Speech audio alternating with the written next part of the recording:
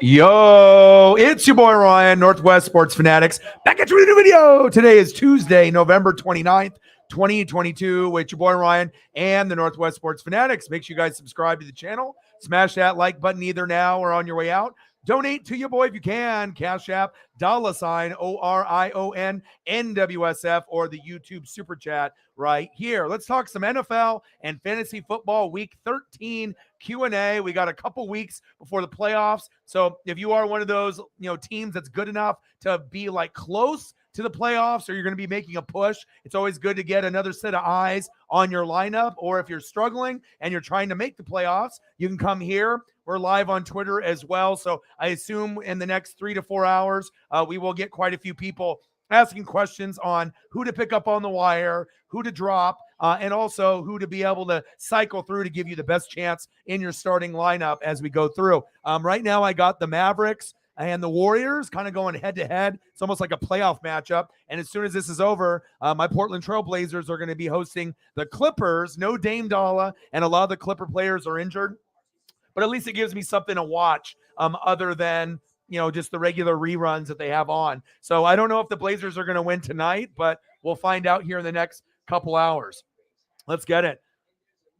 Nicker Cosmic Blade in the building. What to do? Sarah is in the building. What to do?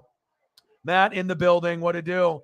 Toby in the building. What to do? Let's get to 100 and donos. And like I said, the legend continues to grow. Anyone that wants to question if I know NFL or fantasy football, if you're brand new to the channel, you can ask anybody that's in the league itself, or if you can go back and look at my history. But I'm 11-1. I've never finished lower than third in any league I've ever participated in, even $150 buy-in. So if you end up getting first, you get like $1,000. Regardless if it's a 150, 200 buy-in league, or if it's free, or if it's just for fun, I'm still going to give you guys the secrets on how to make yourself a little bit better, moving forward. So if you're already good at fantasy, I can make you great. If you're great, I can make you elite where you don't finish lower than third. If you're average to okay, I can make you get to the playoffs. And it's all about these little subtle, little kind of secrets that I have that, as you kind of go along throughout the season, you have to be able to put in the time and the dedication. You got to be able to get in there. And there's not very many people on planet Earth right now that are 11-1, period. You know what I mean? There's very little that are 12-0. And usually when teams lose a game or two, it's typically that 1 week where they had, 4 or 5 guys on a bye, and it was just too much to recover from. And that's what happened to me. I had Nick Chubb, Saquon Barkley, Dallas Cowboy defense, which was like the number 2 running back, the number 3 running back, the number 1 defense, and then Mark Andrews got hurt. So that was 4 out of my starting 9 that I used every week. So to replace those guys, I had Josh Jacobs at the flex, but I had to go pick up somebody for 1 week. It didn't work out. And like I said, I always have really good depth, but when you end up having 4 of your top 9, it's almost impossible to win. I don't care who you are. And even with that being said, I only ended up losing probably by like 12 points. So, sometimes you're going to take an L, but no one really has a goal of going undefeated in fantasy. Really what the goal is to get to the dance, to get to the playoffs and be one of the 4 teams. If you're in a 10-man league, if you're in a 12-man league, you're in the top 6. If you're in a 14-man league, you're in the top 8, or depending on however the fantasy structure goes. But there's a lot of, things that people overlook. They think, well, I'm pretty good. I know sports, but you got to understand, coming from myself, I spend 2 hours a day on the fantasy app. No one else on earth does that. Okay. I'm also reading 4 to 6 hours every day. How many people are doing that? All right. And not only am I doing 4 to 6 hours of reading, I'm not just doing it on my own team. I'm doing every single team in the NFL. So that gives me a huge advantage over anyone else that plays fantasy football, let alone covering the NFL like I do here. So that is big facts. So like I said, if you guys need help with anything like that, with the lineups, I can definitely do that. So, and another thing, I don't allow trades either. Trading is cheating. If you can't win without trades, you don't deserve to hold the trophy up in the number 1 at the end of the year. Because basically what it means is that you can't draft well. And if you can't draft well and have a top 5 draft out of 10, you're not going to win. So if you can't draft well, you don't deserve to win a championship. And you don't deserve to be able to hustle someone that quit take their 3 best players and go from 6th place to 4th place. That's bullshit to me. So, Dallas just won the game, 116, 113. Clippers and Blazers are coming ahead. And like I said, I can kind of break down my team so you can see. And it's not like I've been I've gotten away with, I've been scathed and I've had some injuries. Mark Andrews is my starting tight end. So they had a couple weeks where he was injured. Justin Herbert was the guy I drafted. So I have Justin Herbert, but what did I do? Not only do I have Justin Herbert, I have Geno Smith and I have Justin Fields. So, I never got to a point where I was really nervous or thinking that I was going to tank. So at this point, it is what it is. So, well, if anyone trades Herbert for Mahomes, they're a moron. Herbert is starting to get healthy. I have him on my team, but Patrick Mahomes is one of the best in the world, and I'm not sure. If someone has Patrick Mahomes and they're willing to give him up, that tells me you're in a league where no one knows anything about football. No disrespect, but that's just the truth. No one trades Patrick Mahomes. He's the best quarterback in fantasy, typically week to week. Yeah, you're going to have guys like Justin Fields once in a while that will outscore him. Sometimes maybe a Jalen Hurts or a Herbert. There'll be other guys, but typically for consistency, Josh Allen and Patrick Mahomes are going to be at the top of the list. So that's big facts. Who should I have no idea. I don't even care anymore, dude. I'm so over the Duck coaching staff. Fuck Dan Lanning, Dillingham. I hope you fail at Arizona State. At this point, I hope we get to a decent bowl game and we don't get our ass kicked, but we just got to go through one more game and then we can worry about who the next OC is moving forward, down the road. So 7-5. That's interesting. You got nobody that's got 9 wins or 10 wins. That's a little suspect. You got people that actually know football in your league? Because 7-5 is not a good record for first place. I'm glad you are in first place, but that makes me kind of question how many quality people you have in fantasy and how many people are playing. Because typically you're going to have a couple top dogs, whether it's female or male. That's a little unusual to have a 3-way tie at 7-5, just to be honest.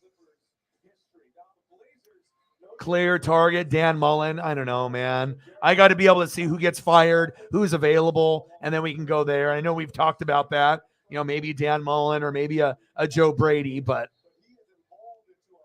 yeah, I got Chubb as well. You just have to be able to look at the matchups each week. So for this particular week, let's see what we got here. Let's see. I only try to go in leagues where people actually play like hard, but we always have one person that ends up quitting every single year. And I think that's almost in every fantasy football league. I don't participate in leagues where people just quit, people do trades. That's just a bunch of bullshit. If you want to be able to throw that number 1 up and have the trophy or the belt at the end of the year, it takes a lot of hard work and effort. And like I said, with me, I've already made over 100 transactions. That's 50 more than anyone else in the league. So that's not really a coincidence that I'm sitting at 11-1. But if you got Chubb is ranked 3rd this week. And then you got Brian Robinson and Kamara. Let's see. Kamara is ranked 14th. It's going against Tampa Bay. And then you have Brian Robinson Jr. And he's ranked 33rd. So I would probably stick with Kamara, based off the rankings for this week.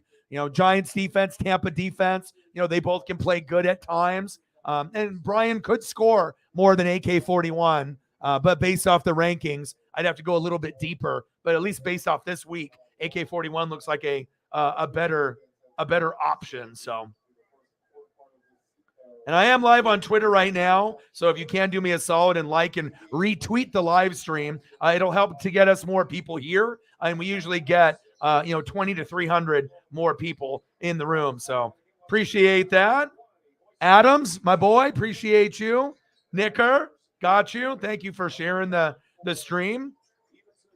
And things are looking pretty good. Let me see. And like I said, and one of the things, Nicker, that you told me were the reason why you have the record that you do. You did the number one thing that you don't want to do. Pick players that were good last year. If you pick guys that were doing good last year, like Cooper Kupp, you're going to fail. because just because a guy does good one year, normally in fantasy football, they don't do good the following year. It's pretty rare. And you can get guys that are good, but you typically don't want to get the number one guy from the previous year, because chances are, if you got the number one guy, Cooper Kupp, is he injured?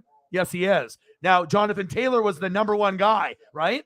Right? Is he number one this year? No, he's not. So there's a particular reason why I stayed away from some of the guys. Now, if the guy finishes in second place, third place, fourth place, fifth place, you're okay. But you definitely want to be very cautious when a guy has a career year, that the next year he might get injured. He might, end up having some harder matchups, but you definitely have to look at that, because if you just be like, well, he was good last year, he'll be good this year. Let me ask you a question. Are the teams last year, right, that were really, really good, are they good this year? And the answer is no. Are the Green Bay Packers good?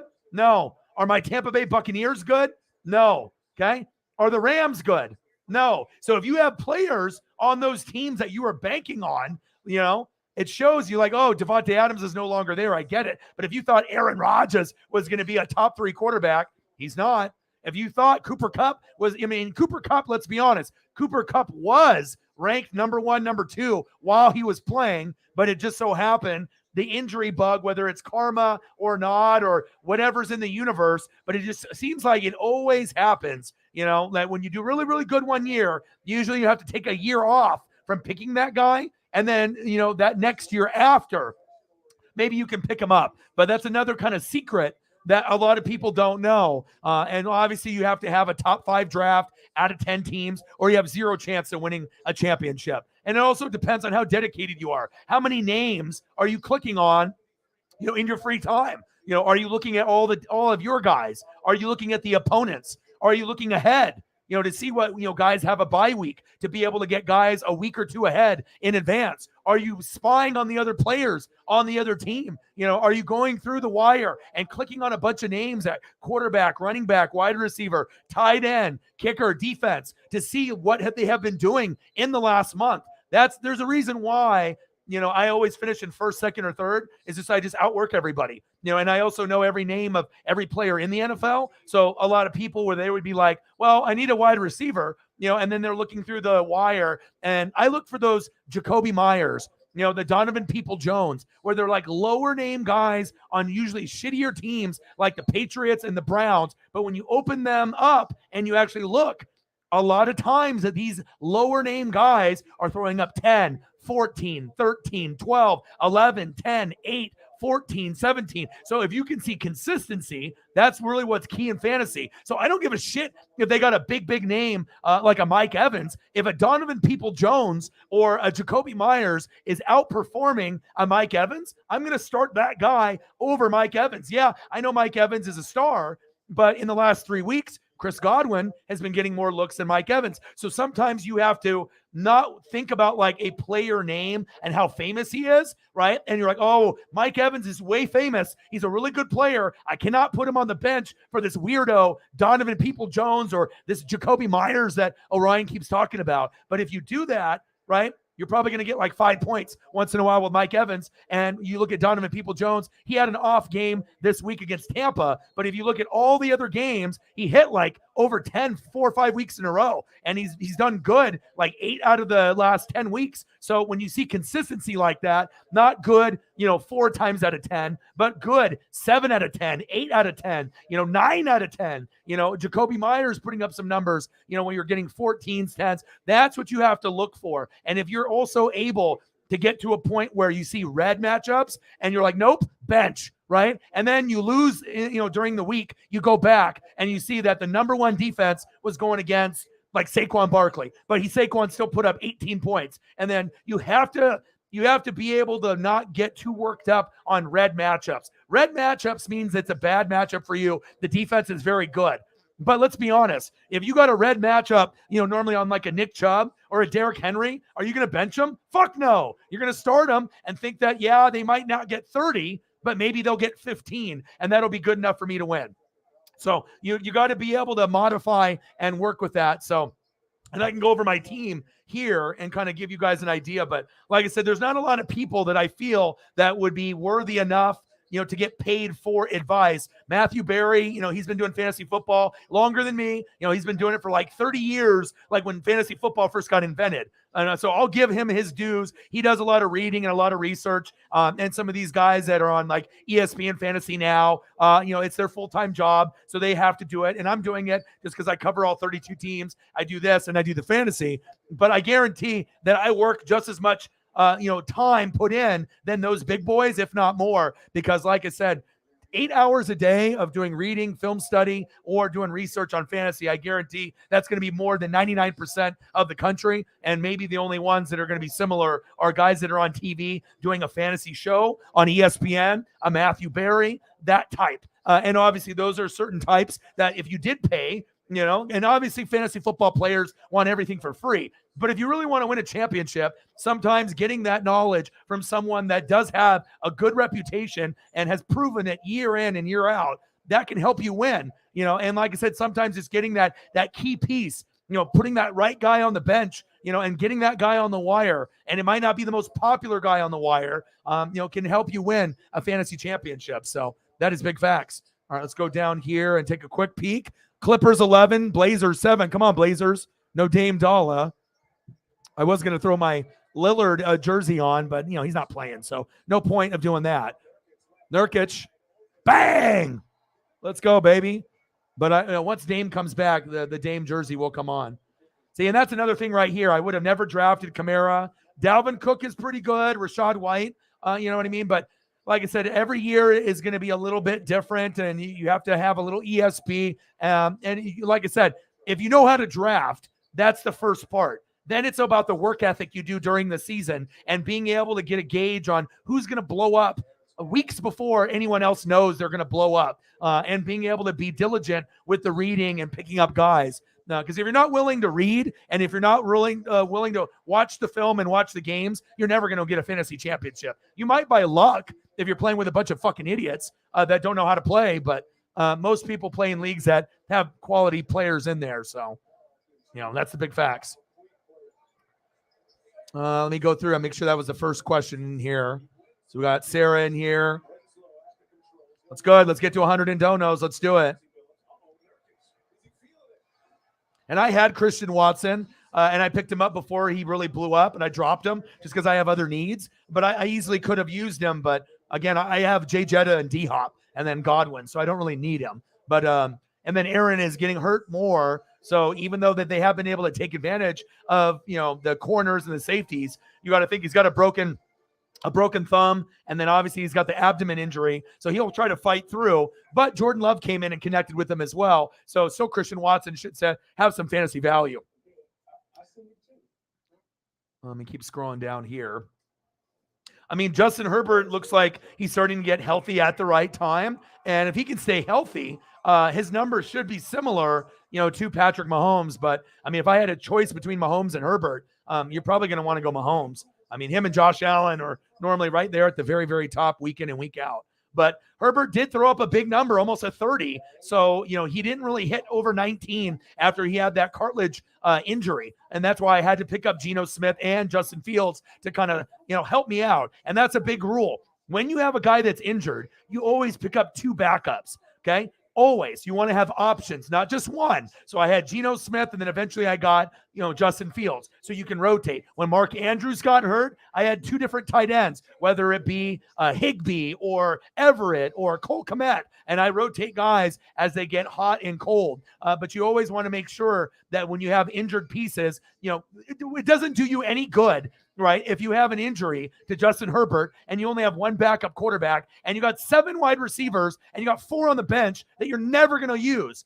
you might as well get rid of one of those wide receivers that you're never going to use that's averaging 10 points a game, which is good or more, to get another defense, to get another kicker, to get another quarterback, another tight end backup. That's really what separates a lot of the fantasy players, to not have too many running backs and wide receivers, and to have 2 or 3 defenses, to have 2 kickers, to have 2 or 3 quarterbacks, to have 2 or 3 tight ends.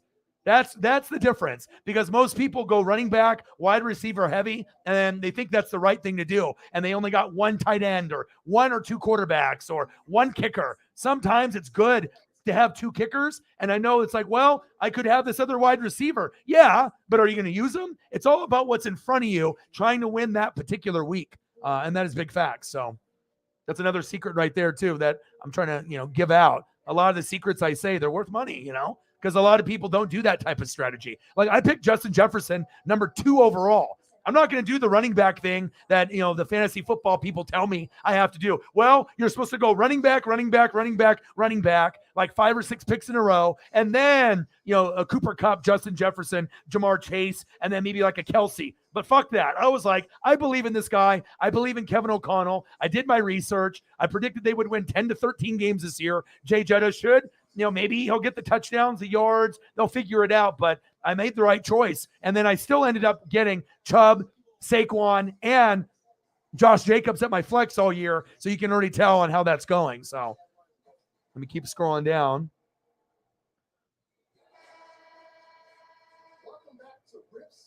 You too. I hope everything is going good for you.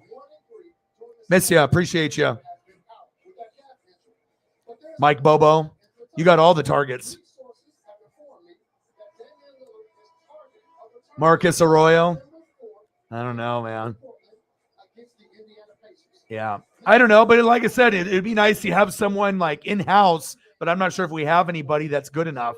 So yeah, we got to wait for more. We have to wait for more time to pass before we get into that.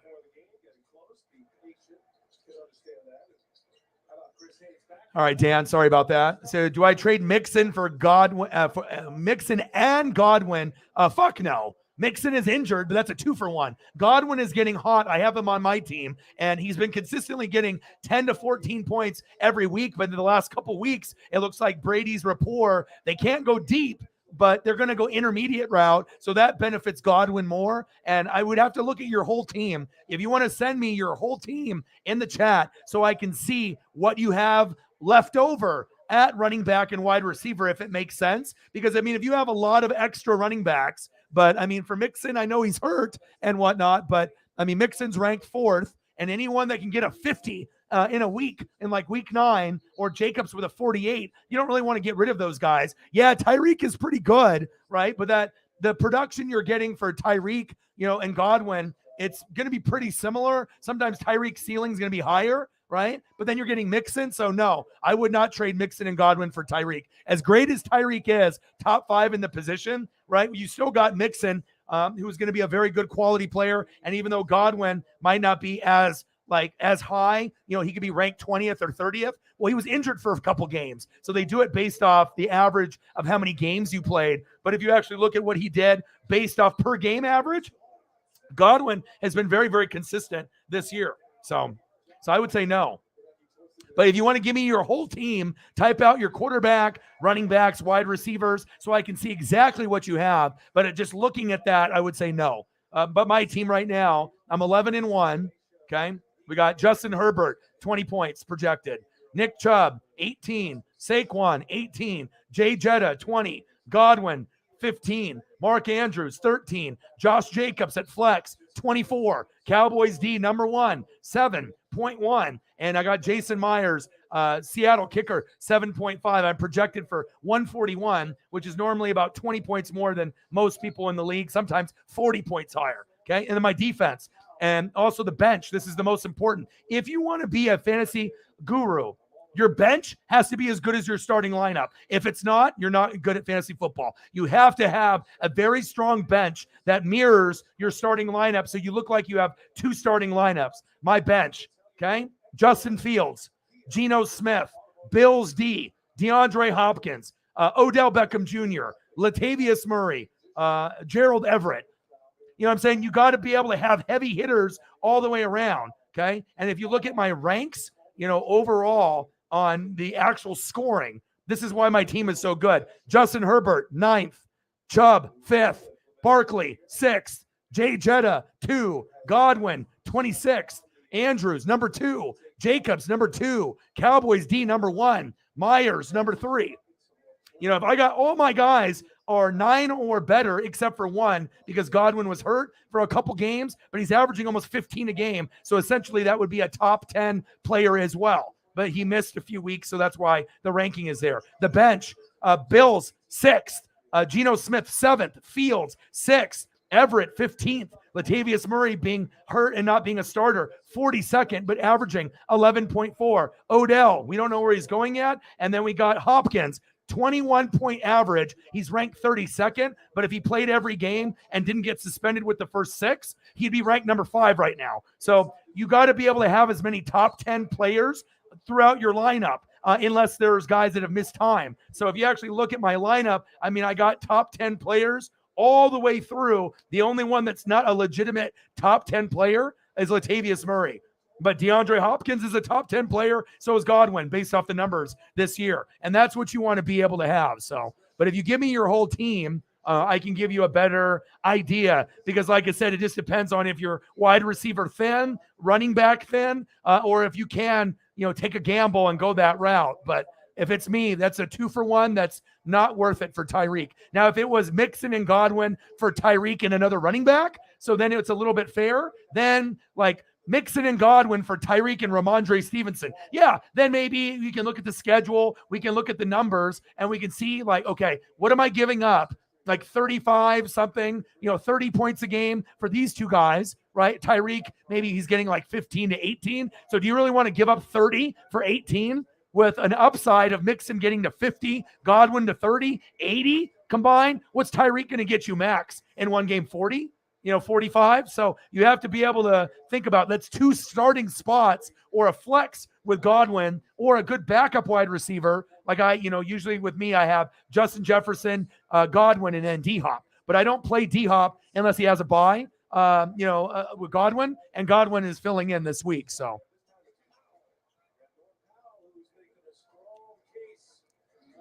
Amari Cooper. Yeah, and then we're going to get Deshaun Watson back here pretty soon. And Jacoby Brissett and Deshaun Watson have a pretty good rapport with Amari Cooper. And Amari Cooper, even though he left to go to the Browns, we already know he's still a good wide receiver. Guy averages, 10 to 15 points a game. Might not be like the most sexy because it's the Browns. It's not like a real sexy team to follow. But if you're looking at production, and even Donovan Peoples-Jones has been kind of a sleeper. He had a bad game this week against a tough Tampa Bay, but if you actually look at Donovan Peoples-Jones and his numbers, he's hit 10 points or more like every week except for like 2. That's pretty solid. Like 10 weeks over 10 and 2 weeks under 10. I'll take that because that's what it's about is consistency. Yeah, but that's another reason that I didn't pick him. I would have went, Jamar. I think Jamar Chase and Justin Jefferson, they're kind of ideal and close. But the main reason that I believed in Jay Jetta was Kevin O'Connell. And I talked about it all summertime long. And I know it's risky picking a wide receiver number 2, but I think I want to be able to kind of teach people that you don't have to do what everyone tells you to do. You don't want to go to wait for a quarterback necessarily now in the 8th, 9th, 10th round. You used to be able to get away with that. But if someone goes Josh Allen, in the 4th round and you're next, you got to go Mahomes or Herbert like I did. And even though I didn't want to pick a quarterback in the 4th or 5th round, sometimes you're forced to play the game. Like Sarah picked Travis Kelce. I was forced to pick Mark Andrews next, even though if I didn't want to pick a tight end yet, because you know how thin it is. She went Josh Allen, and then I had a choice between Mahomes and Herbert. I've had Mahomes before, and if I had Mahomes, my team would even be better right now. But I was able to get Geno and Fields, so it didn't hurt me. And then I let Holly have Mahomes because she's a Chiefs fan. This was her first time playing. So I figured, I'm a Ducks guy. I go to the games, getting Herbert for the very first time. And he had a really good season previously. I didn't anticipate him getting hurt, but it didn't kill my team. I'm still 11-1 because I got Geno and I got Justin Fields. So.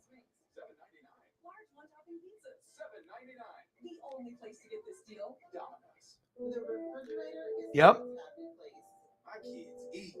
That's why you can't look at the numbers. You have to do your own research. And what I mean by that is, you click on the names, and just because a guy is projected 17.4 green matchup, and then you got another one that's a red that's for 15, you automatically go for the green. But you need to look to actually see what have they done in the last 4 games. Okay. How many targets has each wide receiver got? Has one guy gotten 5, and then the other guy that's lower in the red has been getting 9?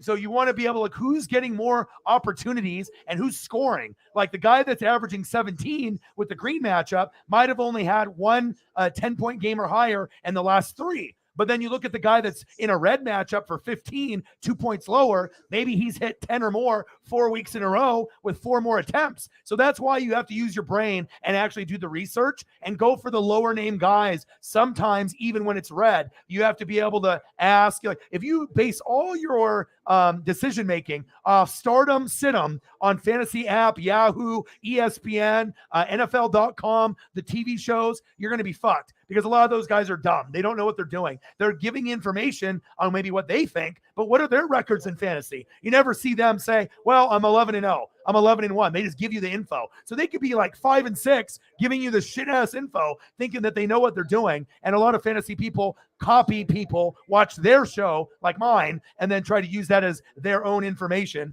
We know how that goes sometimes. So.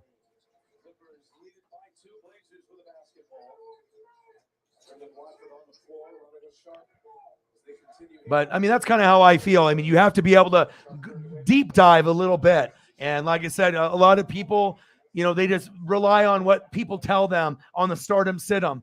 They rely on, what they see in the lineup in front of them. But if you don't take the time to open up each name to see what they've been doing, you're never going to get better. And you also want to be able to go ahead in your schedule. You always want to look 2 to 3 weeks ahead when you're playing. So when I'm in week 1, I know exactly who's on a bye week 2, week 3, week 4. So that way, if I know I got 2 running backs out by week 4, maybe I can get one in week 2 or week 3. So that way that I don't have to be pressured to try to find 2 week 4, and then I'm too low on the waiver wire and I'm fucked. So you always have to make sure you're looking ahead to find your weaknesses and to be able to take care of those before the wound opens. So if you already know you're going to be fucked in a few weeks, try to grab some of those pieces earlier. And if you can do that, sometimes that can help you win. So.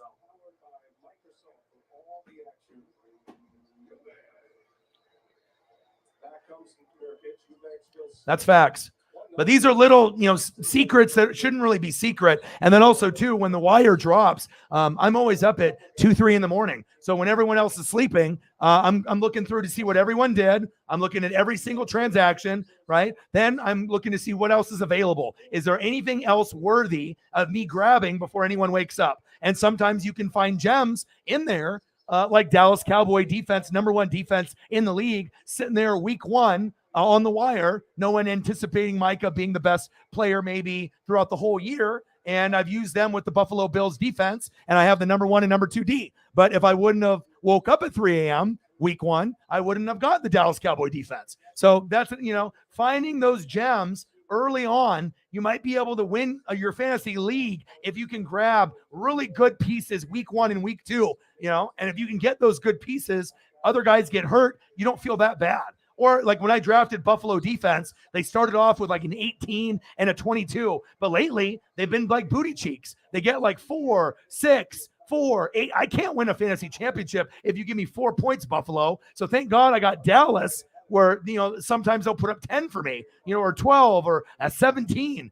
I can't just stick with one defense and just sit there because they're the Buffalo Bills and they're supposed to win the Super Bowl. So I'm just supposed to sit there with Buffalo if they're good or bad. That's how you lose. You don't get hyped from the information that ESPN and NFL.com are giving you. Buffalo Bills, Josh Allen, Super Bowl, and then you just get stuck leaving those guys in your lineup even when they start doing bad.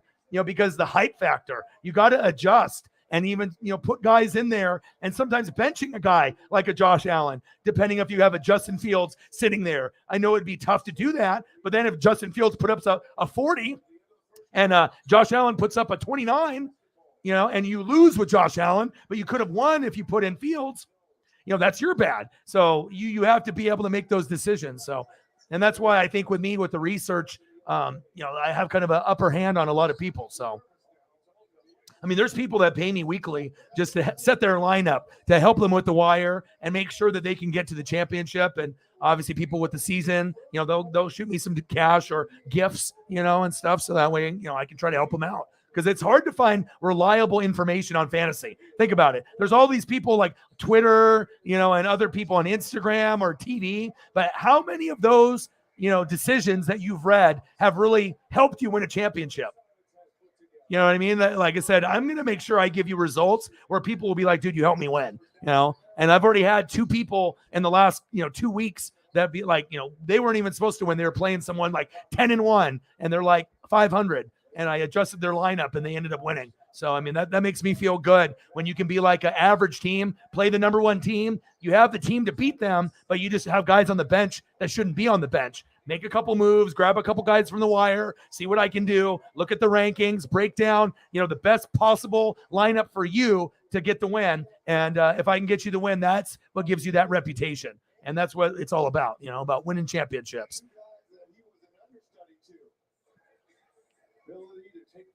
You started Foreman.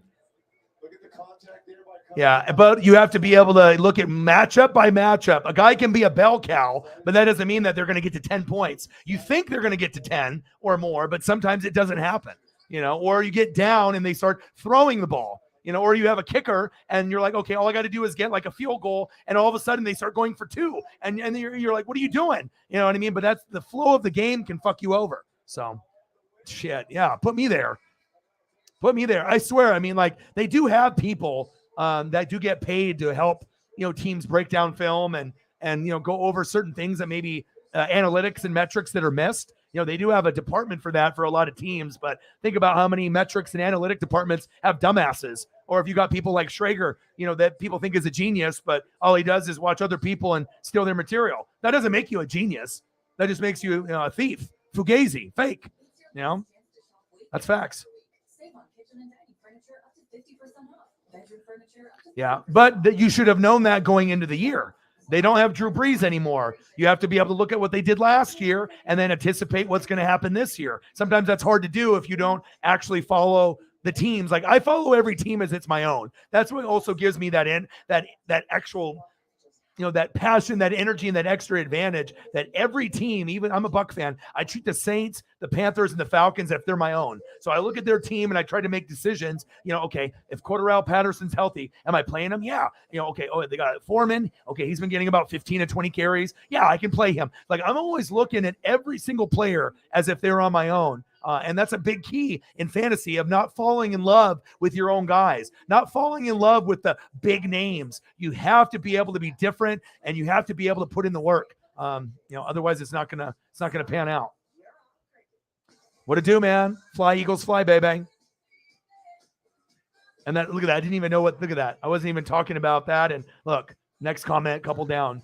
Kamara for Patterson. Yeah, I don't do trades.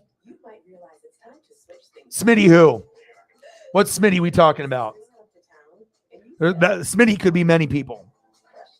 Obviously, George Pickens, you can tell once he gets opportunities where he gets like 10 or 12 targets a game, George Pickens, to me, has the ability to be kind of like a baby Justin Jefferson, Jamar Chase. Maybe not as good as those two, but honestly, if you had a good quarterback, like let's say Aaron Rodgers is still Aaron Rodgers and George Pickens is on, the Packers and he gets 12 targets a game. You're telling me that Pickens couldn't get you 1 or 2 touchdowns almost every game? Yeah, he could. Especially if you're getting a good football thrown to you. So no disrespect to Kenny Pickett, but Pickett's already made big plays already with him, and Trubisky could too. But if you get a better quarterback there, and Kirk Cousins isn't the greatest, and look what Jay Jetta's doing. Jamar Chase has got Burrow, so it's a little unfair advantage there because Burrow is kind of like the best quarterback than some of these guys have. Carr going to Devontae, Tua, even though he's doing good, to Waddle and Tyreek. But if you're looking at Burrow is like a legitimate top 5, even though you could argue Tua is playing like a top 5 MVP right now as well. But you know what I mean?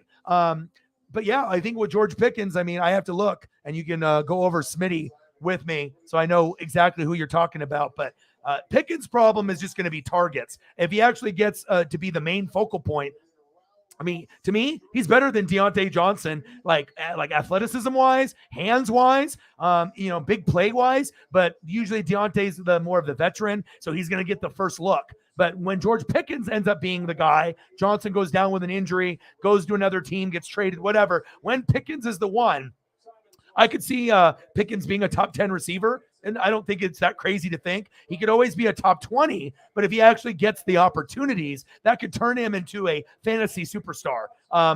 Pickens could be like a wide receiver 3 or a wide receiver 2. It could be like a Gabe Davis, Mike Williams, that kind of impact where if you have them on your team, they could throw up a 20 or 30 in fantasy. You know what I mean? He just needs chances to like show that he can do yak yards instead of just making the big one-handed catch. Let me see you catch it and then run like Jay Jetta and Chase. And I think if he actually had a good quarterback that could put the football in stride, you could see some of that. But we obviously know he can make the big one-handed catches, like a CD Lamb as well. Athleticism, we already know Jamar Chase and Jay Jetta have it, but Pickens to me is one of the most athletic receivers we've seen since Jamar Chase and Jay Jetta, and I'll even throw CD Lamb in that conversation. He's pretty athletic as well. So. Me and him spent a lot of time in the summer together training with Phil Beckner. And he's sharp. Yeah, well, Josh Allen went, and I picked Herbert. I mean, it was either between Herbert or Mahomes. Mahomes was the number one choice. I wanted Josh Allen was my number one because I already knew what the fantasy impact he was going to have. But, Allen and Mahomes, and I was like, if I can't get those, then Herbert. I've never had him before. I'm a big Duck fan. I go to the games. He's been scoring in the top 3. So if I can't get Allen or Mahomes, I should be able to still win with a top 3 to top 10 quarterback. And then he got hurt, and luckily I was able to get Geno on the wire and get Justin Fields. And even though Fields is hurt now, I haven't suffered. I'm 11-1, and so it hasn't affected me. And even the Mark Andrews injury, that hurt me as well, but it didn't affect me enough to lose. So Megan with a $5, appreciate you. Last day of 5. Appreciate that. $5 holla. Appreciate you. Before the first donation. After. There we go. Thank you so much. And I know you don't play fantasy, but when you're here, if you actually are listening and paying attention to some of the stuff that I'm saying, and you relay that next year, and if you play, I guarantee it'll be something that you'll be addicted to. Because like I said, then you can have a couple of players on the Seahawks on your team. You can't have all, otherwise you won't win. But you could have like a Geno or a Kenneth Walker and then have other players sprinkled in, and it makes it fun, to be able to root for your players, other players, and try to beat other people that know football. And it could kind of show how smart you are, not only for your team, but the league as a whole. Because there's a lot of people that are very intelligent for their own team, but there's not a lot of people that are intelligent for all the teams in their division or all the teams in the NFC or all the teams in the AFC or back in the day. So it's always good to be able to get, more knowledge. So that way, when your team plays the other team, like, the Niners, you're like, oh shit, Hufanga. Oh, okay, that guy's good. Oh, he went to USC. Oh, Fred Warner. Oh, okay. Got to watch for him. You got to be able to kind of go through, and it makes the matchups a lot more exciting when you know who the best players are on the other team, and you can kind of watch the game from a different perspective instead of like, the center hiking the ball, and then you're watching the center, the quarterback, running backs, and wide receivers and tight ends. Then I watch it from a defensive perspective, linebackers, corners, safeties, how they move, and then the O-line, if they're, protecting or if they're getting pancaked. I can watch it 2 different ways. And if you watch it from an offensive line or defense perspective, just try it for a game. It'll open your brain and your mind up to football in a whole nother light that you never saw before, because 99% of people that watch football watch the ball. They just watch the star positions, quarterback, running back, wide receiver, tight end, and they follow the football wherever it is on the field. But if you can start watching O-line, D-line, and see the technique and see who's actually throwing guys around, who can run block, pass block, pull, how are the corners and safeties moving, pre-snap, who's fast, who's not, who can tackle, who's a good leader at linebacker, who's the quarterback on the defense, who's the Ray Lewis, who's the Derek Brooks, who's the Brian Urlacher. It makes it fun that way, and you definitely can see things from a different perspective, not only in fantasy, but in real life. And that's how I've been doing it for a long time. Like, I can watch a game twice, like the normal way, and then my way. And then I see a game totally different, and that definitely helps. Appreciate you. 95 to go. Bang, bang, bang, bang. Boom, boom, boom, boom. Bang, bang, bang, bang. $5 holla. Cactus Jack. Bang, bang. Thank you. Appreciate you. I'll get you a photo of some Seattle Seahawks here in a moment. Do you have both on your team? I need more clarification. When people, give me messages on here, you have to understand I'm going to give you like a novel in return. So if you only give me 3 words, I can't give you a 3-word answer or a 1-word answer and feel good about it. So I need to know if like you have one already, you have both on your team, you're trying to get one on the wire. I need more information there. And obviously we know Zeke is the bigger name, but we know Tony Pollard is the better back. Tony Pollard sees the hole better. He runs downhill. He doesn't dance. But with that being said, right, we also know that Zeke still has a knack to get in the end zone. Zeke 6,000 yards and 10 touchdowns. But it just depends on what you want to see in the game. They can both score. But as far as this week is concerned, let's take a look. All right, 16th ranked is Tony Pollard. And Ezekiel Elliott is 30th. So apparently, if they know the targets and the carries are going to go that way and Tony's the guy now, if that's the case, or he's going to get a few more looks, they wouldn't have Zeke at 30 and they wouldn't have Pollard at 16. So it looks like Pollard would probably be the correct answer. Now, is it very possible that Zeke gets a touchdown and Pollard doesn't, and Zeke gets 12 points and Pollard gets 8? Yeah, that could happen. But also Pollard could get you 24. Zeke could get you 15. I mean, it just depends on what you have to look at. But let me take a quick peek at the numbers as well.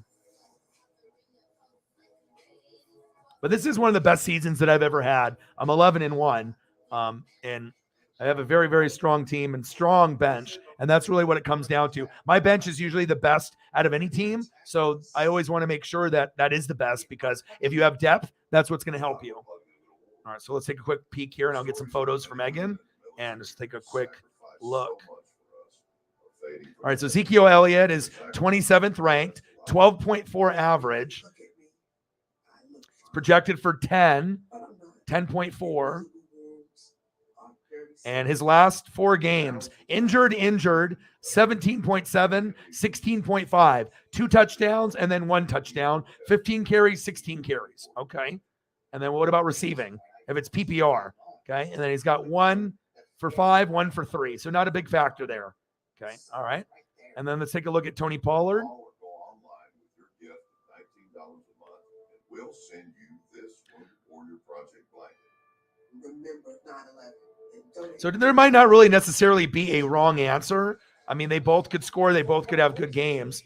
But Tony Pollard is ranked 10th, and he's 15.6. So he's really started to kind of like prove to people what we've said all along, points per reception. So if you're doing fantasy, right, you get a running back that can catch the football, you get points for that. You get an additional point for every reception that the guy gets. So in fantasy football, if you're playing a PPR league, you want to get running backs that catch the ball. And then Pollard in his last 4, 33, 21, 37, and 8. But he's getting 14, 22, 15, and 18. So the ceiling is much higher. You know what I mean? You're going to get probably 10 to 15 points with Zeke. He'll probably get in there. But Pollard gives you a better chance to give you like more touchdowns and like higher points. So, at that point, you might be able to play both. I got to be able to look at your team, but it all depends there. But I appreciate you. Let me get some photos for you. Thank you so much. And I'll get to more of the questions here as well.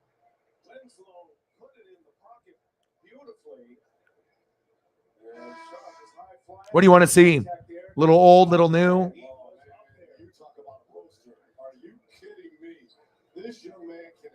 Well, let's leave it on Charles Cross for a second, and then we can go from there. Let me know. $5. Let's get to a hundo. Let's do it. All right, Paul. So I should trade Amari Cooper and Dante Foreman for Joe Mixon. My wide receivers are Amon-Ra, Keenan Allen, then Ayuk at flex. How's your running back situation look like? Do you need Joe Mixon? Like, are you hurting bad, like at running back? That way you can give up those two. Because obviously Keenan Allen is coming back, but we don't know if he's going to get hurt again. Mixon got a little banged up, but Mixon is, number 4, and he's been very good this year. Foreman, you don't really care about because that's a guy like you maybe got off the wire. So it's like you appreciate the points, but it's not like the same as drafting a guy or getting a guy, they both have been pretty good. Foreman, Cooper, and we know Mixon as well. So give me more information there. Or how are you looking at running back so that way I can give you a correct answer? Because, you're getting good value with Cooper and Foreman, and Mixon gives you good value. Obviously, if you hit a 50-point game, just like Josh Jacobs with the 48.3, you don't necessarily want to get rid of those guys no matter what. Adam Weber, what do you think of the lineup full PPR? Fields or Watson, Barkley, Rachaad White, Jay Jetta, Pittman, Kittle, Van Jefferson. Probably got to get someone better than Van Jefferson. The Fields, he's injured though, and then we don't know what Watson's going to look like. So if that's me, I get another quarterback. You have to get a third one because Fields is hurt. Watson, we don't know what you're getting at. So I would definitely get another quarterback, get a third one for insurance. So that way, if Watson does good, great. But if he doesn't, that way you have someone just in case Justin Fields doesn't get healthy again. You want to have options. Barkley's great. Rachaad White's great. Jay Jetta's great. Pittman, if he keeps getting the football, he should be able to get 10 points or more. Kittle, he's, injury prone, but that's pretty good. And then I would probably get someone better than Van Jefferson, even though we know everyone is hurt on that fucking team. We know he will probably turn into wide receiver number 1 now, but I'm not sure if you trust that. If there's another option better than Jefferson, you may want to look into that. So Devontae Smith.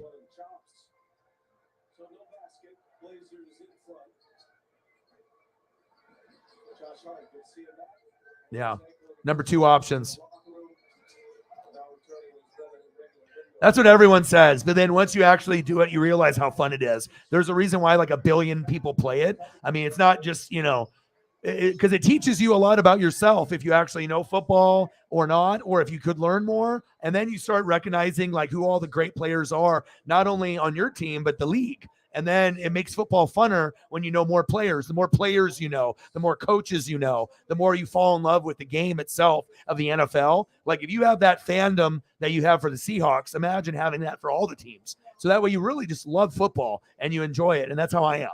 I can really enjoy the Jags and the Jets. And I know some of y'all would be like, okay, I could probably go watch a movie instead or play video games. I get it. But for me, it's a little different. So.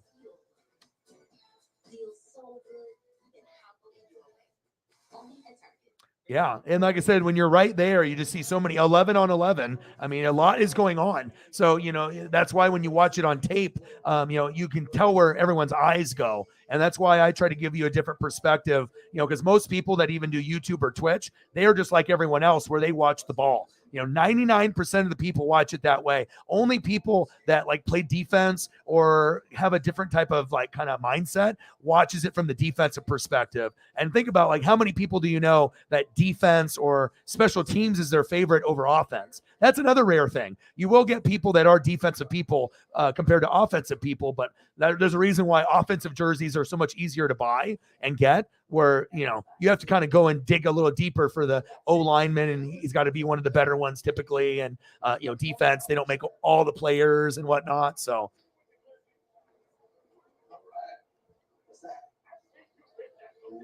Yeah, I got you.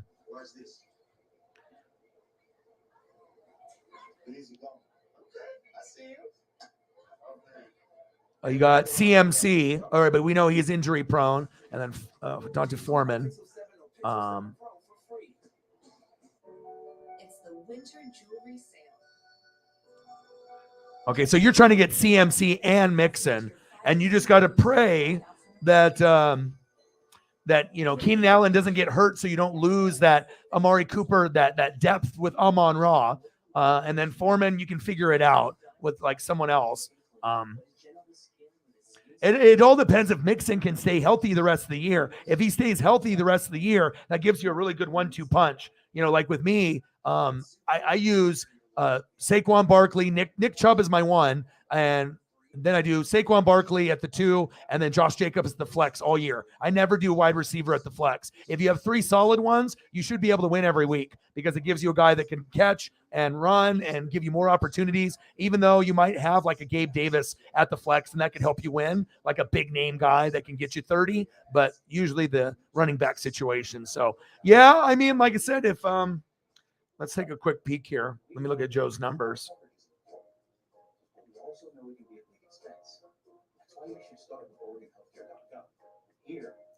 Joe Mixon is ninth, 18 points a game. That could be coming very handy. And I do think the Bengals are starting to play good football. So I think that they are going to take the number one seed in the or number one spot, in the North and the AFC North, King of the North. And they will need Joe Mixon in this run. But 21, 11, 7, 17, 11, 16, 18, 12, 55, and 9. So anyone that can hit fucking a 55 and they're going to give him opportunities and whatnot. We just have to make sure he's healthy.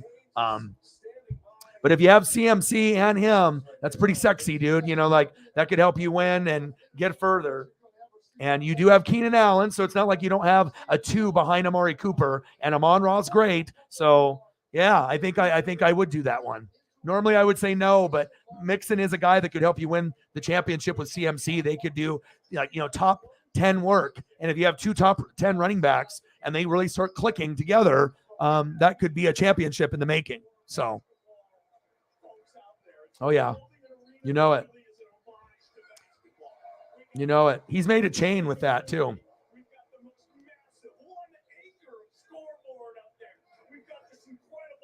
Yes. I hope everyone did.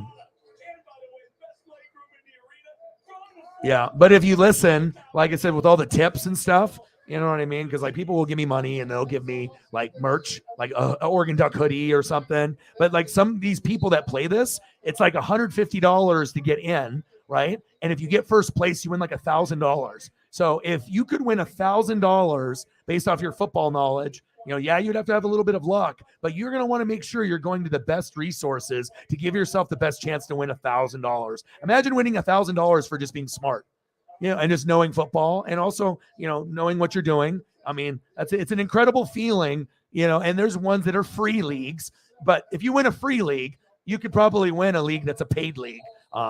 It's not something that everyone's going to do that big $100, $200 buy-in. But just imagine winning $1,000 and being first place with a bunch of people that are trying to they're not, just playing for fun. This means something. It's an incredible feeling, especially if you get first, second, or third. Because usually first in a paid league is like $1,000 to $1,200. Second place, $500 to $600. Third place, you get your money back, the $150 that you put in or $200. So that's essentially what you want. You want to get your money back. Respect. I got third out of 10 or 12. Or, you got first or second and you got the big money. So, or the respect and the knowledge. Yeah. Plus, I'm one of the only channels that breaks down every position too. I can go and give you the in-depth offensive linemen just like I do with the wide receivers, like any other channel. It's easy to talk about quarterbacks, running backs, wide receivers, and tight ends. Simple, because they always get talked about. And they're always on TV. They're always in the articles. They're always on Twitter and Instagram. But you don't get a whole lot of coverage for kickers, punters, placeholders, coaches, OCs, DCs, offensive linemen. And that's what I can give you here. So that way people can become experts on the other positions as well. Pittman, yeah. Oh, man, dude, if you come here and ask me, I can give you the advice. I would have never been playing Pittman over Garrett. You've already been seeing Garrett putting up 20s and 30s. I mean, he went to Ohio State. Justin Fields, the guy's not just an average wide receiver. The guy could turn into a top 12 wide receiver, maybe even top 10. Garrett Wilson has talent, like George Pickens. It's just a matter of, can they get the football? And if you're really good at Georgia or really good at Ohio State, just like Marvin Harrison Jr., it's like guys can blow up and put up 20, 30-point games. You just have to recognize who the quarterback is and, who do you trust more, Matt Ryan or whoever the hell the Jets quarterback is, even if it is Zach Wilson, or Joe Flacco or, Mike, or any of the newbies, that they throw in there, Mike White, But the thing is, you didn't know Mike White would play well. Did you watch when Mike White got his first start? He threw for 3 touchdowns and 300 yards. So he's had bad games also. But you also have to, that's why it's so important to watch other teams, other players. And if you would have asked me this question, I would have told you to start Garrett 10 out of 10 times. So sometimes coming through, if you want that one piece of advice, I mean, I can give it to you because I treat every question as if these are it's my roster. What would I do? So, and I'm not going to tell myself to give myself bad advice. So,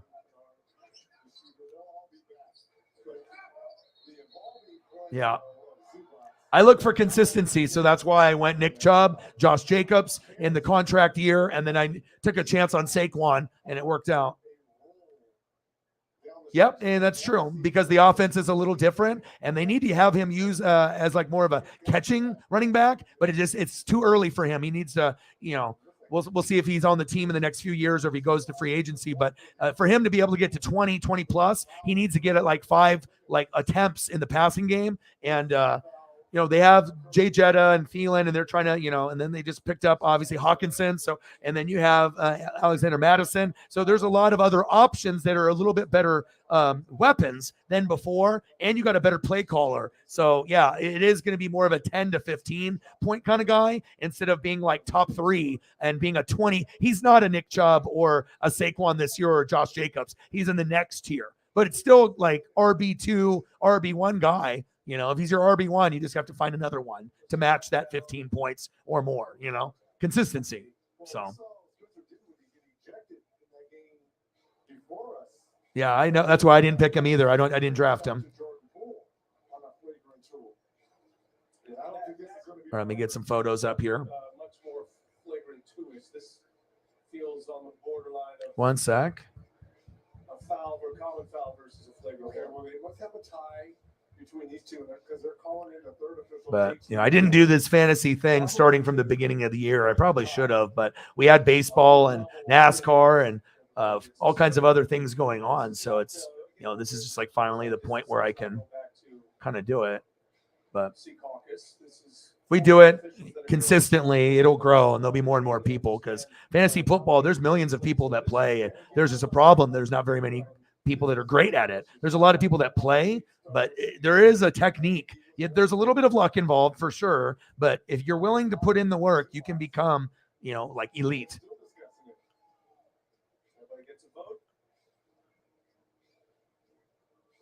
Chase and Mostert for Watson and ETN.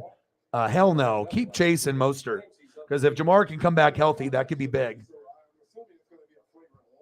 You don't even know if Deshaun Watson's going to be good. Here we go.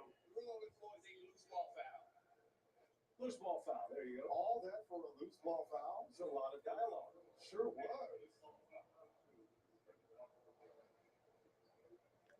That's kind of the way I had it.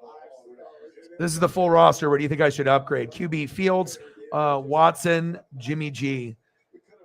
You got to keep Fields. And then you got to just decide between Deshaun Watson and Jimmy G. Who else is on the wire? Who else can you pick up that's more consistent than those guys? We don't really know what Deshaun Watson's going to do. So you can keep him, I assume. And then Jimmy G, some games he'll play really, really good. Other games he'll throw for 85 yards and no touchdowns, and they'll still win. So I would look to see if upgrading Jimmy G to someone else. If there's someone else available for depth that you can get, let me know who's available there. Because, getting someone a little bit better. But Watson will be 8th this week if he plays. Fields is 4th, but he's coming off the injury. Jimmy is 17th. So if you could find someone better than Jimmy, but again, I do think the Niners can win the Super Bowl or get to the Super Bowl or the NFC Championship game against the Eagles. That's the biggest threat to the Eagles this year. If they don't make the Super Bowl, the Niners will. Saquon, Rashad White, Jeff Wilson, Hunt. So you got some good depth there. Jefferson, Pittman. You got to get a wide receiver, though, than Pittman and Jefferson and DJ Moore. Eagles defense and suck up. I'd probably get another defense to complement the Eagles defense. So if that means dropping DJ Moore or like a Jimmy G and getting another defense, if there's another good one worth getting, I would do that. You definitely don't want to just have one defense. You're never going to win a championship with one D. I usually do 2 or 3. It just depends on what you need. Upgrade Jimmy G to a better quarterback if possible. Someone more consistent if there is someone available there. And you want to look at the consistency the last 4 weeks. What have their numbers been? And compare it to Jimmy's. And if Jimmy's a little bit better or looks trending more upwards, then you just keep Jimmy G. But if there's someone that's slightly better, like I doubt Geno's available in the league or anything like that, but always upgrading the position if you can. Barkley, White, Wilson. So you can run 3 running backs. So you can run like Barkley, White, and Wilson at the flex sometimes. And, you just have to have a better receiver than you have Jefferson. But Pittman, Van Jefferson, DJ Moore are all unreliable to me. Like they're all kind of like okay receivers, but that's not good enough for wide receiver 2. You want to figure something out there to see if there's better players available. Like sometimes getting like a Jacoby Myers or a Donovan People-Jones will be more valuable than a Van Jefferson or DJ Moore. Those might be the names, but maybe Pittman and then like a Jacoby Myers and a Donovan People-Jones would be more ideal. Guys that can get you 10 for sure every week, and you're not having to worry if the guy gets a 4 and you lose or a 6. But that's where I would try to improve. And another defense, and sometimes getting an additional kicker, it helps. But if you feel comfortable with suck up, but I always play it week to week. So, and then you have Kittle.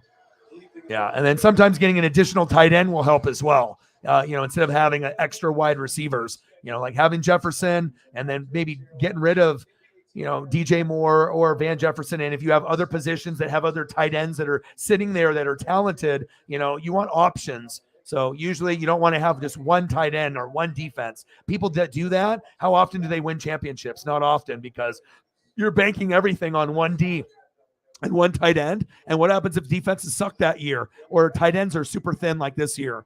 And then Kittle gets hurt and you don't have no one else. So always want insurance on what you got.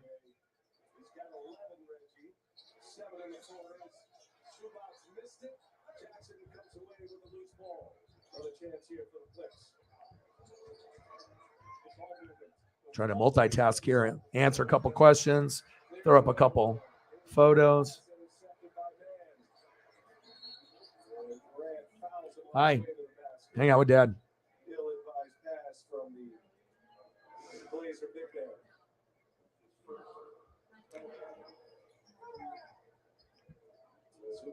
Thought he was fouled.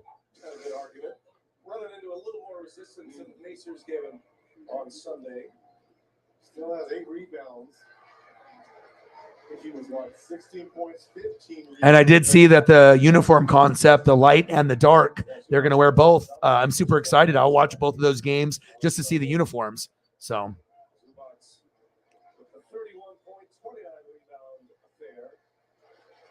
Yeah. Well, if I'm 11-1, so you can use me as a resource, and we're both Buck fans, but it's up to you. Do what you want to do, but if you want someone that does this full time for their job and all they do is read, any advice I give ain't gonna make you any worse than what you already are. If anything, it'll make you a little bit better, and hopefully you can win. So, and you see, like there, 1,100, second, money back. Okay, yeah. So usually they do first place, second place, and they try to make it. It depends on how many people are paying, I guess, and what you got there. But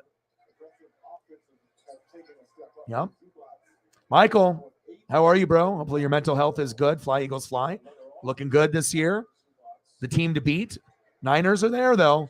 They're gonna start getting hot. Cowboys look pretty good, but sometimes it's hard to trust teams that just have a reputation of just not coming through in the playoffs. So.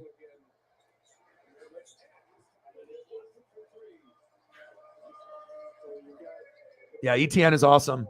That's why I really like Trevor Lawrence, and I like ETN. I like the Jags' potential.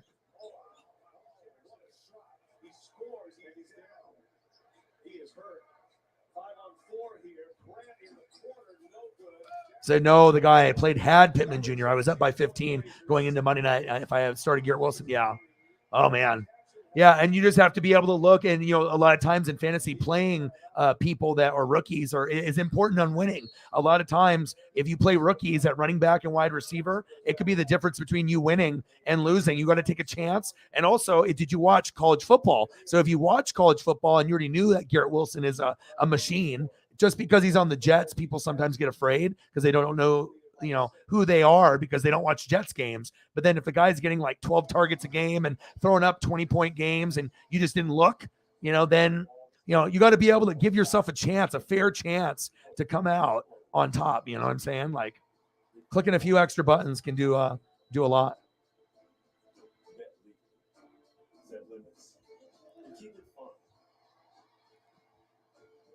Yeah, but I would say every day I'm on it like 2 hours.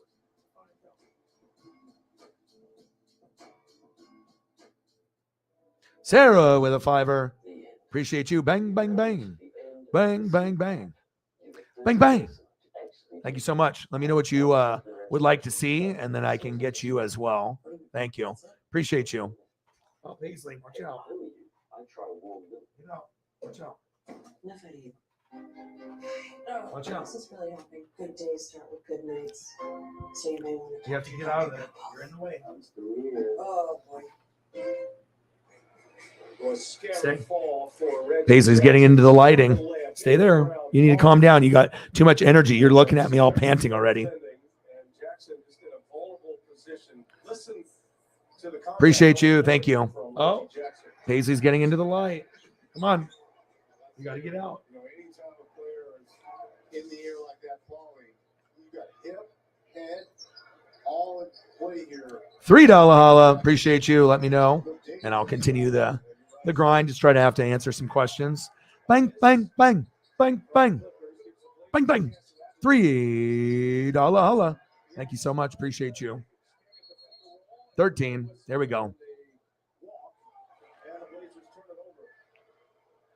Yeah, but that's the thing, though. You know, if you want to be able to be great, it's nice to have 2 or 3 at all times, because especially if you end up grabbing 3 of the top 10 defenses and other defenses don't get any better, you can rotate. And not only do you have the 3 best defenses, you're blocking someone else from having a top D and using it against you. So if you would, go against a guy that has 20 points on the defense, like everyone's played against someone in a league where the kicker and the defense have combined for 40, and you're like, fuck. Like and then you look at yours and you're at like 6 combined or 8. You maybe had an off week and you wonder why you lost. And sometimes just having great special teams and great, defense and having options. It's great to have great running back depth and wide receiver depth, right? But sometimes having a second or third tight end, second or third defense, a second kicker, you don't think about doing that, but that's really what separates the good from the great. And you take your game to another level just to see a different perspective.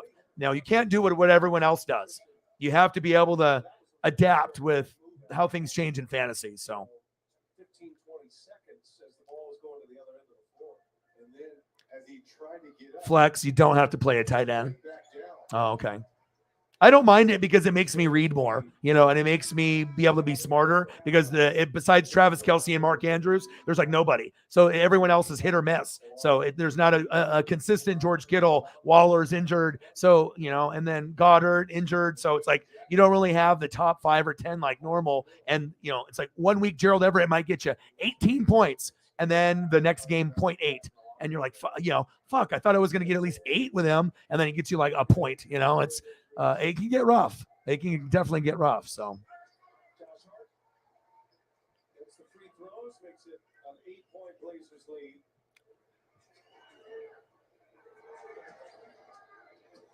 Chance at the last shot for the Clippers. Cross court. yeah, Carr is ranked 14th. White is 22nd. Of the first half.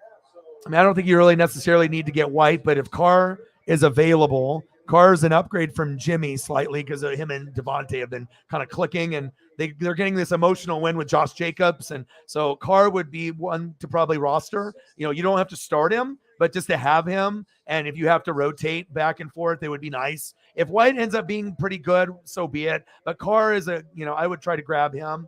And then with defenses,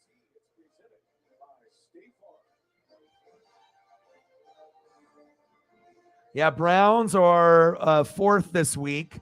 Buccaneers are 8th. And then Steelers are 9th. So, if you are looking for, a defense, I would look to see who's averaging more points per week. But grabbing a defense or 2 to grabbing like the Buccaneers and then the Browns or the Steelers, that might be good, to have 3 quality defenses that you can rotate. Because if you got guys at the end of the bench at wide receiver that you just have because they look good and they average 10 points or more, but then you can actually use like the Buck defense 1 week over what you have, or the Browns or the Steelers, and it can help you win. That's the type of thinking you need to have. Can I use this piece right now? Not just having it be an emergency insurance 5th receiver, just in case my fucking wide receiver 2 gets hurt. Then I have 3 options on the bench, and maybe it's the 3rd one. You don't need that many. You need to be able to get more of the other positions to be more well-rounded. That's another rule that most people don't know kind of how to do because they see more value in the running back wide receiver numbers. So they can't say like, oh, well, I'm going to get rid of DJ Moore for a defense. Dumb. But sometimes it's worth it if the defense can get you 10 points or, 15 and you win. DJ Moore might get you a 20-point game, but he might give you 4. You have to be able to, weigh the pros and the cons. So, okay, I got you.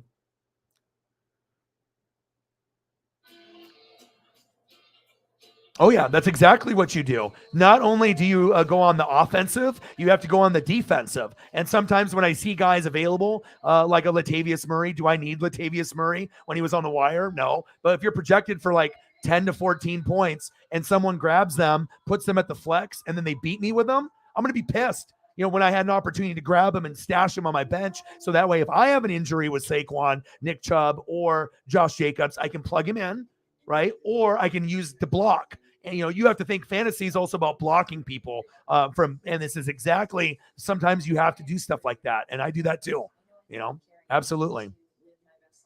Oh, thank you so much. $20 holla. Happy early birthday. Going to the 4-5. Appreciate that very much. Bang, bang, bang. Boom, boom, boom. Bang, bang, bang. Thank you. And like I said, we always have usually different people that save the stream if we're at kind of a lower number and someone that can help us gain momentum or get us to a good number themselves. And you've done that many times. Appreciate you. And that's why I went the extra mile to get you that 12 chain. I wouldn't have done that just for anybody. But if you're a heavy hitter and, you're positive and you're supporting and, of course I want to do something special that I would love if someone did for me. So no problem there.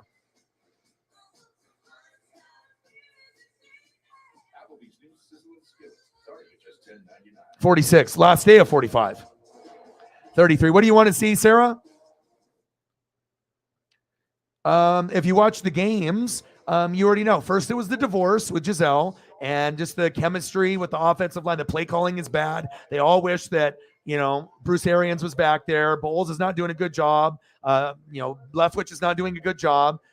Brady's has good chemistry with Godwin, but we're just not a complete team. And, yeah, I mean, like I said, I have Godwin and I didn't draft Evans because, Godwin is more of the, the 20 to the 20s guy, right? And then Mike Evans is the guy that they're going to go to the red zone. And you just have to hope that he gets like the 2 or 3 touchdowns on the fade route. And, but lately Godwin's been more valuable. So, to whoever Brady feels closest to, because Gronk isn't there. Now, if Gronk was there, then we'd get more equal looks. But I think he doesn't have time to go to Evans because Evans maybe does deeper routes, right? And Brady doesn't have 3, 4, 5 seconds. Brady's got like a 1.5. So it's just like, what can you do in 1.5? Can you wait for a play to go, out and up? And then, wait for a play to go 4 seconds. Oh, Mike Evans. And then boom, touchdown. No, it's like hut, hike. Oh, fuck, I'm about to get sacked. Godwin. Or I'm just throwing it, whoever, Rashad White, fucking Fournette, catch it, So, I mean, the Bucs are not good and we still might make the playoffs, but we're going to get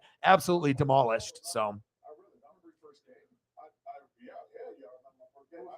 Yeah, defense hasn't really been the problem besides that one Devin White lack of effort, whether it's, just was mentally not in it or, you know what I mean? But when I got the jersey on him and he's my favorite with Levante David. And when you see a guy that's a top 3 at a position taking a play off or having something go through his mind to not put the effort and then getting ridiculed because he is a top 3 player, with him and Darius Leonard, Shaq Leonard, and obviously Micah Parsons and Devin White. Those are the 3 best linebackers to me. And, yeah, and then he's played much better than his dad died, and he didn't have to play, and he's been really focused to get that defense going again. But we just don't have a complete team, and the play calling and coaching has been bad, and it's just been really rough, And I don't know. We might be able to beat someone in that first round, but it's not like we're going to the NFC Championship game. And if we do, that would be the biggest surprise, like Bucks, Eagles, Bucks, Niners. That would be just insane. But the only way that happens if like Ryan Jensen comes back and he turns into some kind of like superhero off the injury with his knee, and Tristan Wirfs isn't as badly hurt as we think he is. But I mean, with all these injuries now, I mean, it's just not our year, man. We got our Super Bowl with Brady, and that was the key. We had like 1 to 3 years. Maybe he does it in the second or third year. We got it in the first. I've seen 2 Super Bowls. That's going to be more than most people in their lifetime if I die. A happy man. I mean, I would like to see a Seattle Mariner pennant. I want the Mariners to win. I'd love to see the Blazers win in person because I was born in 82 and they won in 77. And Ducks. I'd love to see it win a Ducks natty before I'm gone, but it might not happen. So, but thank you so much for all the support. Bang, bang, bang, bang, a $20 hurrah, bang, bang, bang, bang. Thank you. And I'll get some more photos up. We'll do some Seahawks, and I'll get some stuff for Sarah here as well. Travis Kelce, okay.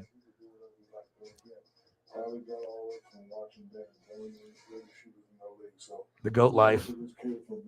And I had to switch it up. I had to get Powerade today.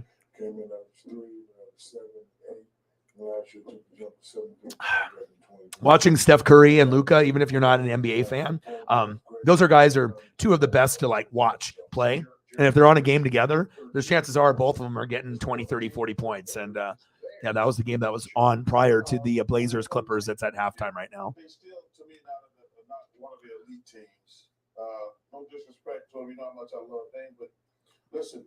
Yeah, Barkley loves to hate on the Blazers. And then you got the figure the Warriors in there.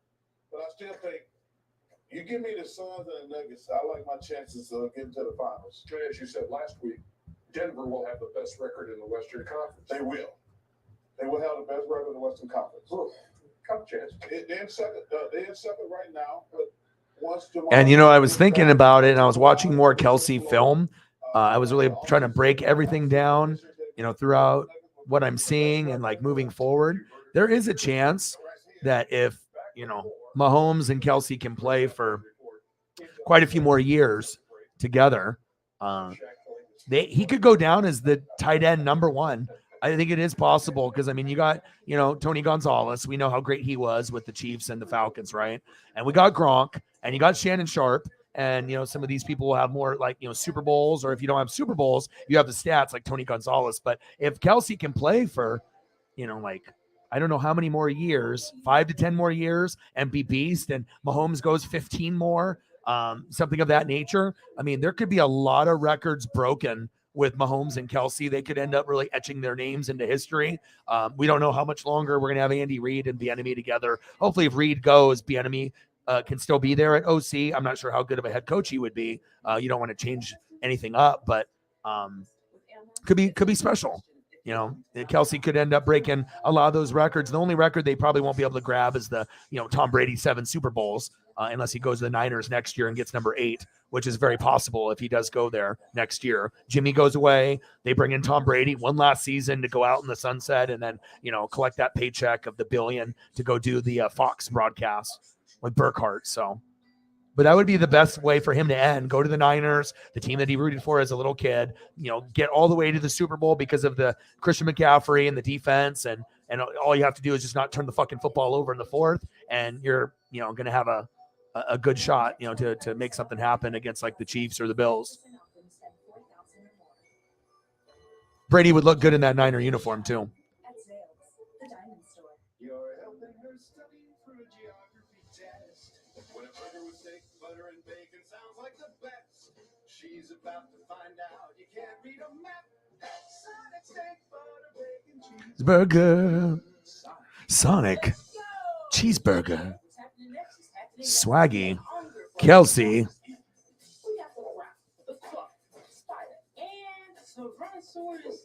Come on, really? Hey, tomorrow we got sticks, right? Let's see. Oh. Yeah. Everyone's got their own strategy. This is the non-stop, never born, make it new every night National Basketball Association. And that's all the 14. Oh, Dilfer's taking a job, huh? Yeah, Dion has options. Dilfer going to be at UAB. Interesting. I got you. Yeah, I went Godwin, just because I had Justin Jefferson, and then, I went for after I got, because running backs to me, I prioritized a little different, but I had a feeling that if our offensive line was injured, especially with Jensen, that the offense wouldn't be able to go downfield. So who's going to be someone I can trust, in the intermediate? And Godwin's better in the intermediate than Evans is. Evans is a Hall of Famer. Don't get me wrong. He's the best that we've ever had. But at least at this point, that's why Evans has struggled the last few games, because they don't have time to go to those deep routes because they're not developing, because we have too many shitty offensive linemen and the play calling has been bad. So Yeah, true that, dude. Oh, yeah. And then once he retires, people will recognize how great he was, and he'll be known as a GOAT, like a legend, like the most underappreciated, most talented wide receiver in this generation. You know, there's a lot of wide receivers, Devontae, Tyreek, but when you actually look at Mike Evans' numbers of hitting 1,000 yards every year that he's ever played, even with shitty-ass quarterbacks like Jameis, it's a true, like, amazement to see, like, how great he has been throughout his career. And I think once it's all said and done, people will be like, oh my God, when they compare the numbers to Devontae and Tyreek and even the top guys, they'll be like, wow, like look at Mike Evans' numbers to everyone else, the Keenan Allen comparison, or if you're comparing Stephon Diggs and you're like, oh, those guys are much better than Evans. But then you actually look at Evans' stat sheet and you're like, well, damn, maybe Evans is better than them. You know, it just matters of, quarterback definitely helps, but he was still putting up big yards with anybody. Even Jameis, when he couldn't even see, he was fucking blind, But yeah, I love Mike Evans too. If I ever buy an offensive jersey, Evans would be the one I get, but I would, get Allstott first. So, Island in the building. What to do, bro? What's good? Saints in the building. Hey, it's been tough, man, for all our teams in the NFC South.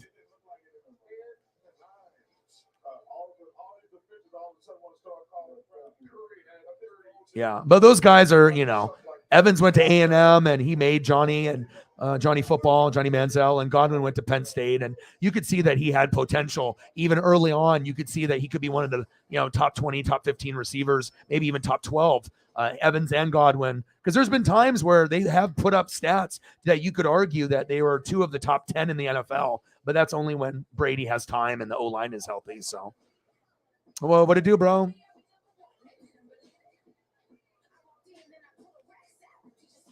Yeah, bro. I watch the burger stuff. Usually you or Shep will send me the burger stuff or like the food post or something. And yeah, I'm always about that, dude. Not JT in the building. What to do?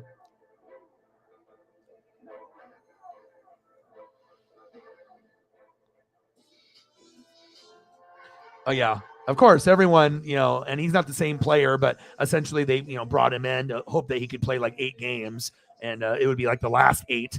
So that way that they could use him in the run. But sometimes it's not worth paying it for a name. And that's another thing, like in fantasy. You see a name like Julio Jones, but if you haven't watched football in a few years, then you're like, oh, I'm getting a Julio. And then you actually find out that he doesn't do anything and you wasted a pick on a name. And that's what happens with a lot of fantasy players. So I saw that. I'm going to watch. I want to be on that show. I'll be like, put me on that fucking show. I'll bring some energy. That'd be dope. Both Kelce's and Mahomes. Dude, I'd have a blast. Are you kidding me? Call Geico and see how easy saving on homeowners and condo insurance can be.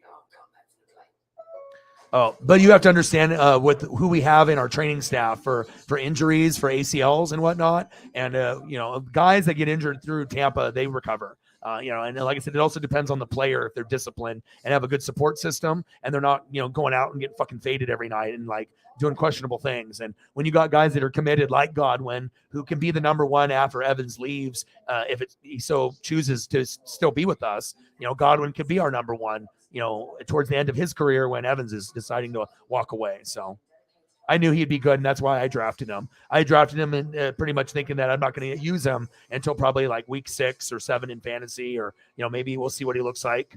But I mean, if you look at his numbers, it looks like he hasn't even been hurt. Like if you didn't tell anyone how serious the injury was, no one would know. They're like, oh wow, he got injured, really? Like.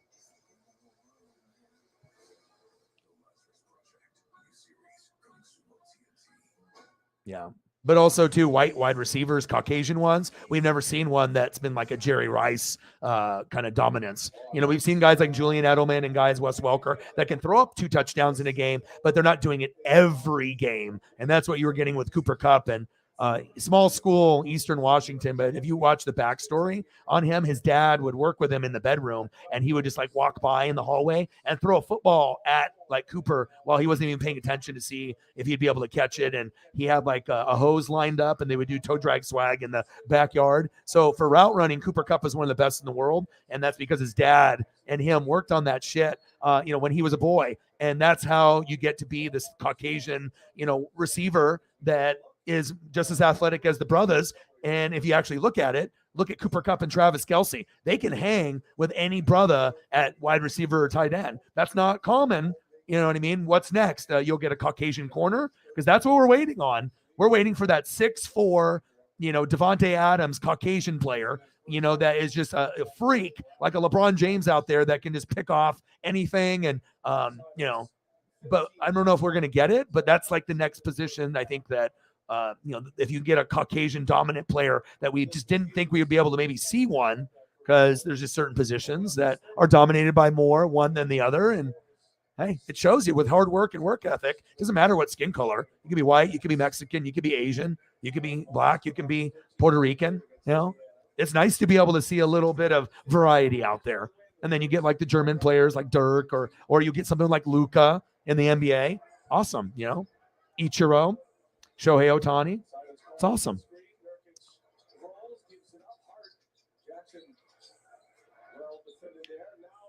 Megan with a fiber. I'll get some more Travis Kelce up here for you. And then we'll go through some Seattle photos. Bang, bang, bang, bang, bang, bang, bang. And if you guys have Twitter, do me a solid like and retweet the stream if you could.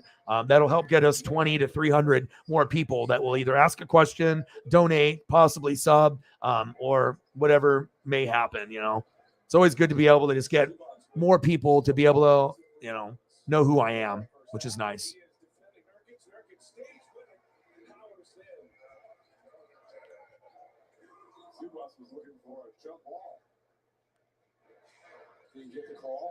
Yeah. Defense looked bad. I watched that whole game. I got it here in Oregon, and I was not impressed with the play calling. Very calling timeout when we could have gotten a field goal or a touchdown, and leaving time on the clock, and just the play calling has been very suspect. Like, I don't know, man. It just and the defense effort. Also, you're not seeing it. Like, you sometimes will see it from the guys you expect, like Devin White and Levante David. But I need everyone like hustling and putting in that effort, and not having JPP and Ndamukong Suh, even if they're older. I miss those guys because they held guys to accountability, and it gave you, that feeling of having that strong unit. And then, Shaq Barrett and injury, and, just Antoine Winfield Jr. It's like, it just hasn't been a very good blend of offense, defense, or anything for the Bucs this year. So Mike Williams, Cooper Kupp, Juju, Godwin, Galladay, right? And all of them can be talented. It's just, who has a better work ethic, who wants it more, and also who's got a body that can stay healthy. And if you look at that, Mike Williams hurt, Cooper Kupp hurt, Juju hurt, Godwin hurt, Galladay has been hurt. So you can still be great, but all those guys have gotten hurt too. So, Corey Davis, yeah. All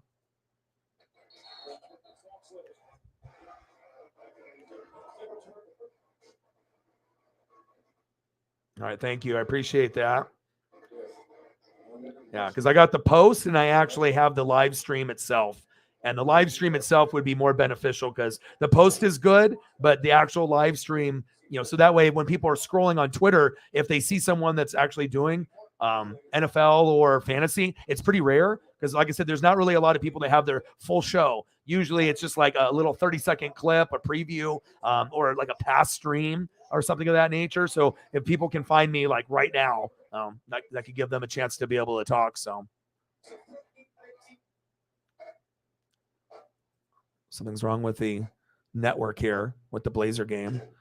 So it goes to NXT because for whatever reason, TNT blows. So NXT until they get that figured out.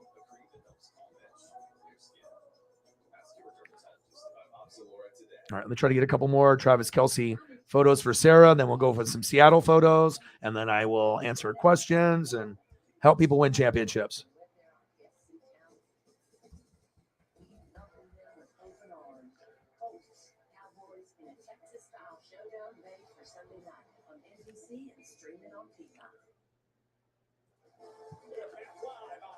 Yeah, there's a big drop-off from Travis Kelce to Mark Andrews, and then the next one.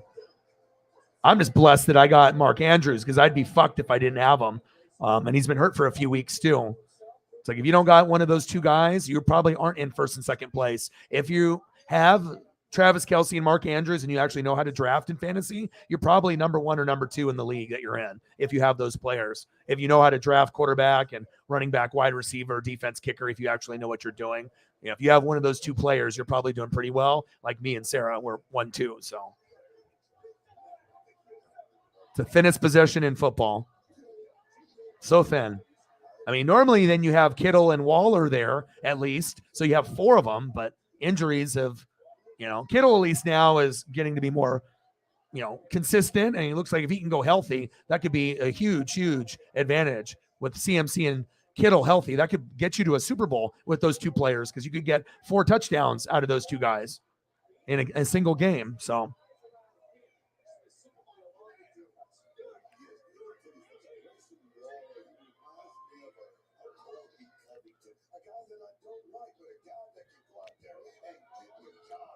Booker T. Still have tried watching NXT, but I just still can't really get into it. I watch it every week still, though. SmackDown and Raw are cool. I like Dynamite. Rampage has kind of been booty O's. Just want Rampage to be better. I want NXT to be better, but I mean, we can't have everything be great like this.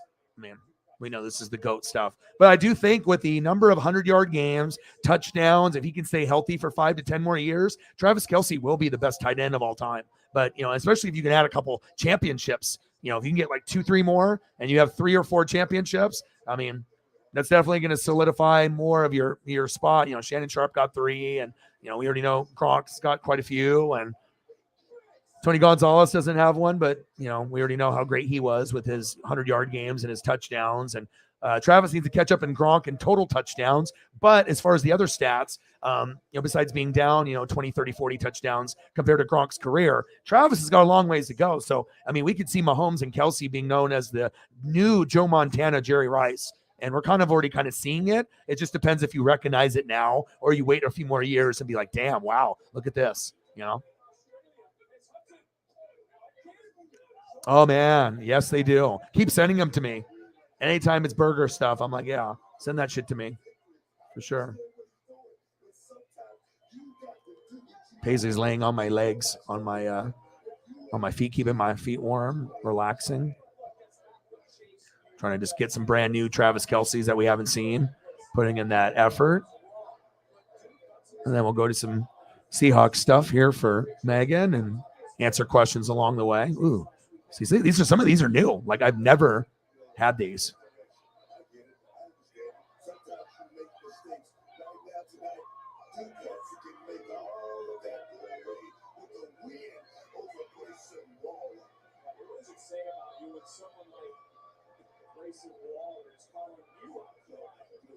I like action shots too. I want it to feel like game day, and like it's cool to be up close where it's like a portrait, but sometimes I like it to be like I'm watching it on TV. Like that's cool, like for like you have like wallpapers and stuff like that, but sometimes it's like, okay, I get the zoom in shit is really cool, but sometimes actually seeing like them, in action or warming up it's a vibe. I like that shit.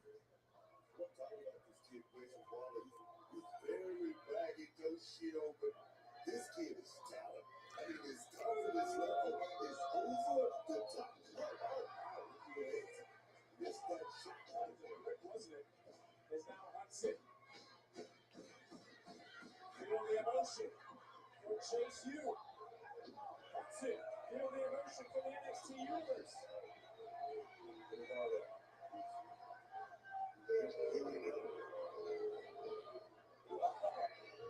It's an elegant one. Big right hand checks. Yeah, but I'm happy that Gino panned out because, like I said, I've had him on my team for a good chunk of the year, and I never dropped him. I've used him. I even used him this week, and it's nice to be able to have someone that I can count on. And I also decided to keep Jason Myers all year, and he's number 3.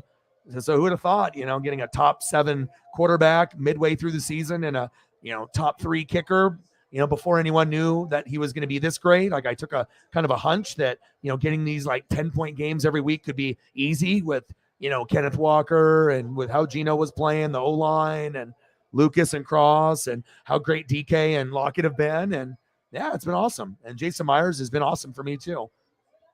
Like if I win a championship, it's going to be like Gino's going to be a big part because I don't know if Justin Fields is going to be healthy again. So I might not be able to use him. So I'll be going back and forth with Herbert and Gino. So be just wild thing. Like, oh, I won a fantasy championship this year. Oh, with who? Geno Smith.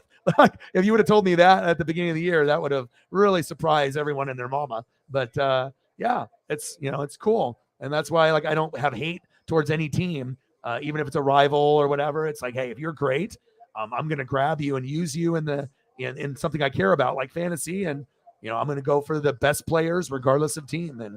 And then it also gets you more excited about to watch those players that you have on your fantasy team. If you got a guy on your team, you're watching, or you keep, you might not watch the whole game, but you best believe I was watching, that Seahawks, and I had Geno playing. I also had Josh Jacobs at the flex. So it's like, I was really looking for a big day. I also had Jason Myers playing. So, sometimes you get games where maybe you wouldn't watch as closely, but since you have them in fantasy and you rely on them, you're like, okay, well, let's see if my decision making, if I'm a smart guy or if I'm a dumbass. And you try not to be a dumbass in fantasy, and sometimes they just don't play well, and or they get injured, but other times you get great performances too. So It's a Big Body Tuesday. That's right, folks. Whip out those credit cards because I got Big Body Hobby merchandise to sell. Wow, is it? Wow, indeed. For my first item, no one was going to bat for Big Body Hobby to get some TV time. So you want to know what I did? I grabbed that bat, I stepped up the plate, and now you. And if you look at the photo, it's like if you saw Seahawks stuff from the past, you probably didn't recognize all the little subtle details, like in the helmet and everything. The Northwest, we kind of represent, like, Oregon, Washington, California. We got a kind of a vibe. Doesn't matter if we're in Washington or Seattle or Oregon. Like, we all got a little bit of swag, and we kind of do things a little bit differently than the Midwest or the East Coast or South. There's a vibe about us, and not all of our teams are going to be great every year, but definitely is nice to be able to have a surprise story once in a while. So yeah, everyone was. But the thing is not only are all the 12s excited for Geno, the rest of the NFL fans are as well. Because now I can maybe pick this guy next year in fantasy. And it's like, as long as you keep having, the right offensive linemen, the right scheme, the right players. I mean, I don't think that this is a one-hit wonder. I think Geno can be the guy moving forward, and especially if you're leading the league in like completion percentage and you're not turning the ball over and you're winning games. And there's been some heartbreakers, but I mean, if I had to choose between Seattle and Washington, give me Seattle. I want Seattle to make the playoffs. No disrespect to Washington, but if they're going to get the Giants, the Cowboys, and the Eagles, fuck having all four of their teams. How about Niners, Seahawks? Let's see what let's see what the Niners do. Let's see what the Seahawks do. Like, I think people would be more. I think people now are getting like, okay, I can. Like, maybe they wouldn't watch a Seattle game, but now, you're like, okay, well, this team is actually kind of good. Maybe we'll take a little peek. And that's another thing in fantasy. It'll force you to watch games that you normally wouldn't watch. So that as well.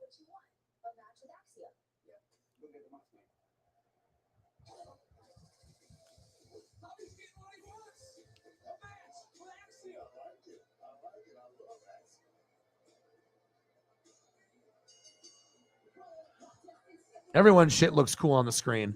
You know what I mean? Like, I don't have to be a Seahawk fan, but just like that little carbon fiber print in the middle of the helmet, that's cool. Like, I'm a subtle detail noticing motherfucker. Like, I notice everything, and the swag and with the visor, like, you just look for those little subtle details that take the jersey or the helmet to the next level. Little stuff like that, we do a lot of pay attention to detail on like the Oregon, Washington, California teams. Like, we definitely have a certain vibe. We're not afraid of the bright colors or anything either. Some people can't dig like the bright neon green or yellow stuff that the Duck. I love it, man. I love green apple and stuff. So, but some people like just a little bit like this, where you can get the white jersey and you get the neon, but it's not like the whole jersey. So it's like, some people it'll give a headache to, like probably Megan, when it's too bright. But this, at least you get the least around the edges of the number, and that subtle detail makes the jersey 1,000 times better. Instead of it having just be blue all the way around or black, like, those subtle little details. Seahawks there at the top of the shoulder pad. That's a nice little touch. I look for shit like that. So. Yeah. They typically do like comeback player of the year, and they, we'll do like a most improved type of thing, MVP, rookie of the year, and sometimes they'll just make up stuff, whether they have an award for it or not. So.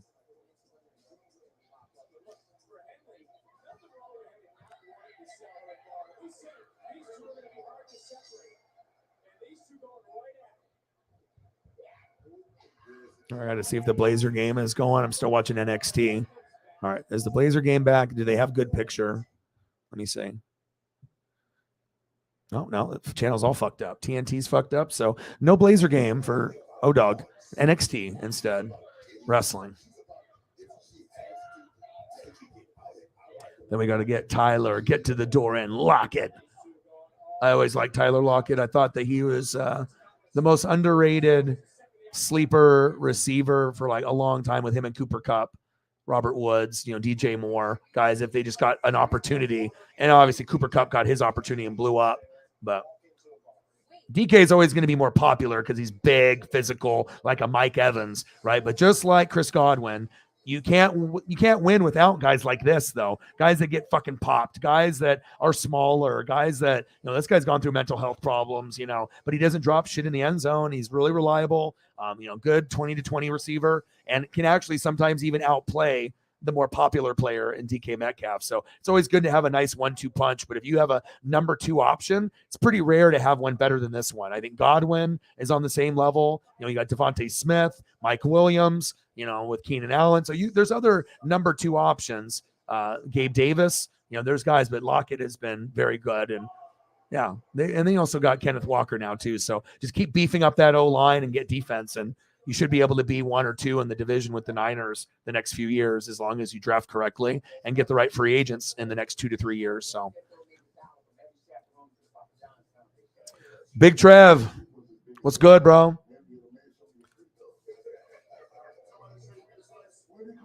Let me see, bro.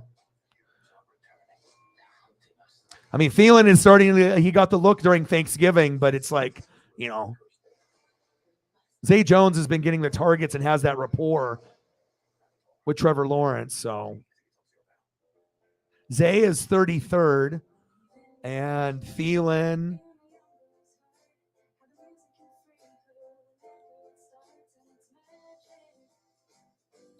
is 34. So, I mean, it's pretty identical, dude. I mean, at that point, you're looking at targets, and you're looking at that. So let me look at that real quick for you. Megan, thank you for retweeting that. So let me go deeper here, and I'll give you the correct numbers.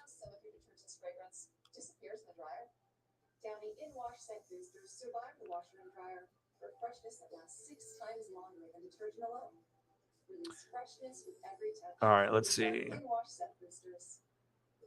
Because I got to look at the full picture. All right, so Thielen is ranked 27th, 11.8. Right, I drafted him, but I dropped him because I needed better. Right, so the last 4 games, he's had 9, 9, 4, and 21. Targets 7, 7, 3, and 10. 1 touchdown in the last 4 games. And then that was last game. He got 9 targets out of 10 against New England. It's against the Jets D, which is going to be a little bit tougher. So he's projected for 11.4, but he might not get in the end zone. Right, that's going to be kind of a tough matchup. And then we go to Zay, right, which I'm probably leaning towards that. If you have him on your team already. He's ranked 34 of 12.4 points per game, projected for 11.7. And with him, his last 4 have been 7, 9, 14, and 27. Targets 3, 5, 10, and 14. So if you're looking at that, 9, 14, and 28, and it's 9, 15, and 28. 9, 14.8, 27.5. So if it's me, I'm going to go Zay Jones, because that gives you probably, Adam Thielen might outscore him, right? But Zay Jones gives you a chance to get more points. So like if Thielen gets a 14, Zay might be able to get you a 24. It could also be like a 15 as well. But imagine if, both guys suck, but Thielen gets 4 and you get 9 with Zay. You might still be able to win your week if you get 9 with Zay. So I think I'm going to be going with Zay Jones, and then with Rashad, or that's a good one too.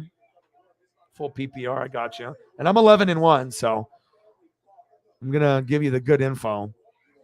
The best of my ability, Let's see.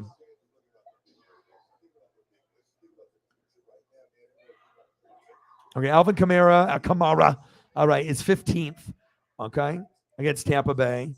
And then Rachaad White is 30th against that New Orleans D. So now I got to look at the numbers. Okay, So White for my Bucks, 43rd ranked, 7.2 points per game, but now with Fournette injured. So his last 4 games, 7, 6, 10.5, and 20, 19.9. And he had 4, 8, 22, and 14 based off his look. So he's starting to get opportunities there, but the Saints defense is tough, but he'll get good volume. And then with Kamara, AK-41, he's ranked 15th. He averages 15.4.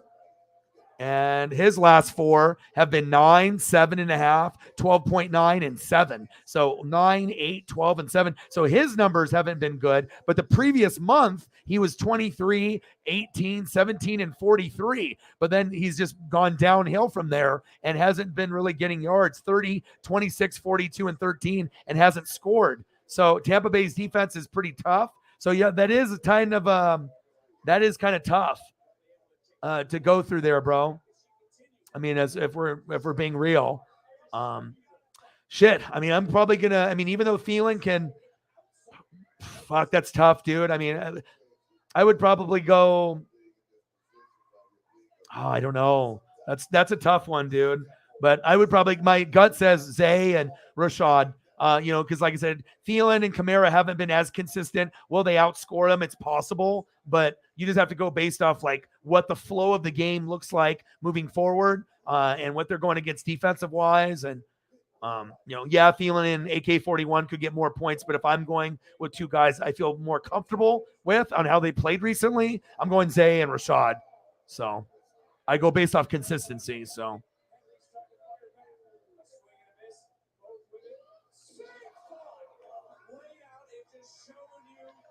Yeah, we suck, dude. We all suck.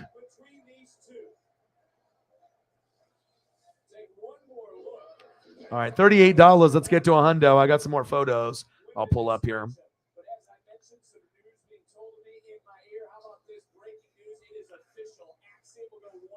Yeah, but like I said, I don't know. I mean, even though I'm 11-1, that doesn't mean I'm going to win the championship. Like I hope that I can win it, but if I don't, it's probably going to be Sarah. So if I lose to her, I'm okay. I mean, we both drafted like very next, like we kind of did the same method and whatnot, but I feel pretty good. Herbert, Chubb, Barkley, Jefferson, Godwin, Mark Andrews, Josh Jacobs at flex, Cowboys D, Jason Myers at kicker. My defense, Bills D, DeAndre Hopkins, Geno Smith, Justin Fields, Latavius Murray, Gerald Everett, and Odell Beckham Jr. So I feel, I'm very confident that as long as I don't have any serious injuries, I should be able to at least get to the championship game, and we'll see what happens from there. So.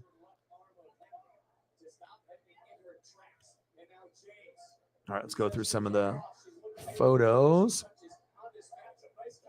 It's always kind of cool to see stuff that we normally don't see as much either. And a lot of the old Seahawks stuff for Megan, but it's also nice to be able to see kind of the players that are on the team now. Well, and I got to throw up the rookie too. For Pro Bowl votes, they're being led by 2 rookies, Sauce Gardner and Tariq Woolen. They are actually leading in corners and votes.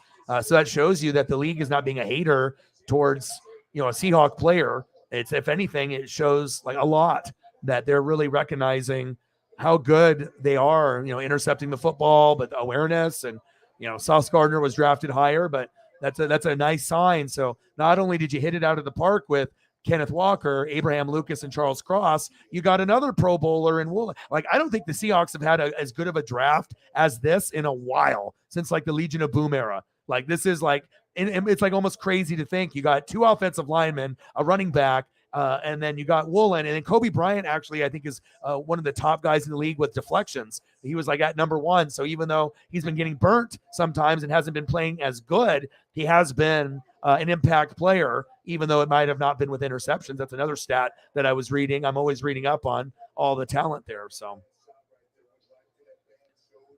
Yeah, see, that's why for me, I like to be able to get to know and talk to anyone. I can talk to a Seahawks super fan and then 2 minutes later a Jet super fan, and I'm not going to feel like out of my element or out of my place. You just have to read more. So that way, if anyone comes in from any team, you don't feel uncomfortable. And plus, it's just nice to be able to know and pass that information along to others if they are haters or if they just want to know, okay, who do I need to be aware of, like fantasy-wise or real life, and we can go over. It's easy to know like the Mahomeses and the Kelseys, but besides our own teams, I mean, some people love football and they'll watch all the teams, and sometimes people just watch a couple teams, you know. And sometimes people watch Monday night, Sunday night, Thursday night, and some that don't, you know, or occasionally. So This is the last thing. I get what you're saying, man. But I got so much anger inside of me. Use it. Yeah. Use it. Use that anger. Yeah. and I got to throw up the Woolen photo in college too. Like I said, I like throwing up stuff that no one else is going to do, because there's going to be a lot of copycats, you know, down the road trying to copy my style. Let's go. See, and that's what it is. And, you know, when you end up having a great draft, you know, like with the Sauce Gardner and everything that they picked up with the Jet side, and you're starting to see, I mean, if you can have one good draft, you can go from a bad, irrelevant team that everyone thinks is going to be crap and win 4 games to being a team that's a little bit better than anticipated, that could make a run, and that looks like has a really bright future moving forward just based off this draft alone. You got 2 solid starters on the line, a future stud running back for hopefully 10 years, as long as Walker can stay healthy. And then you got 2 guys in the secondary that look like are going to be guys that will be there for a while with Kobe Bryant and Tariq Woolen. So, I mean, to get that many guys that actually are, you know, helping the team win in year 1, that's really what changes teams from being, well, if they're a project guy, it's going to take 2 or 3 years. That's the case in, you know, a lot of times where maybe just Walker would have been the main one that panned out, or Cross and Walker, and that's it. And the other guys, it takes a couple years, but, you know, definitely blessed on getting, you know, the talent to be on the same page together. And then also on top of that, what makes it special is that Bobby Wagner and KJ Wright, the 2 leaders of the team, are no longer there. So that's the main reason, you know, O-line was going to be supposedly bad. Defense didn't have their guys anymore. Now my cable, and something happened. I don't know what the fuck happened there. So now I got to try another channel like FX for Thor and see if it works, or if the cable is just down in general. I don't know what happened, but I might have to. I don't know. Something happened. I might have to reset my box. I'm going to turn on Monday Night Raw. I have recorded. So at least I got that. Street Profits. All right. I didn't watch all of Monday Night Raw yet, so.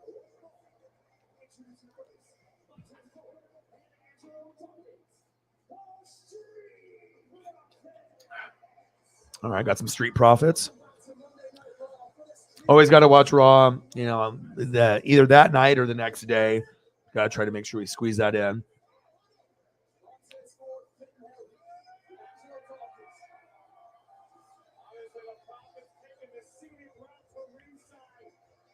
Yeah, but that's what makes this place special, is that, you know, normally you're not going to get photos of your favorite team unless it's like a team stream type thing, and maybe they don't even have the ability to do it based off their streaming software. So it's always nice to be able to represent from everybody's favorites and showcase talent no matter where the team is.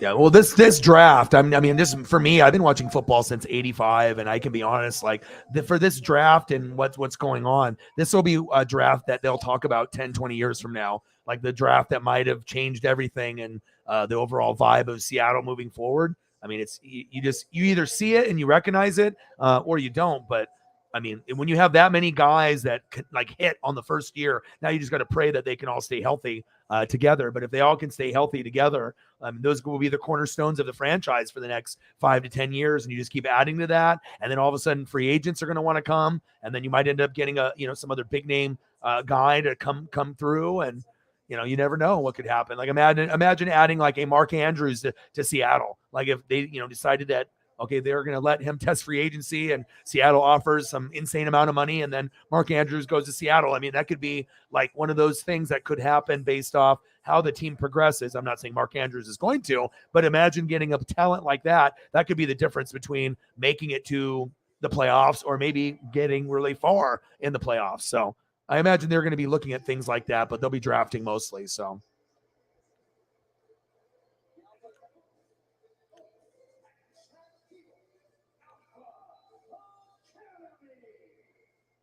The Alpha Academy have been on a roll. They talked their way into this match against an opponent they know really well in the Street Profits.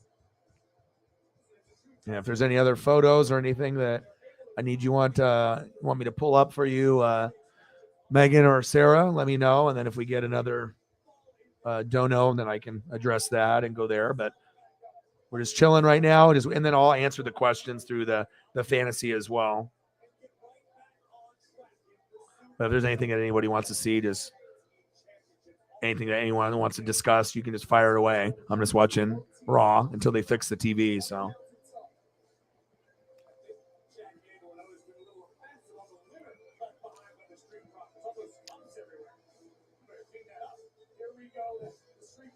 Return to Monday Night Raw. Can they be victorious against Chad Gable? I know it's the Alpha Academy. It's coming your way here on Raw. Look at that face. The number one guy, the master, Gable and Otis battle the Street Profits live tag team action. Next.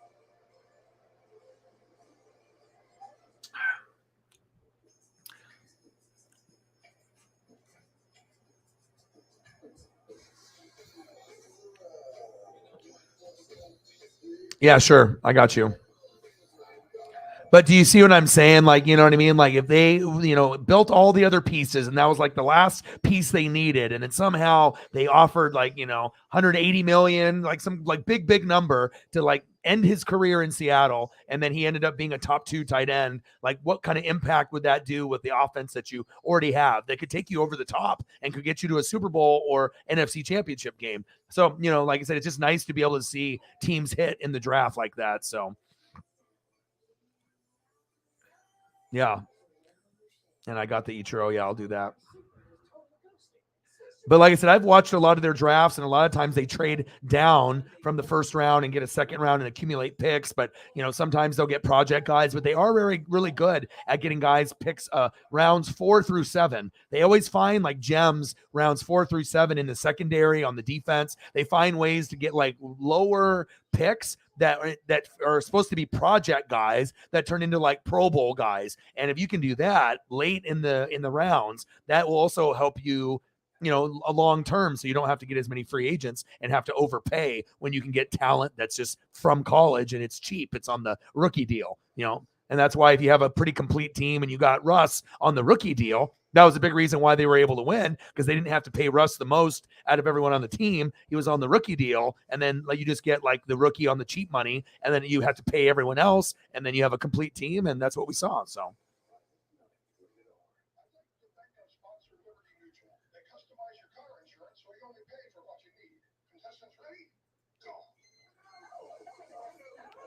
I mean, it just depends if they're going to accumulate picks, because they could get like, if they have the 3rd, but then someone's willing to give like the 5th and the 9th, then, maybe you take that, because then you can get 2 really, really good players. And then instead of getting one offensive lineman, the best one, maybe you get the 2nd and 3rd best, and then you end up having this amazing offensive line, the best in the NFL with what you already have. And imagine having 4 like studs on the line out of 5. I mean, you have something like that, then Kenneth is going to get like 125 yards every game. Like, so, I mean, it all depends on what the picks are, and of course you could keep the 3rd, but if someone's willing to give you like a 5th and a 9th or a 5th and a 10th, and you're like, okay, they might want like a quarterback, but we're going to get the 2 linemen, and we were only thinking we were going to get 1, then you pull the trigger and you're like, all right, fuck it, I'll do it. And then that way you end up getting a 2-for-1. You get 2 franchise guys instead of 1 franchise guy. And then that could take you even further in the playoffs, especially if they don't get hurt. So you never know how that could work out. But it couldn't be like, oh, you have the second, third pick, and then we're going to offer you the ninth and then like a second rounder. You got to give more. So if they feel that there's other guys that they have their eye on that they weren't going to be able to get, but now we got an extra pick, then maybe you can get your number one lineman. And then maybe in the next round, get another lineman that you weren't planning on getting because they gave you a free second round pick. So it's all about strategy and if you can hit on your picks. But I mean, if you ended up having a top three, that means you could get the best pass rusher or you can get the best offensive lineman. And if you get the best defensive pass rusher or offensive lineman, that could make you guys go from like second place in the NFC West to first place next year. That could be the impact of having a superstar, guy on the line, and like a Joey Bosa, Nick Bosa, like having your own. And then you get that where you get a guy that gives you 10 to 15 sacks a year. That could really change the defense. So it'll be interesting to see on how that's going to go. So. Right, but it just depends on who else needs the same position as you. So if you're looking at offensive line, there might be someone at number 5 or number 6 that want offensive line as well. So you just have to be able to see, like, kind of play chess and checkers and see, okay, who do we think that they're going to take? Because just because they need a wide receiver, corner, and a guard, right, doesn't mean that they're going to pick wide receiver first. They might pick guard first. So you can have 3 big needs, but you never know what a team is going to do first. Like they could be like, we really need wide receiver to trick everyone. And then all of a sudden with the third pick, they pick the best guard because they tried to trick you.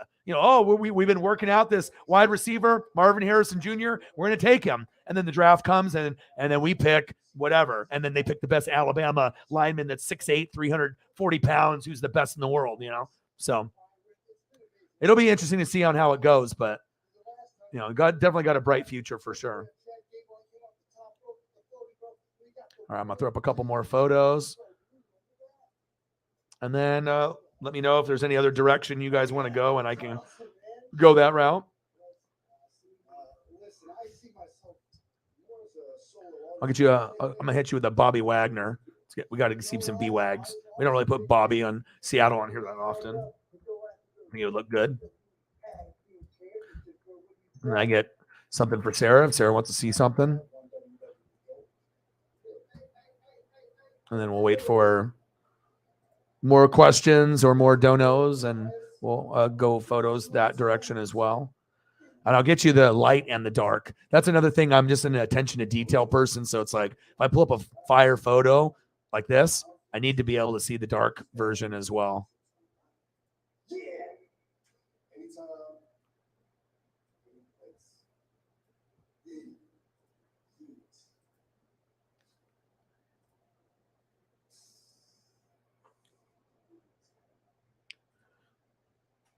I mean, imagine getting Seattle representation on a non-Seattle Seahawk channel. That's what it's about. I mean, I just do all the teams. So it makes it fun. Not being a hater and not excluding a certain fan base or team.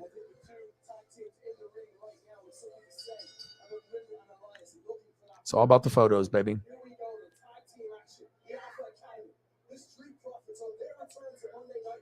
And if anyone's got any other fantasy questions, like I said, you can type them in, even if you're just chilling, like you didn't have a question about it. If you are playing, you can fire away. Like I said, I'm going to be on here for another 2 hours until the 4-hour mark. We're going to try to hit our goal. I can try to help as many people on Twitter and YouTube that are on right now or that see me on that need help, because we are like 2 weeks away from the playoffs. So based on the decisions you make tonight and next week could be the difference of you being in the playoffs or not. So it really just depends on how much you care. So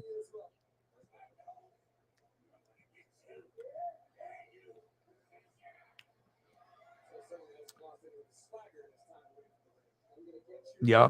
That's exactly what he did. Also, what makes Pete great is he's a player's coach. He's a guy that he gets along with the players and gets to know them with different personalities, and he's young at heart. So when you get a guy like that, like sometimes the play calling, might be suspect at times from Seattle, but you can tell good or bad, he has a good way of trying to keep the peace and try to keep everyone level-headed so they don't just lose their lids and, get too emotional and lose football games that often. And that is a rare quality that he has, and that's why Seattle has been pretty consistent.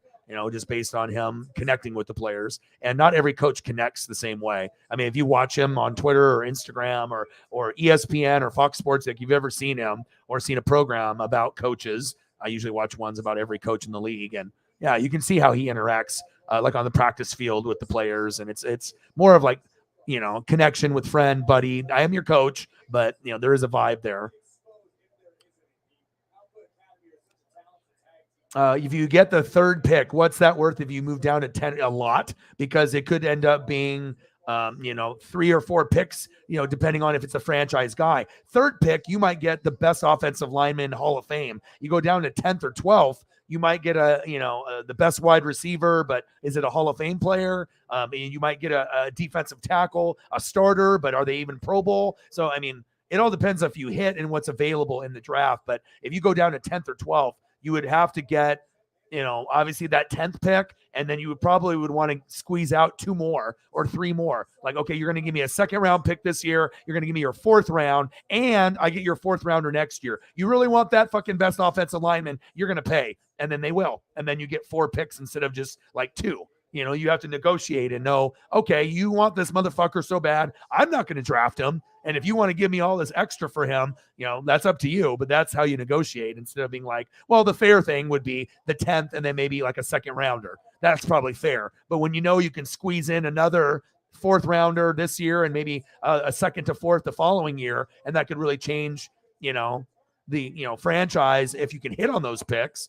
The number 3 guy might end up being the best out of all the 4 picks, but if you get 4 picks and you hit on 3 of them, that could be 3 starters out of 11. So it all depends on how you see things.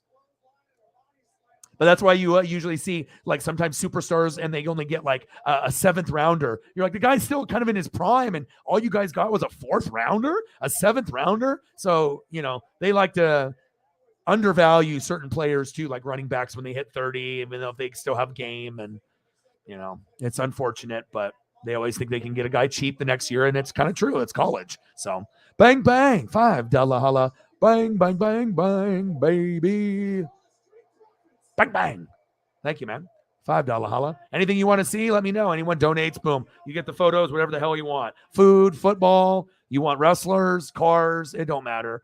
We can go into the DeLorean and we can do stuff from the 80s or 90s. I'm always looking at old school stuff anyways, so. $43 in donos. Let's get to a hundo. We can do it. Plus, it's a good time for me to be able to hang out with the goats, the wrench gang, plus brand newbies that come through that find me on Twitter or through Instagram or Facebook or YouTube. And, they can get a question asked and I can give them an answer and then help them hopefully win. That's what it's about. I mean, if you want to be a goat, if you want to just do, start them, sit them, and you're comfortable with that. And then,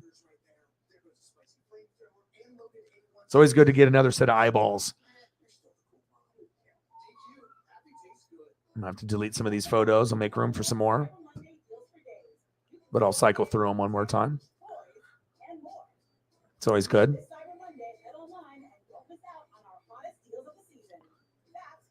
And let me know what you want to see. Reflect, I got you. If you got anybody old school, new school, I got you. Just got to make some more room with some of these. It's cool. Like, I like to go look at the photos. Like, sometimes after the stream is over, I'll fast forward and just try to see what the photos look like on the phone or on the TV compared to like on the computer. And every way that you watch the show, it's so unique and different, just the way things look from a smaller screen to a bigger screen, especially when you have like the HD 4K photos. It really looks awesome.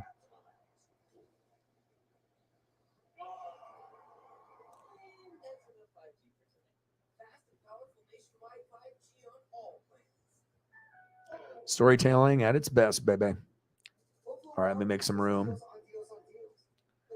I gotta delete some of these.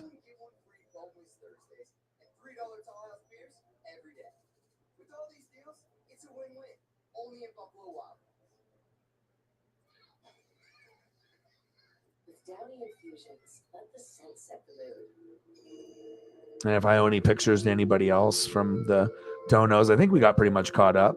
I usually don't try to, if I'm answering fantasy questions, I can usually take care of the photos while I'm doing that at the same time, so I'm not making people wait. So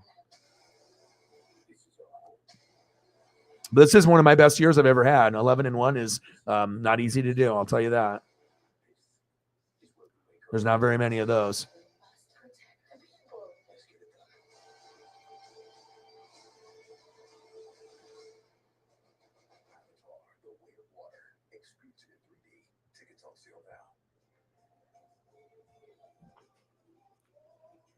That's interesting. Haven't seen a racial slur towards me in quite a while.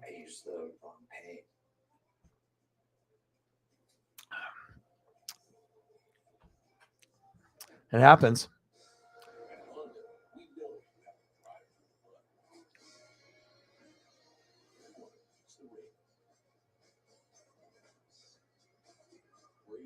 Reflect. What do you want to see for photos, bro? I can throw some old school Seattle stuff.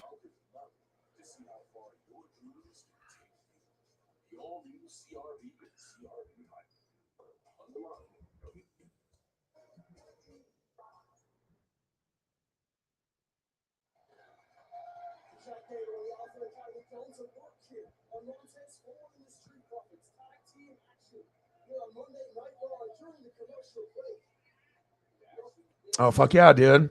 I mean, Dame's injured and whatnot, and we just need to get Dame and Simons healthy, and that way we can have the big trio, the three of them. But yeah, Grant actually, I mean, he's had a lot of potential. We had Harvey Grant back in the day. Remember when they had Horace Grant on the Bulls and Orlando and Harvey? We had Harvey from the Washington Bullets and on the Blazers. So the Grant family has always been kind of close with the Blazers, and yeah, it's nice to see Jeremy ball out. We just need everyone to be healthy for sure.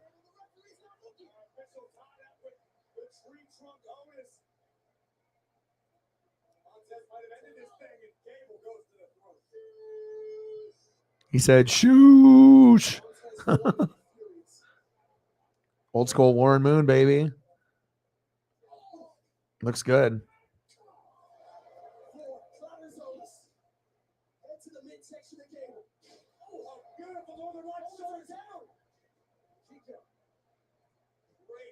Because that one's a little different than the other throwbacks. They have like different levels of the throwbacks based off the years, but the helmet and the throwback, it looks awesome.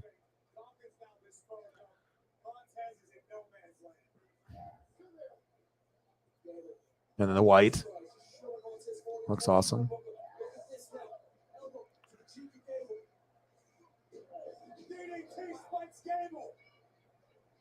Lawrence got daylight and an opening to make the tag, but Angelo Dawkins still indisposed on the floor outside. Tag made. Here comes Otis. This is a big, bad number one guy. Oh, Montez the perilous spot. Dodges the danger. What is feeling the effects? What a picture it will be for the Street Profits. Pivotal point in the matchup. Dawkins wants in. AD is ready to throw hands. Can Montez make the tag? Little Marshawn, little beast mode. A beast mode. A very iconic player. Just likes to drink a lot and sometimes gets himself into trouble. But he definitely is an entertaining personality in the NFL. If they didn't think he was entertaining, they wouldn't have him on Amazon after he got the DUI. And he's got multiple DUIs. I think on that last one, he stole the car and got DUI. And they still made him go on Amazon. They're like, well, you are kind of crazy sometimes, but you're a really funny motherfucker and you know football and you can relate to, a certain demographic. And Marshawn, if you watched him in the Northwest, everyone liked him. I mean, it's not like, he definitely showed you that, he was the real deal. Or if you remember him at Cal or Buffalo.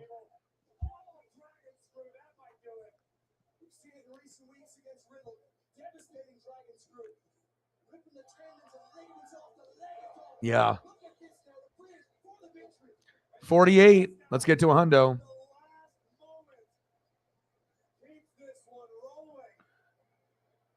Oh yeah, Dunleavy was an idiot. But when we had, the best team, we had the Terry Porter, the Clyde Drexler, Jerome Kersey, Buck Williams, Kevin Duckworth, Uncle Cliffy, Cliff Robinson, Rick Adelman. I mean, that was a squad, Wayne Cooper on the bench and Al Abdel Nabi, Danny Young. And yeah, that was the best one that we had.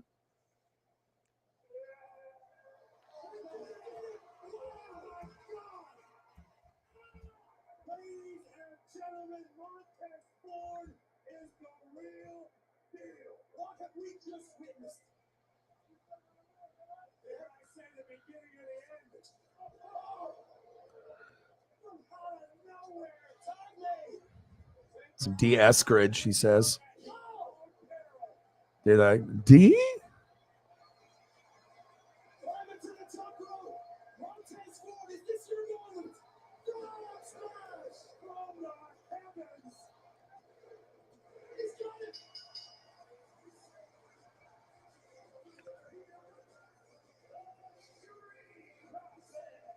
Welcome back, Montez Ford. The Street Profits picking up right where they left off. And we gotta see this again. Yes, we do. It took a few attempts, but Montez Ford able to summon the It's about money, and plus we had Anthony Simon, so you don't want to have to overpay when you're trying to bring in other pieces. So it was a business decision.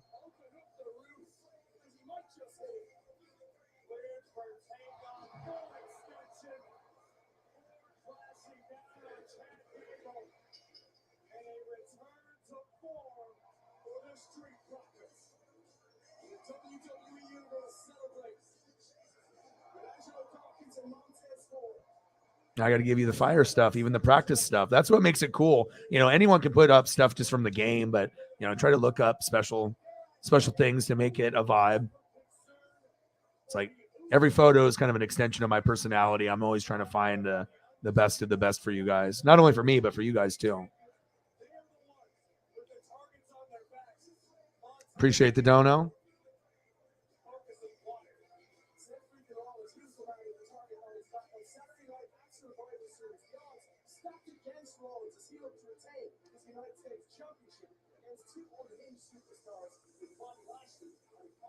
Yeah, all the other ones are. Yeah, all the ones that I saw, those are. I'm trying to find the best quality ones.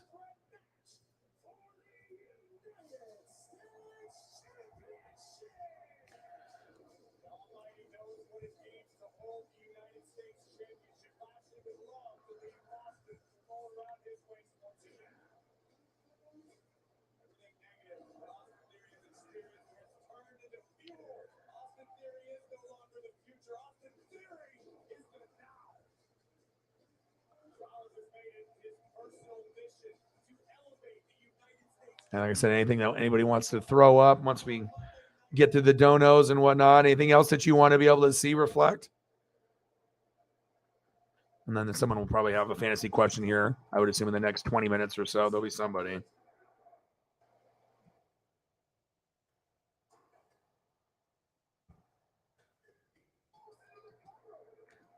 What other awesome Marshawn Lynch I can find? Marshawn photos are dope. Yeah, like LeGarrette Blount. I think they were very similar. It's like we had LeGarrette Blount, obviously at Oregon. So we know that physical style, and both guys won Super Bowls. And it's no surprise that physicality and the way that they ran downhill and could drag guys, they were the most similar of the two running backs at the same time playing that we've seen in a while. Both made names for themselves, and Blount went to multiple teams to win multiple championships. So, Marshawn's got a funnier personality.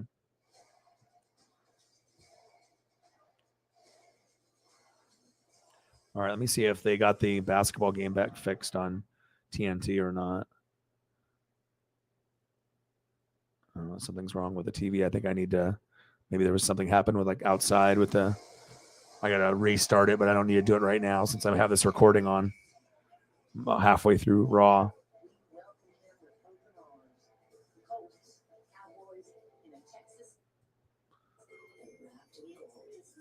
Marshawn with his Hennessy. Hey, you got to get a little faded, get out there and go after it. Doesn't surprise me. I know a lot of the players do that. They won't be drunk, but they just love to party, man. They can't wait. They can't wait until afterwards. They got to sneak it in before. Austin Theory's coming out. Marshawn photos do look dope, though. Special running back.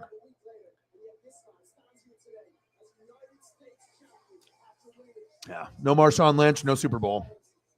Had to have that. That was not only one of the most exciting running backs. I mean, because they had Sean Alexander and he was really exciting, but just the way that Marshawn ran so aggressively and it was almost like hood football. Like, it's like when you play football in the backyard with your friends and, you're trying to tackle and you're stiff arming and like NFL street, NFL blitz. That's kind of Marshawn Lynch. And he was so good at it too. Love me some Marshawn Lynch.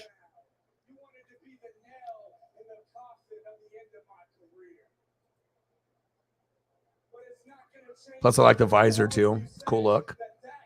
And at one time, they had Marshawn Lynch, Aaron Rodgers, and Deshaun Jackson. That's pretty impressive to have those three guys around that same time period. I mean, think about that talent. Aaron Rodgers with Marshawn Lynch and a young Deshaun Jackson in his prime. So they had the physical running back. They had the elite, passer that was underrated in Aaron Rodgers. And then they had the best deep threat in college with D-Jax. Pretty crazy. Cal didn't even know what they had at that time.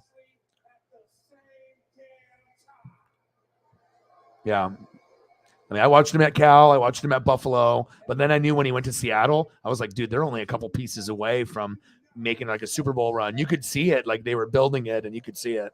Yeah, but he was more exciting than LeGarrette Blount. And I watched Blount at Oregon with Michael James, and I followed his career. But I think Marshawn is probably one of the most exciting that's ever played. Like, based off his success and his physicality and his run style, it was like a Barry Sanders. It was just very unique to watch, and you don't really see a lot of people play like Barry or Marshawn. Different style. Kind of like Earl Campbell or Walter Payton. It was kind of like that old school 80s. He's kind of like runs like an 80s running back rather than a current running back. So, oh my God. Yeah, I watched that live. It was crazy. Okay, no problem. Get some rest in. I'll be back tomorrow and we'll grind it out. I might start this stream at 6 tomorrow or 7. We'll kind of see where we go. And I'm going to keep grinding it out. We're about halfway there. And we got another hour and a half to go to get to the goal. So I think we can do that. So I'm here to answer fantasy questions for people on Twitter and YouTube. And if you guys want to talk about anything football or whatever you decide that you guys want to, go from, I can throw up whatever. Doesn't matter. It could be food, it could be football, wrestling, cars. I'm just going to watch this Monday Night Raw and then reset my cable box and just hang out with you guys. So.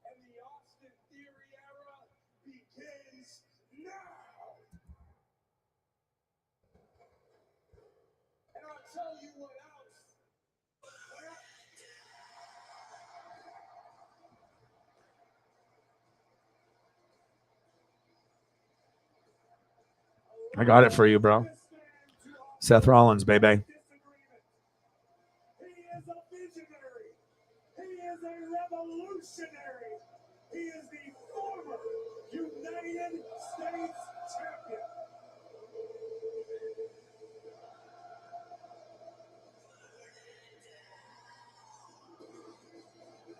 Seth Rollins is wearing the weirdest thing. He's like wearing like female lingerie with these big stunner shades. It's like dressed in like Becky's clothes. Oh my gosh. The hell is Seth wearing? Seth can always wear like weird stuff, but he's got like this like legging type thing on and like weird shirt on. It's like looks like a like female clothes. Like I don't know that. Seth is so crazy. Seth will wear anything. Here's the beast mode run. Oh my gosh. Thank you so much, Chief Chief. What do you want to see, bro? And I got you. If we talk about it, I'm going to bring up the photo. That's what we do. Talking about the Marshawn Lynch run is one thing, but to pull it up, hey, oh man, and the jersey and look at Hasselbeck giddy like they're like his little kid on Christmas. He knew it too. Oh, no problem. It's cool to be able to represent, and thank you for supporting and helping us get to halfway to our goal. So I appreciate that very, very much. Yeah, and I'll see you when I see you. Thank you so much for your generosity. I'm glad I could throw up some Seattle for you and reflect and some of the people. And I don't mind. Like I said, it's whatever, people that come through to support, I will show some love. So Marshawn stuff looks just dope though. Because he's just a dope player. That would be a cool like throwback jersey to have, like the Super Bowl Marshawn Lynch, or even an old school jersey Reebok would be sweet. Especially like 10 years from now, be like, oh, you have the Marshawn Lynch. Like people, it's going to be harder and harder to come by. And then eventually it's going to be like a Mitchell and Ness where you have to buy it like on the Buffalo side. If you want the Buffalo Bill Marshawn, it's going to be like Mitchell and Ness to buy it. And so, oh my God, they're just, yeah. Well, Marcus Peters is kind of gangsta, so is Beast Mode. So they don't have a problem cussing you out or kind of getting extra. You know what I mean? But you got to think for Marshawn Lynch to like steal a car, get like DUI, has had many DUIs, has gone in trouble with the law, but is just a really cool guy. And they kind of give him a pass like Snoop Dogg. Like they get in trouble, but they're like, well, this is Marshawn Lynch. This is Snoop Dogg. Just whatever. Just fuck it. Just let him be, And then obviously if it was so bad for their image, they wouldn't have him doing the Amazon stuff. They would have just said, nope, this is not good but I like having him on TV. He's funny. You know what I mean? And they, sometimes they'll punish people for, doing shit off the field, but his segments have been good on Amazon. They've been funny as hell.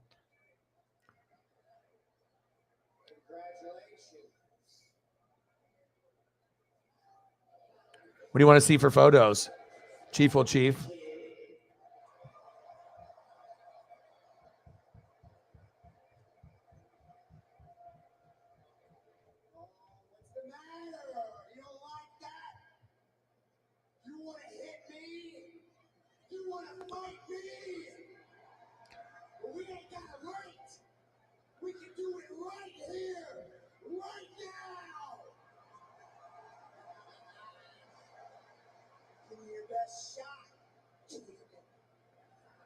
Theory versus Seth.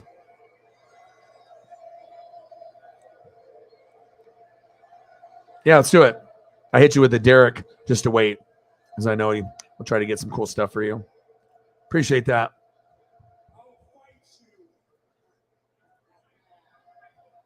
All right, talk soon.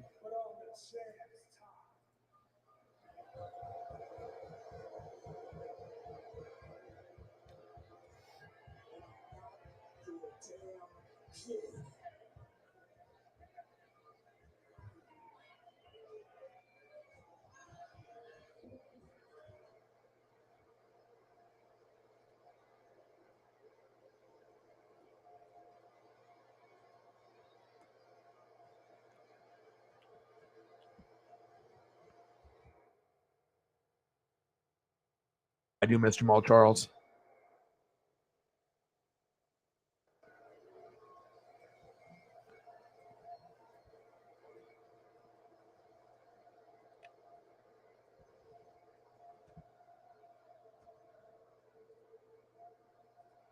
His photos are dope, too. He's a great player. I wish he was still playing. I won't lie. That's what the Chiefs need, but I still think you guys can win the Super Bowl.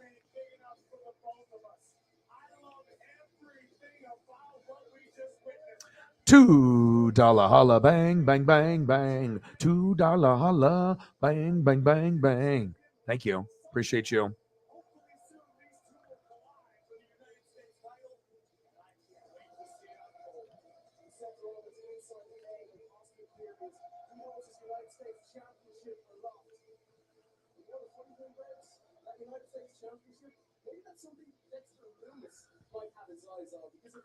Jameis Mays is going to help us try to get to the goal. $3 holla. Let me know what you want to see, and then I'll throw up some Titan photos for you as well. Thank you. Appreciate you. $2.99 for my boy Jameis Mays. Doom, doom, doom, doom. Bang, bang, bang, bang. Bang, bang, bang, bang. Bang, bang. Thank you. Appreciate you. That definitely helps. Every dollar counts. Oh my gosh. I mean, even if you had Kareem Hunt, honestly, that you guys would even be more feared. You know what I'm saying? Once you guys get your true number one, then it's going to be a game changer. And then that defense turns into top 10. I mean, we already know what we got right here. We got like the best of the best. You know what I'm saying? No one else is going to be better than this or these two. So, I mean, even though the Eagles are fantastic, I have the Chiefs winning it looks like the Super Bowl this year. I mean, I'd be very shocked if they don't, but you never know. There's other teams that are peaking. Like if the Bengals peak or the Titans or someone could upset someone. And same thing with like the Niners, getting a little bit further and maybe they play the Eagles in the NFC Championship game. Everyone thinks the Eagles are going to win. CMC has a great game. Kittle has a great game. Defense gets a lucky interception off Hurts and maybe they win 24-23. It's like you never know what could happen. So yeah, we're at 51. We have 49 to go. Halfway there. Got another hour and 27 minutes that I'm willing to grind it out. I'm going to throw up a couple more Jamal Charles, and then you give me some Titan stuff, and I'm just going to continue to watch wrestling. And then after that, then I'll eat some food and relax and go from there. I talked to WWE officials. They thought that hidden camera footage was pretty good. No contract, just But I think if you do win a Super Bowl without like a true RB1 or no Tyreek or no Honey Badger and how all the other teams have failed and struggled, but you've been just as good, if not better, that really speaks on the legacy of a number of people, including these two, but more Andy Reid and Bieniemy will start getting a lot more love and respect across the league and a lot more hate because there'll be a lot of haters, but when you have the best combo of coaches and play callers right here, and you have the best quarterback and tight end, you can't have the worst O-line or the worst running backs or the worst defense. And as long as they're, in the middle of the pack, but you hope they get better, then you're going to have a chance to obviously win. But then if the defense turns into top 10, offense is top 5, it's game over. Special teams is good. Building that O-line, if they ever get like a top 10 O-line, like consistently top 10, top 5, and get some better running backs as well, getting that true RB1. Once you guys get the true RB1 and keep building on the defensive side and the O-line, it can just get better and better. So that's kind of my method to the madness.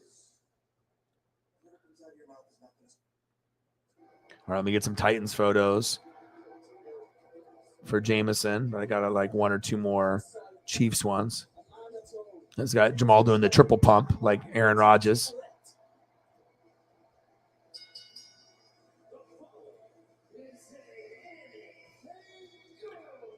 Anything goes match. Dexter Loomis, huh? Is that against the Miz? Yeah.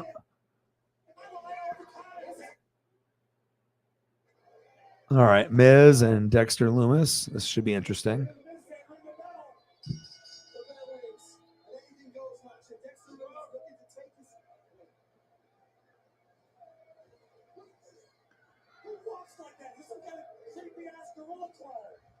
And I got to hit you with a fire graphic.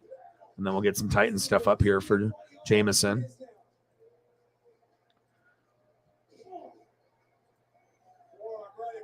Gosh, man, yeah, if you had that, I mean, it's game over. Nice. Like, how do you even stop that offense? They would just, you wouldn't even need Pacheco or McKinnon or Clyde Edwards-Helaire if you had this. I mean, it'd be good to have that as depth, but that's what you guys need. You get something top of the line, it could really take it to a whole nother level. It's a cool graphic.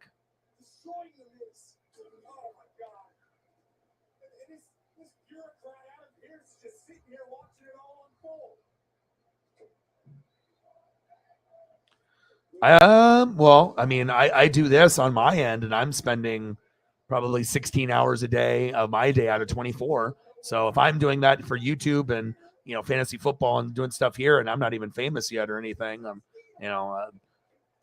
if it's your full-time job and you want to be the best and you have a chance to win a Super Bowl every year, that does not surprise me one bit. I mean, I'm putting in 16 every day with me, whether I'm recording or off screen. So. Work ethic, boy.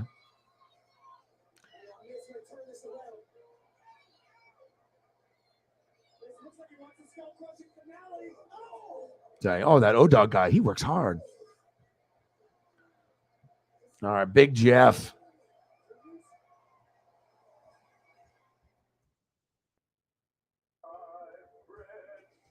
My pleasure. Jeffrey Simmons is dope.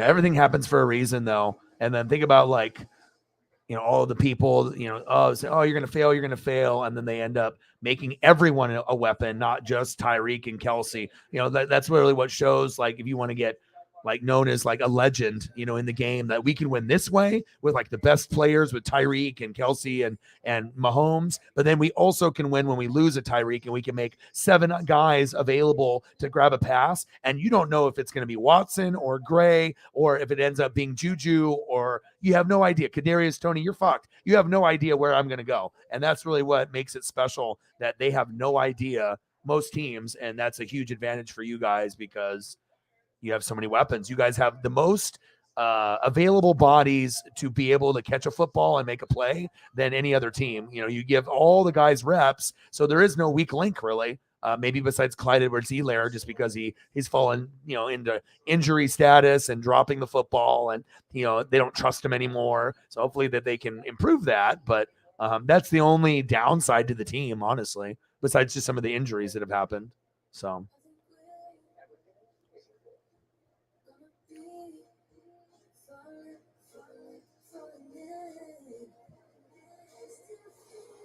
Got one Jeffrey Simmons in the light blue flexing with his tattoos with some teammates on the first one, Jameson. Then we got another one where I got him doing the number 3 in a game. Nice HD 4K swaggy photo of him. I got that for you. And then we'll get you a King Henry.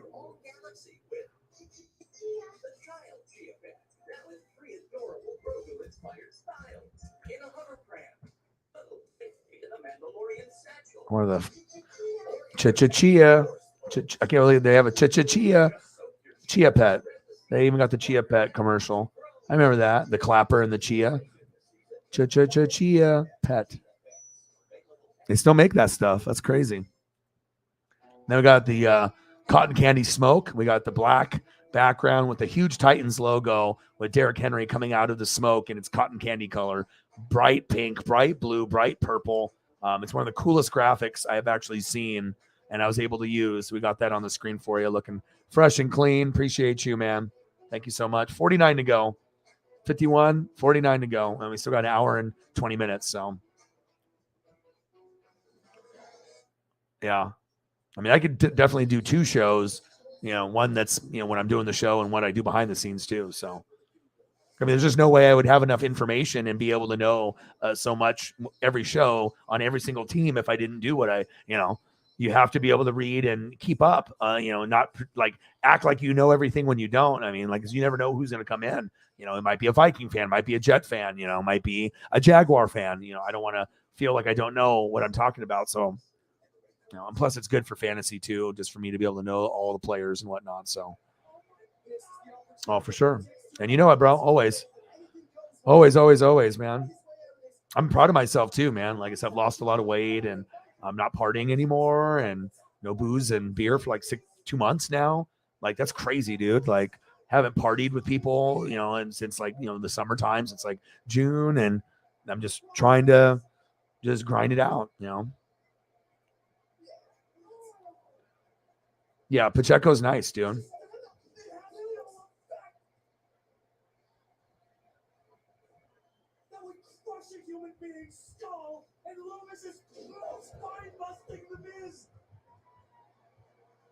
Set to collect. This man is as determined as anybody can imagine.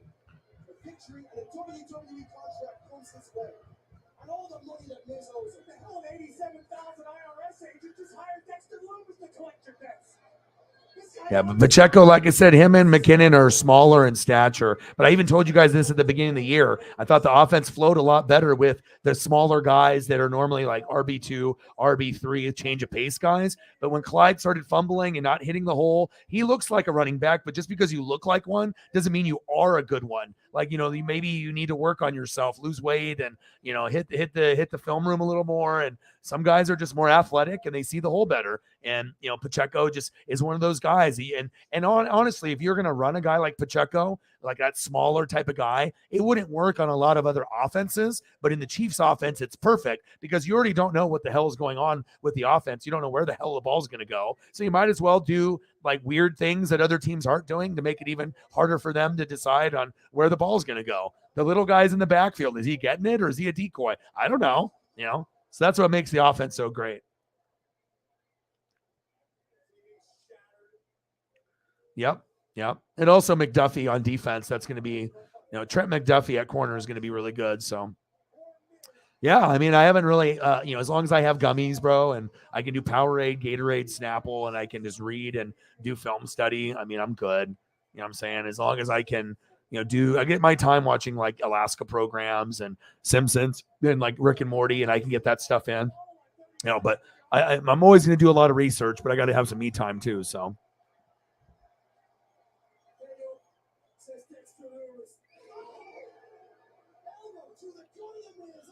Dexter Loomis and Miz going at it on Raw here. I'm almost done with it. How much time do I got left? Half of the show left. I got an hour left. I got 2 hours in.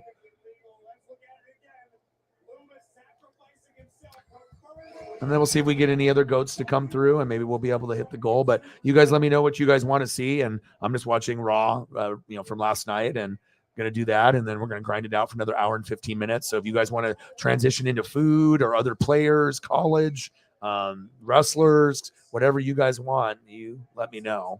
I'm just going to look for a couple more Pacheco photos, new ones here for Chief will Chief.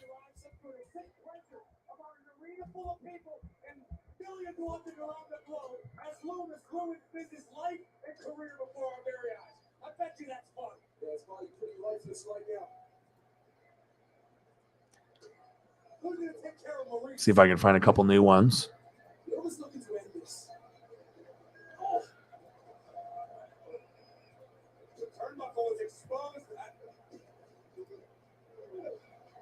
Fighting himself out of his submission hold attempt by Loomis. Skull crushing finale, countered. Oh, jackpot!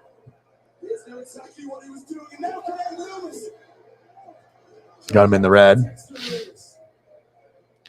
Yeah, I'm just trying to keep going, man. I mean, today it was raining, so I was going to either do it late after I'm done streaming or whatever, or I'll have to try to wake up early tomorrow morning. But I don't usually like to miss my hour walk. It's good for me to listen to E40 and like Too Short and, just listen to music for that hour and then, get the exercise I need and same thing with the puppy. So.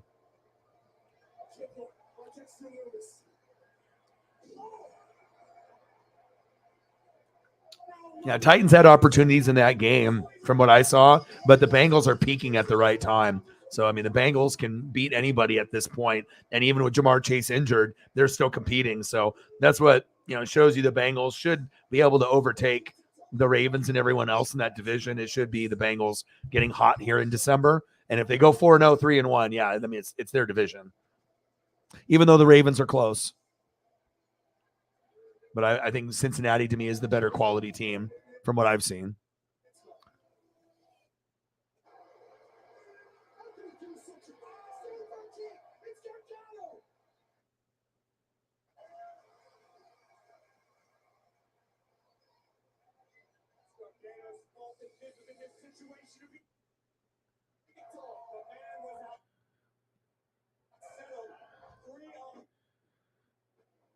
All right, Monday Night Raw hasn't been too bad so far.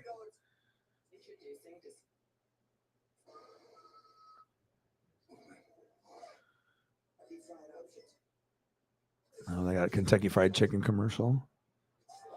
Haven't had KFC in a little bit.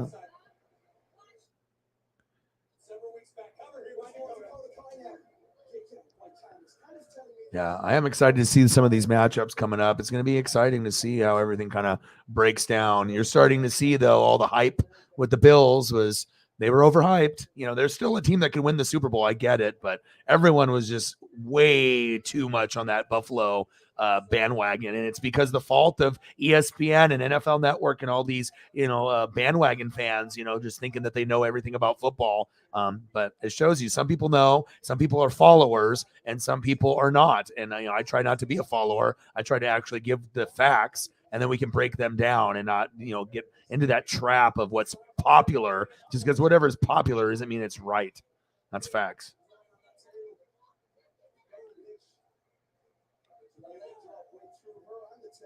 Oh, mine?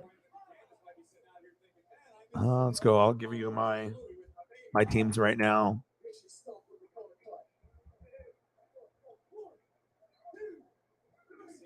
next level impression recently out of Dakota Kai. The reason why she and Io are the WWE Women's Tag Team Champions. Her impression is no small part of that equation. Now, Candice really, really needs to make an impact tonight. All right. So for me,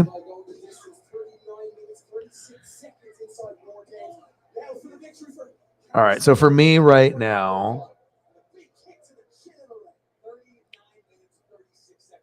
all right. So 3 potential Super Bowl teams on the NFC side. So for me, Eagles 1, San Francisco 49ers 2. Then like Vikings, Cowboys after them. Those would be the ones. I don't think the Giants, Commanders, Lions, Packers, Bears, none of the teams in the NFC South.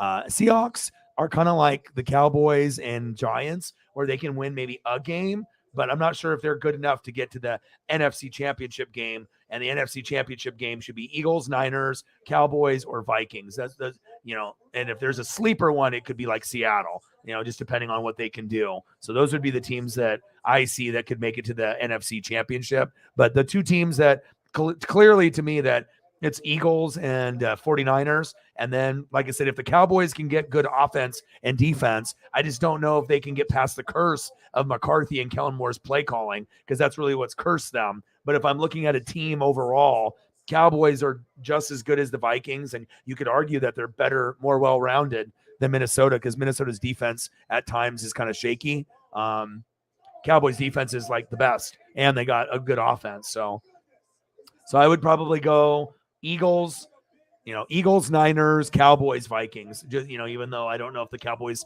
can actually get over that hump of that bad coaching, but if they could, I mean, this team looks pretty good this year. A little bit more complete than Minnesota, but again, Minnesota could play them again and find a way to win. But we've seen some bad blowouts from some teams that, Cowboys and Vikings. Cowboys beating them 40-3. Did anyone see that?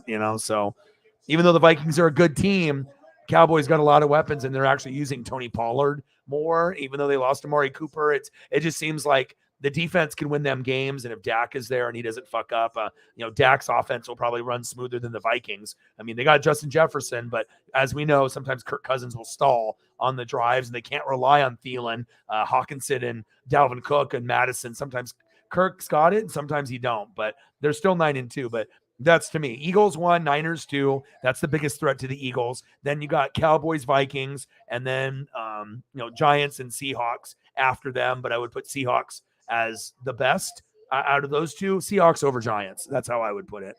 Based off rankings and whatnot. And even though Washington is in the 7, they're starting to win games and doing something, but Buccaneers, no chance. I mean, we suck. We don't got it, man. Well, we might make the playoffs by default at 9-8, but we shouldn't win any game. But there is a possibility if we matched up against the Giants or the Seahawks or a team like that where we could win, but I don't even really want to. So that's with the NFC side.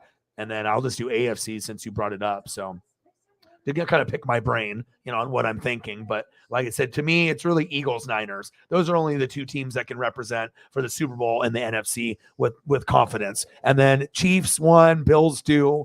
And then after that, it's kind of up in the air. At that point for me, for the 3rd team, it's a number of teams. You could argue you can go Chiefs 1, Bills 2, and then you can go Titans 3, you can go Bengals 3, or Dolphins 3. Those are you're looking at teams that could actually do some damage, but Dolphins and Bills can do some damage. Jets and Patriots not so much. Ravens and Bengals can make it, but the Bengals are the better team. The Ravens would kind of be like that team that loses in the first round. Titans can get there, and they can make it all the way to the AFC Championship game.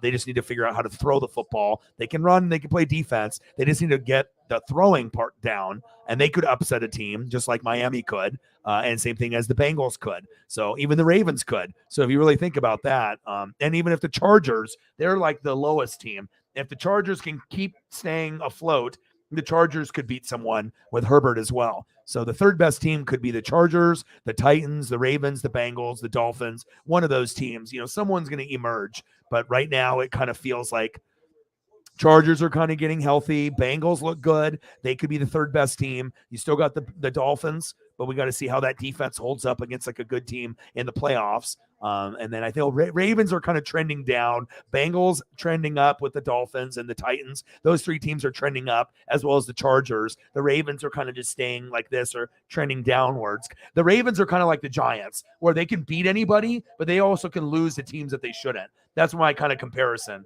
That I feel that the Bengals are kind of like Minnesota or like the Cowboys, where they're doing good things like the Dolphins. They're usually staying afloat, but the teams I feel the most confident in are, probably Titans, Bengals, Dolphins, and Chargers, trying to give a little bit of a competition to Chiefs and Bills. But in essence, it should be Chiefs or Bills or Eagles or Niners in the Super Bowl, in my opinion. Those are the four deepest teams based off coaching, play calling, and depth on the roster. As long as they can stay healthy, those are the best. But if there's going to be an underdog team that beats a team like the Chiefs or Bills, it'll only be Chargers, Titans, Bengals, or Dolphins that can do it. I don't think the Jets or the Ravens. I don't see that happening. Even the Chargers might not be able to do it, but their defense is not very good. And then the NFC side, again, Eagles and Niners, but you still got Cowboys and Vikings, but also the Giants, if they got hot, or the Seahawks. Those are the two teams that could make the NFC Championship game, but it's not likely just compared to how the rest of the teams have been playing. But anyone can beat anyone. The Giants on a good day can beat Cowboys or a Viking team or Buccaneers, and Seahawks could beat anybody as well. I think that's how it goes. So, yeah, there is a possibility that they can keep, if Josh Allen keeps throwing interceptions, right, there is a true possibility that they could win it outright. And if they can get the most out of Tua, now they don't even have to worry about drafting quarterback. They can keep drafting offensive line and defense. And then Miami will be a good number one, number two team with the Bills every single year. And then you see the Jets and Patriots trying to catch up and whatnot. So, but do you see how I'm not bandwagon, where even though I could be like, yeah, the Bucs are one of the top, and they're not. I mean, there's no reason to lie about it. They're the one team that could do a little bit better than expected because of Brady, and people come back from injuries, like maybe Ryan Jensen, and I don't expect Gronk coming back. But the Bucs are like the worst team, like between like the Giants and Seahawks, but we might be able to win just because we're the Buccaneers, and we have a Super Bowl experience, and Brady's there, Devin White, I got the jersey on, Levante Day. Like, we have enough pieces where if we play good football, we can play Seattle and win, like in Germany. We can play the Giants and win. We could even play the Cowboys or the Vikings and beat them. Even the Eagles or the Niners, if the Bucs played and they got off to like 17 points by halftime, not 17 points at the end of the game, we would have a chance to even beat one of the top dogs. But in reality, I mean, the Eagles and Niners are on a whole nother level. And then you got Cowboys and Vikings not that far behind. Just like Bills and Chiefs, you got Titans and Bengals and Dolphins. How much further back are they? Because right now, it seems like anyone really can beat anyone. But the strongest teams with the best coaching and play calling, it's all about being hot and healthy. And to me, those are the four best teams in the NFL to me. I mean, Cowboys look really good, but can we trust them in the playoffs? And I don't think I would trust them over the Niners or Philadelphia. I just wouldn't. They need to prove to me that they can win in the playoffs and make good play calling and not be that team that fucks up every single year. You know what I mean? So.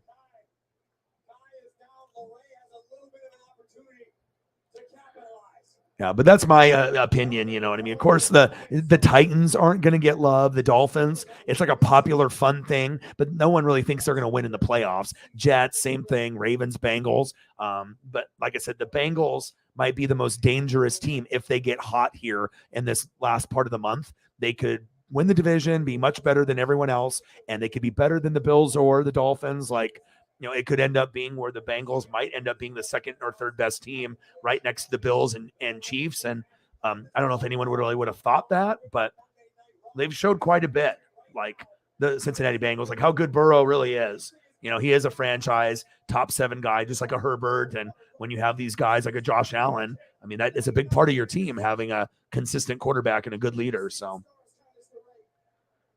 Oh, yeah, you do. Yeah, it's already wrapped up. The rest of the division sucks. I think we all understand that. There's only one good team this year. I mean, that's why I think I can excel, on TV or podcasts. I don't have to drink. I don't have to swear. I can go one-on-one with a sport personality, And it's kind of humbling though too for like EA Sports and Good Morning Football to actually know who I am even before I'm famous and steal from me, because I think they do know. There's a lot of people out there that talk sports, but how many people are actually correct? You know what I mean? You got guys that scream and yell or that are incredibly biased, but how many people have the knowledge and on top of that aren't biased with the knowledge? And I think that's really can make me big, just getting my name out there, just because I feel that, one-on-one, I can beat anybody. I just, they're just not people that are going to put in the time and effort to read about everyone, but also to comprehend and not be a hater and not to be biased with the information that I read and film I watch, just to kind of give you who's great, who cares what team it's on, but this is what's going on. And, not having any bias whatsoever for any team that I follow. If I'm good, I'm good. If I'm bad, I'm going to be 100% real. Why lie about it? For clicks, for ratings, so you can scream at someone and act like an idiot when you don't even feel that way. There's a lot of fakeness out there. You know what I'm saying? So, but even if people don't agree with like my top 4, based on what I say, why I think the Cowboys and Vikings are lower than the Niners, then you think about it. Okay, they got Kyle Shanahan. Okay, Jimmy's starting to get hot. Then you got Christian McCaffrey. The defense is playing good. Yeah, maybe the Niners could be better than the Cowboys or Minnesota, even if those guys have better records now. They might not have better records in a month. And even if they do have a better record, who do you trust in the playoffs? Would you trust more Cowboys, and Vikings, even with Kevin O'Connell being new, or maybe someone like the Niners that has consistently been there, even when they're a 6 or a 7 seed? So I usually try to look at consistency and things of that nature, and look at defense and depth and coaching, not just like superstar players and whatnot. So I do appreciate that you recognize that as well. So, but to me, there's only 4 Super Bowl teams. To me right now, it's really, like I said, Eagles, Niners, that's it. That could represent the NFC properly and, give us the game that we want. And then Chiefs, Bills. No disrespect to the other teams. If they get there, they get there. If Chiefs lose or Bills lose and we get a Dolphins Super Bowl or Bengals, I think it'd be awesome.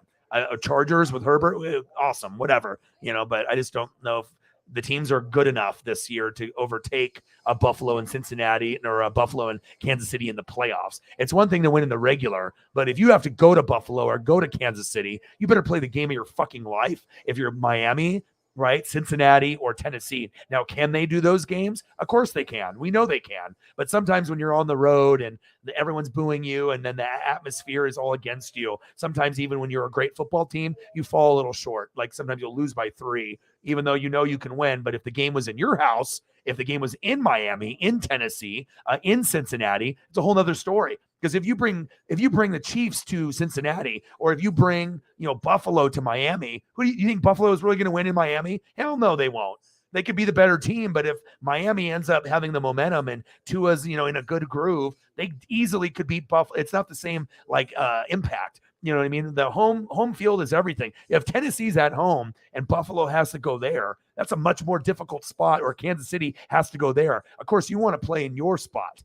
And there's certain teams that are better on the road than others, like Buffalo or Kansas City or Philadelphia. The Niners, are very disciplined. But, if it ends up being Minnesota on the road, they could easily fail. Or Dallas on the road. They're not the same as Dallas at home when the crowd's all cheering for them and it's like a big movie theater there. So I love Vrabel, you know what I mean? And they're always going to get disrespected because they're not as popular as the other teams. Like the Chargers have Herbert, Ravens got Lamar, Bengals got Burrow, Tua, and they're, it's like they just need to figure out, okay, what's the quarterback situation going to look like? Let's build the wide receiver, tight end core. And once you get a good quality, if it's Malik or someone else, if you move on from Tannehill, and then you end up getting Treylon Burks, more free agents, and you actually get 2 or 3 names at wide receiver, including Treylon Burks. If Malik is the guy, great. If not, someone else there, and an elite tight end. And then if you get something like that, then more people will give, I think, the Titans more respect. But they win the football games by coaching with Vrabel, great running game with Henry, and a defense that holds the opponents to usually less than 20 points. And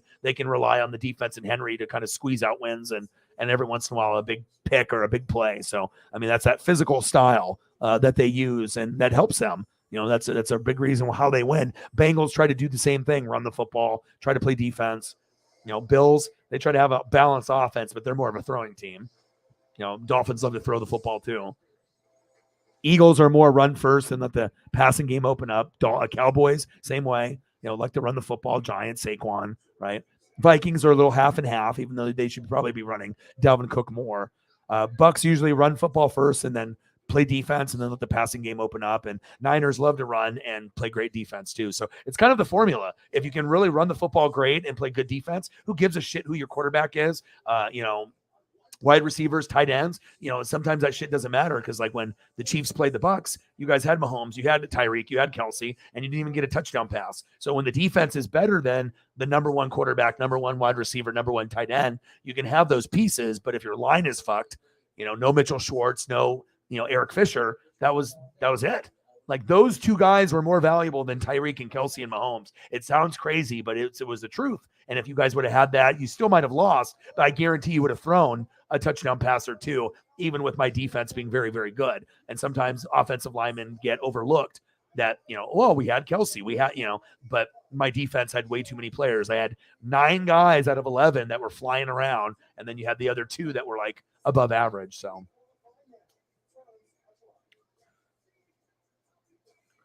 Yeah, absolutely. Well, Pacheco's nice, and you got George Karlaftis, and you got Sky Moore and McDuffie. You guys had a really good draft as well. Just got to have your guys stay healthy. Yeah. And Traylon's starting to look like mini AJ Brown. It's just got to give him more reps and get him some continuity and chemistry with either Tannehill or Malik. So. That's a good question. We have to wait further into the end of the week to be able to see. I don't think that they've actually gave that information just yet. Let me take a look for running backs. Gus Edwards at 23. So I assume it's going to be him over Kyron. And Kyron is at 33 against Seattle. So I would go I would go Gus. Yeah, I would go Gus. Keep an eye on the points per game and everything else that's going on, but Gus gives you a better chance, I think, to score.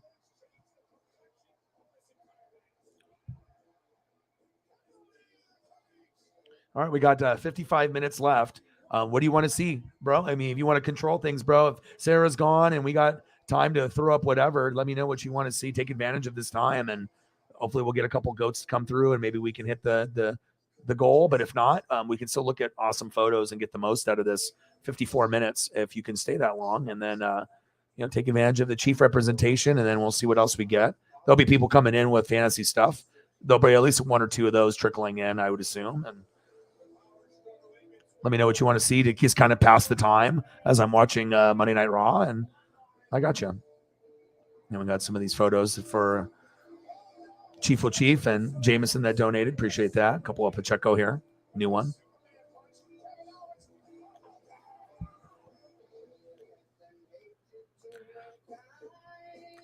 Oh, yeah. Veach is always trying to improve.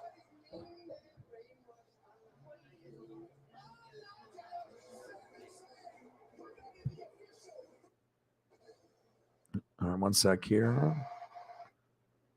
We got Bianca Belair, Asuka. All right, got Kevin Owens coming out. Hell yeah. All right. Is it Kevin Owens versus Jey Uso? Last 30 minutes. Let's go.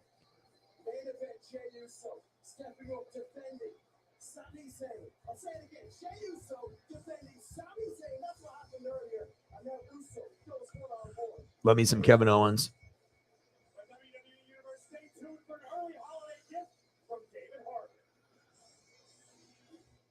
All right, it's good. It's always good I can get things squeezed in while I'm streaming too. Oh, Big E. Miss you, Big E. Big E got hurt. That neck. Hopefully he recovers. Those moon pods look kind of comfortable. I wouldn't mind getting one of those one day. Those like the chairs that you sit in and everything. Squish into it. All right, we got the bloodline coming out.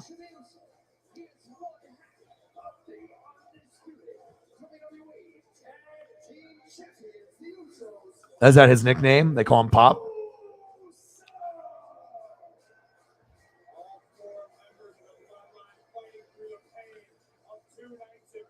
See what other photos I can find of Pacheco.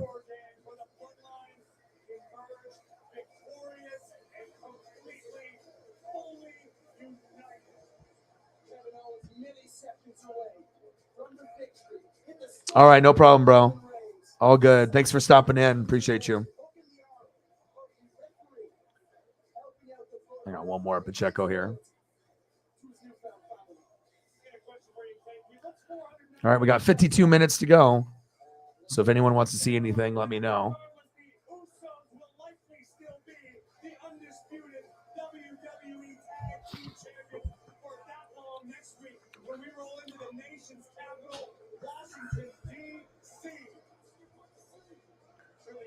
Otherwise, I'll just start throwing up photos of food or other things. So I got to make some room here.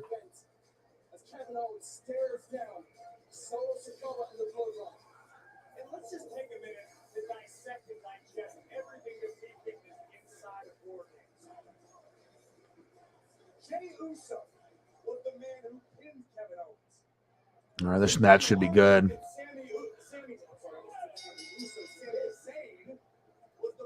Hi, Paisley.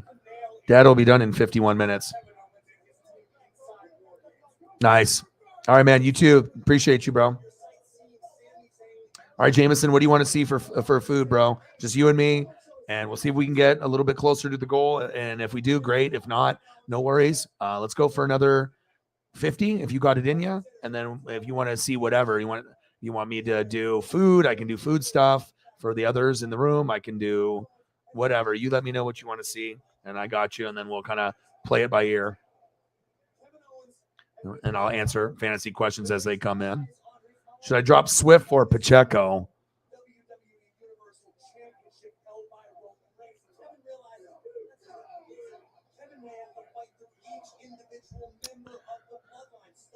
Swift is 34th, and this week, and Pacheco's 26th. Let me look at overall.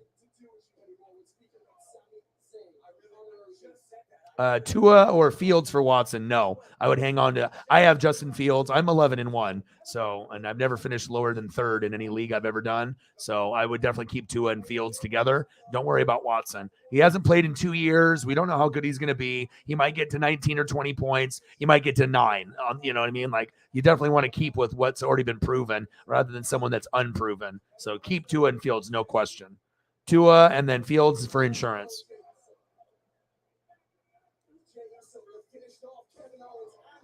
Like, I have Herbert, Chubb, Barkley, Jefferson, Godwin, Andrews, Josh Jacobs at flex, Cowboys D, Jason Myers. I'm projected for 141. I'm 11-1. My defense, my bench is the best. Bills D, DeAndre Hopkins, Geno Smith, Justin Fields, Latavius Murray, Gerald Everett, and Odell Beckham Jr. So you just have to have depth. But let me take a look at Swift's numbers, and I think that probably keeping Swift would be the smart thing to do. Pacheco type of stat line you could probably find somewhere on the wire where you wouldn't have to actually trade for it. You know, you can get someone that's going to give you those stats. Let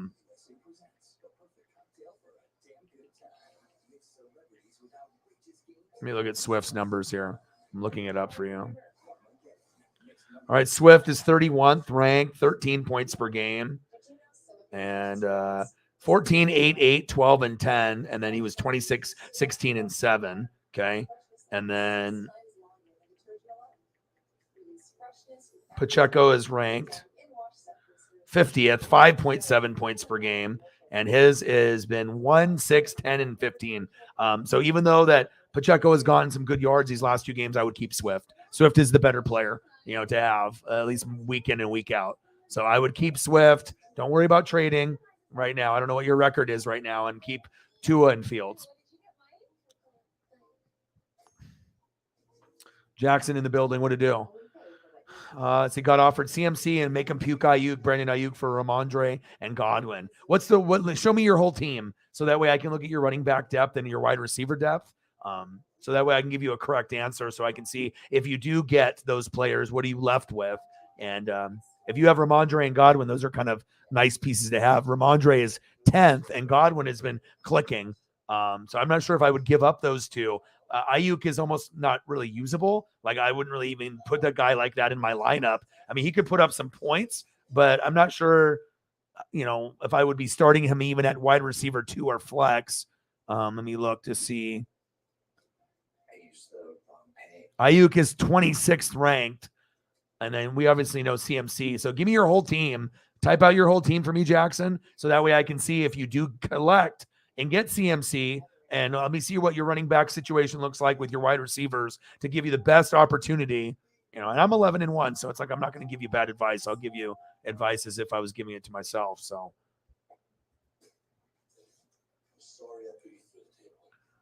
let me look at the stat line. Keep it in the ring, boys. Get frozen peas, duck tape, sushi, and more reasons to rumble from your neighborhood. I created the Always Pan to make home cooking more joyful and simpler. The 8-in-1 Always Pan steams. All right, so let's look. Boils, fries, and the non-stick. McCaffrey is fourth, 19.2. Last 4, 40, 17, 17, and 9. I mean, he's a fucking machine. So, I mean, if you get McCaffrey, that's what you're getting it for. It's McCaffrey. You don't really give a shit about Ayuk. Like, if you get him, cool, but are you actually going to use him?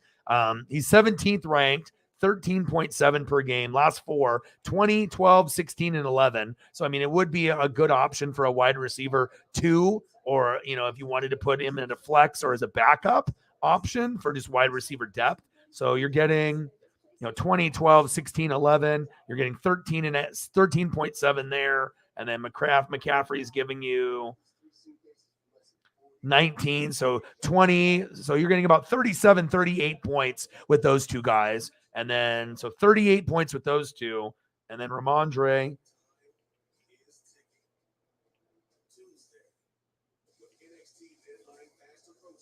And Ramondre Stevenson is 8th, 16.7.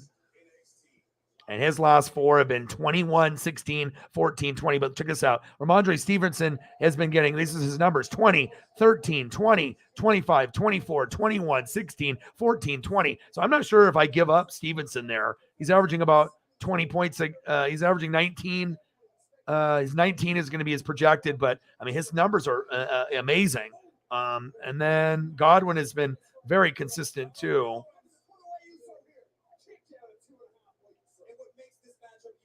You also have to look at schedule. So 16.7 points, but his numbers have been good. And I have Godwin on my team, and he's starting to kind of catch fire now. Last 2 weeks. And he's getting 14.6. And then you're getting 12, 12, 15, 11, 13, 10, 19, and 29. So last 2 weeks, you're getting touchdowns, and it's looking kind of good. So it's projecting kind of upwards. So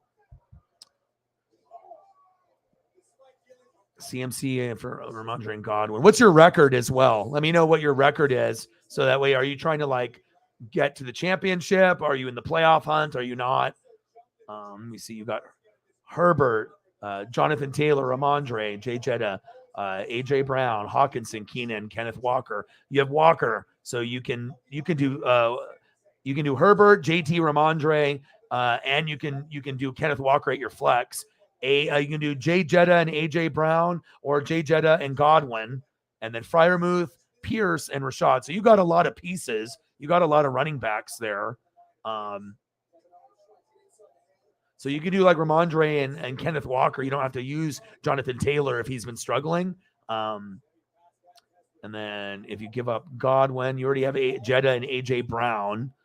And so then you could go JT, Kenneth Walker, and run CMC.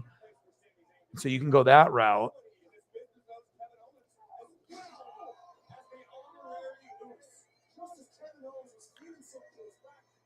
I mean, what for you, Jackson, when you look at the team, with the running back situation, Ramondre is a starter. Kenneth Walker probably will give you most of the time better than Jonathan Taylor unless they can get him the ball. Because then you'd be doing like run CMC, Kenneth Walker, maybe Jonathan Taylor at the flex, or if you're doing, let's see, Ramondre and then Godwin. So then you're going to have to stick with AJ Brown and Jetta if you're not going to play Godwin at all. As my dog is walking behind me there into the light. Herbert. Watch out, Paisley. Watch out. I'm almost done. So Herbert, Jonathan Taylor, Ramondre, Jetta, AJ Brown, Hawkinson, Keenan, Kenneth Walker, Godwin, Muth, and then you got Pierce and Rashad. So you got plenty of running backs.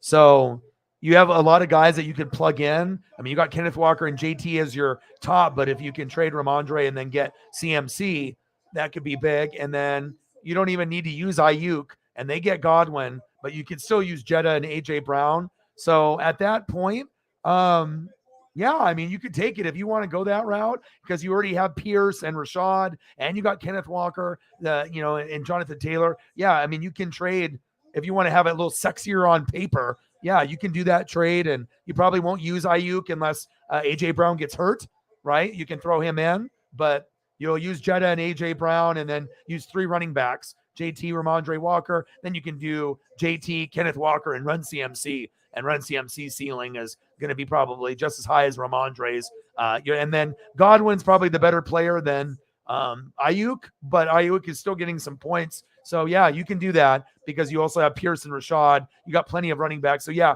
if you want to pull the trigger and get a bigger name like CMC, remember there can be some injury risk there. But Godwin is really only thing that you have behind AJ Brown and Jetta, but as long as Jetta and AJ Brown don't get hurt, you're fine. So I think I would pull the trigger on that trade. If you like, if you don't care about Ramondre and Godwin and you like CMC and it like Herbert, Kenneth Walker, CMC, Jonathan Taylor at the flex, it looks pretty good. So yeah, why not do it? Maybe CMC you care about, Ayuk you don't give a shit. Godwin's better than Ayuk, but Ayuk is still putting up numbers, and CMC and Ramondre are pretty even. Ayuk and Godwin are pretty even. But then CMC, Kenneth Walker, and JT might be able to get you the championship. So I think I'm pulling the trigger on that. I think that if you did decide to keep your players, no problem. If you wanted to grab them and just try something new, I think you could use Ayuk as the 2 behind Jetta, him or AJ Brown. Look at the matchup. But Jetta is always in the 1.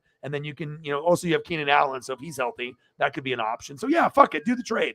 Run CMC in there. And maybe you can run yourself to a championship with Jonathan Taylor, run CMC, Kenneth Walker at flex, and maybe have 3 quality running backs. I have Nick Chubb, Saquon Barkley, and Josh Jacobs, and it's worked great for me this year. So you have Jameson Williams on the bench and Swift is on waivers. Should I switch him? We got to see what Jameson Williams is going to do, but I don't know how good you are right now. I'm on the brink of making the playoffs, but I'm not quite. I have San Francisco defense, but they're going against Miami. Judy for Baltimore. Let me look. And obviously we know that you're not getting a whole lot of stuff there. Yeah, Judy's 29th. And you're going to want to get a better defense. Yeah, so if you have San Francisco defense, let me look to see what the rankings are here to give you. Because, yeah, Judy's droppable. Russell Wilson can't throw at all. So, best defense is Ravens. D is 3 this week. So, yeah, drop Judy for Baltimore D would be smart. Versus Denver, I would do that. Yeah, that would. Who cares about Judy? Baltimore, you need points now. You need to try to get to the playoffs now. So, yeah, I would do that. Keep the San Francisco defense, but just put them on the bench. You know what I mean? Put them on the bench for this week. Keep them. They're 17th rank. And drop Judy and get Ravens. And keep Ravens the rest of the year. So that way you can switch back and forth between good matchups between Ravens D as well as Niner D. I would do that.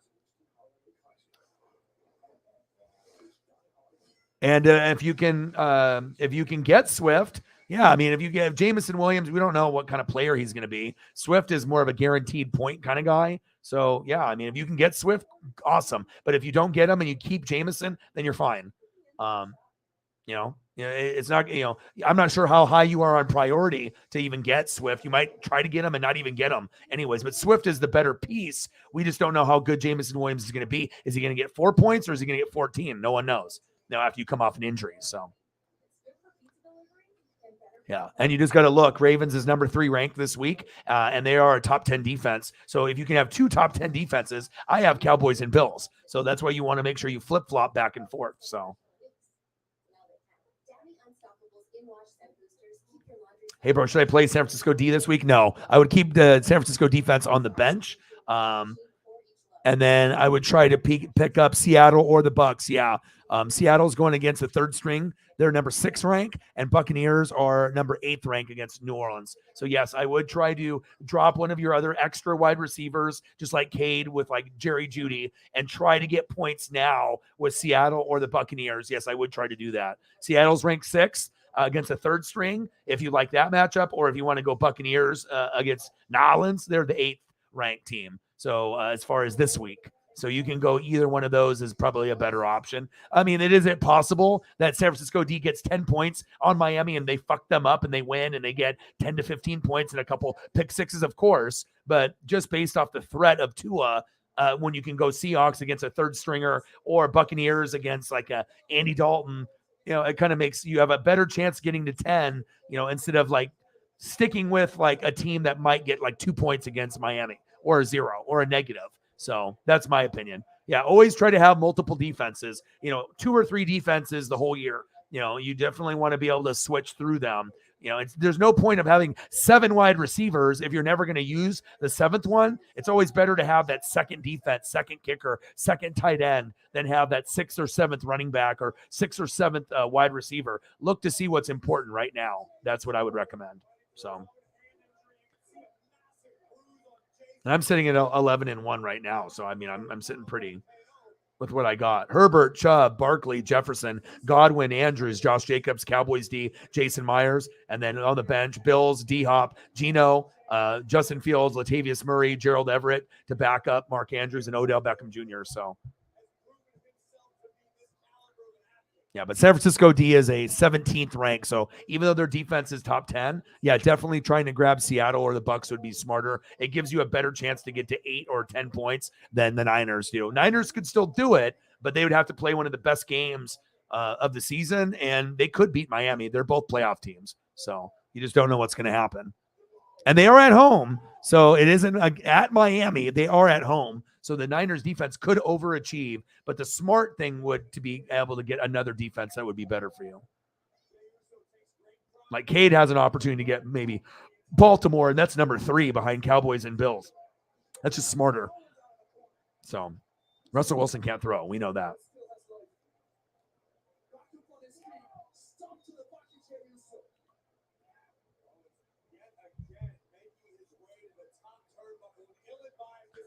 I got 35 more minutes until I end the show. So any other fantasy questions, anything on the wire, anything that comes through, NFL related. Otherwise, I'm just going to watch Monday Night Raw, try to finish it up, and then we'll call it a stream. Unless we get some goats to come in and maybe we can get to our goal.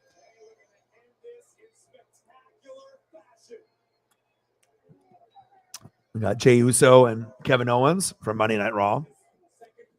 The Bloodline. Ooh. Kevin Owens, high risk.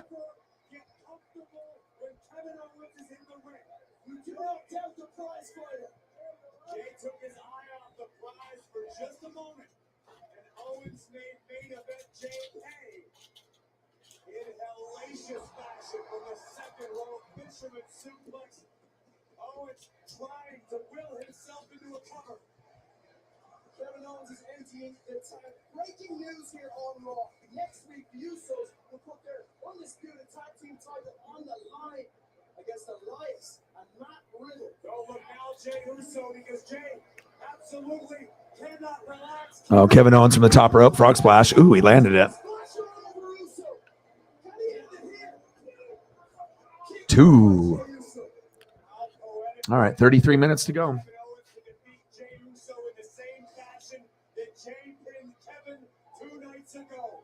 Full extension by Owens, 260 plus, crashing down across the torso of Jey Uso. Yeah, we're only a couple weeks away from the playoffs and whatnot too. So obviously people through Twitter will find me, and they'll also find me here on YouTube. So.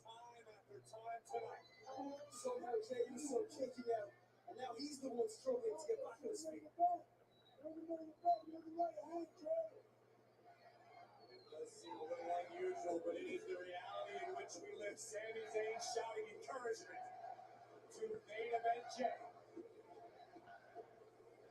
Oh, so that's it. All over the face of Kevin Owens. Owens crumbles into a heap.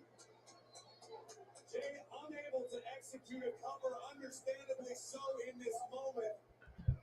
But Uso buying himself some extremely valuable time. As we look to get a little separation. Boom. It's okay, Paisley. 32 minutes, Paisley. Calm down. Superstars leaving everything out there, just 48 hours removed from War Games.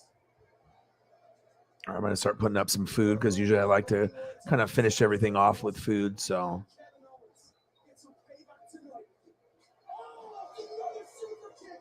My God, call it. Call the damn fight. Kick out for Owens. He's still on it. usually after a show at the end, it's always going to be last 30 minutes to an hour, just the best food photos that I can find. And that usually will get my appetite going and boom shakalaka. Then I'll be able to get a good meal in here. Good old burnt ends. And then if we get some more fantasy questions or NFL stuff coming through, I'll answer those. Just keep fighting. Listening to his own words here as KO picks himself back up. He's got Uso running out. Big move from I Owens. think I'll do like brisket.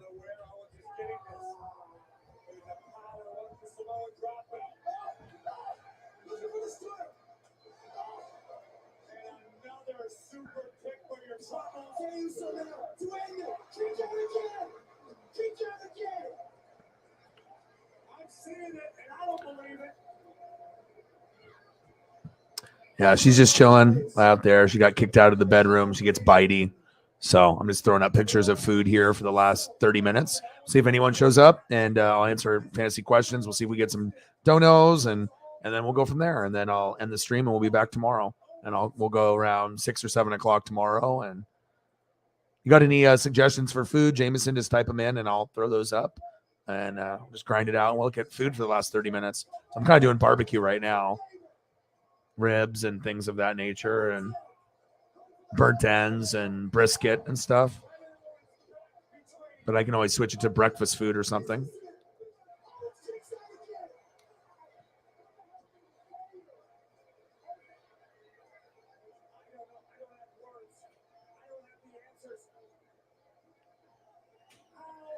Good old brisket. Hi, Paisley. I love you.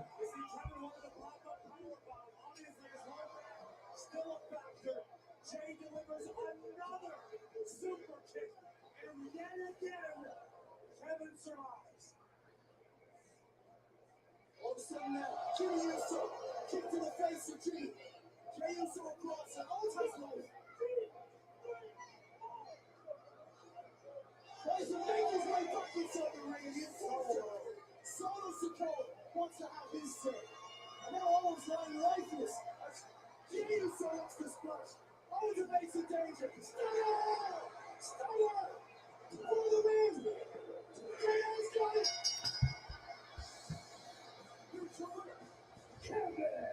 Baked beans. Let's do it. I did actually do a baked beans and like a cornbread thing, like when we were talking about like Thanksgiving stuff. Oh my God, it was so good, dude. Let's see if I can find it again.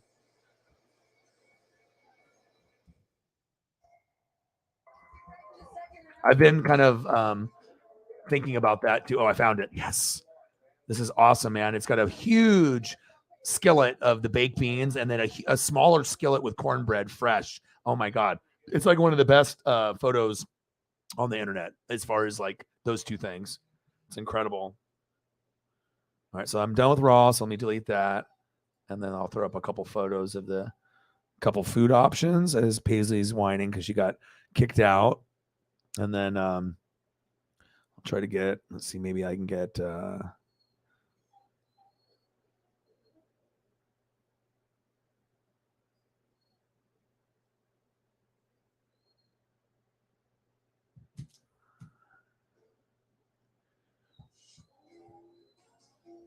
all right, get a Simpsons episode in. Potato salad. There we go. There's going to be a couple things there, but this one is big skillet, the big baked beans, the cornbread right out of the oven. Nice brown spoon next to it. Gosh, looks great, man. Like that's a meal. Like, you can go back for seconds and just eat those two things and be like super content.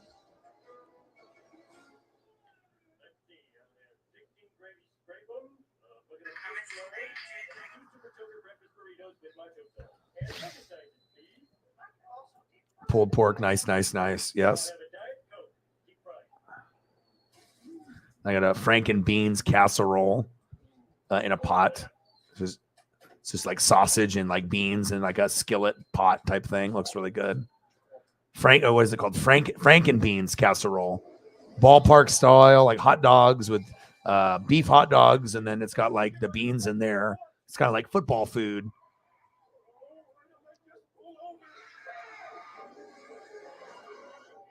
And I'll get my favorite cartoon of all time, Simpsons.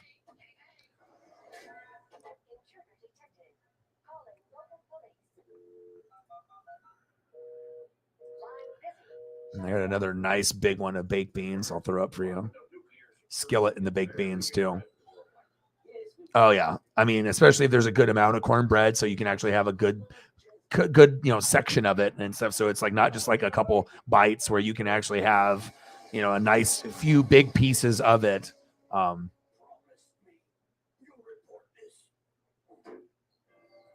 It's okay, Paisley. Relax. Yeah, but I always just like to work hard and grind. You know what I mean? Like, even if we're not at our goal and things are, a little slower than expected, you just got to always show the effort no matter what.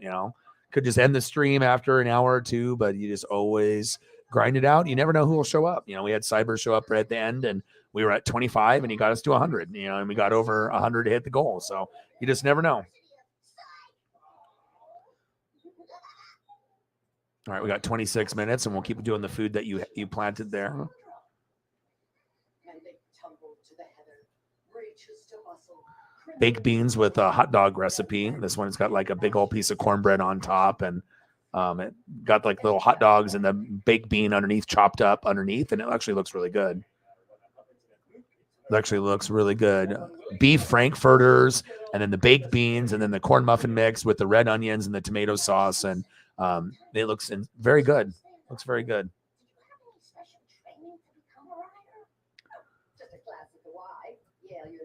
Then I got another baked beans with just like scooped in with a big spoon.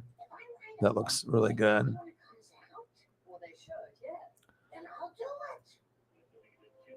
That looks good. All right, let's go potato salad next. Maybe mac salad, potato salad.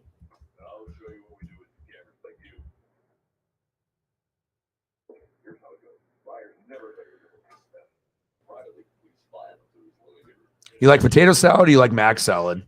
I know some people have like their preference. I like both. I think mac salad is a little easier to eat just because of the way that the noodle, with the macaroni, like mac and cheese noodle, and then, because I guess with the potatoes and other stuff, egg, and I think like some are easier to eat. I guess it just depends on the texture that you like. I think it's harder to eat more of potato salad just because it fills you up quicker.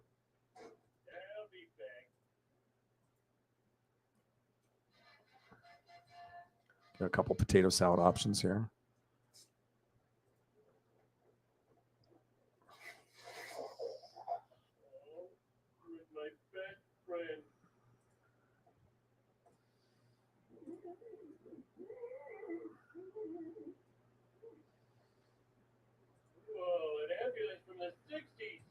This one's crazy. It shows like 4 pictures of different types of potato salad across the country. This is pretty wild and crazy. Let me see this one. It's got like each section has its own corner.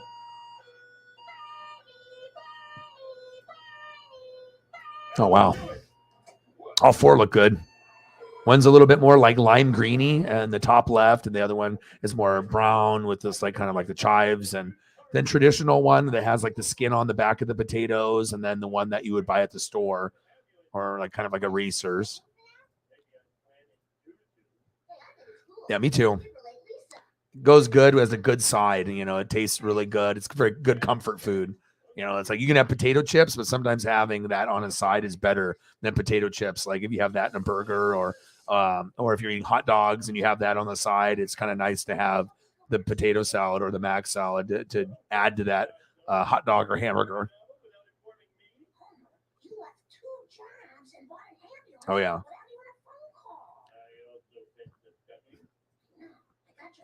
All right, we do mac salad. Do a couple of those, and then we'll do your pulled pork. Let's do that after that.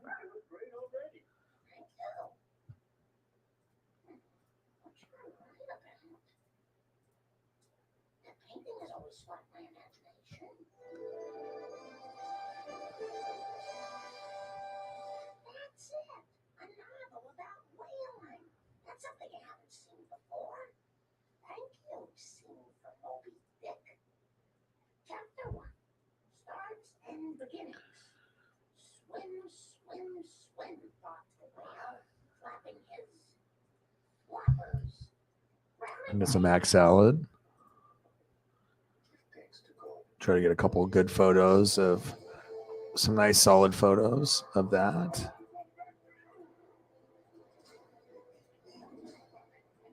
Then it definitely gets me to that point where I'm like, okay, now I'm super hungry.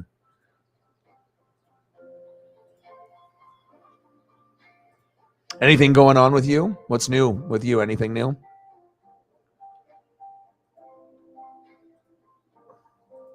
Max out looks good.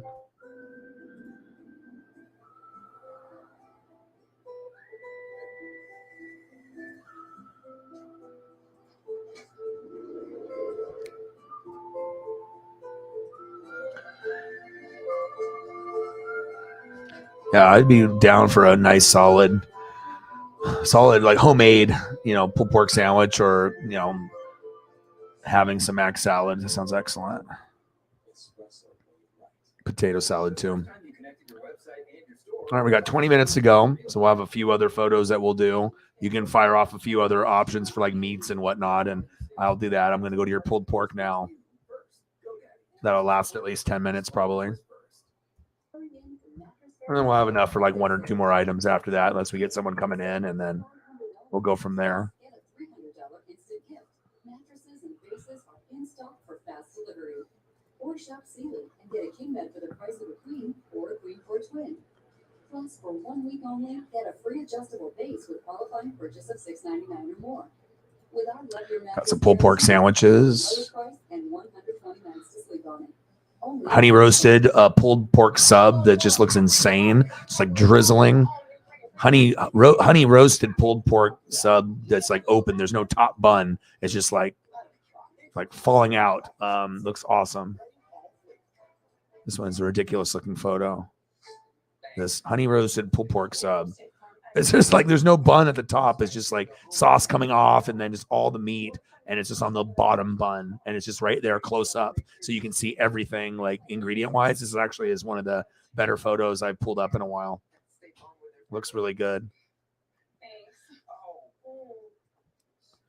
So I'm pulling up a bunch of like pulled pork sandwich stuff. Amazing.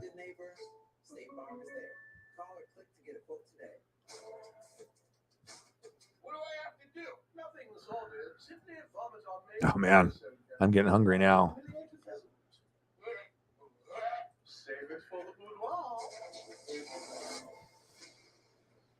Slow cooker barbecue pulled pork. One of my favorites.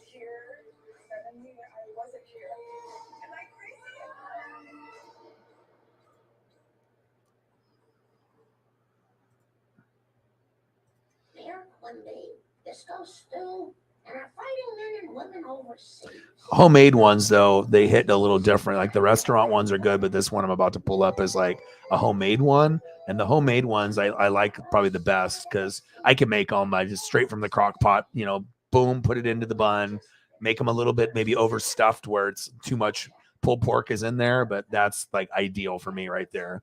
It's got 4 of them on a plate, and you can see it's just fresh right there. Bun put on top, the homemade version. Yeah, those are awesome.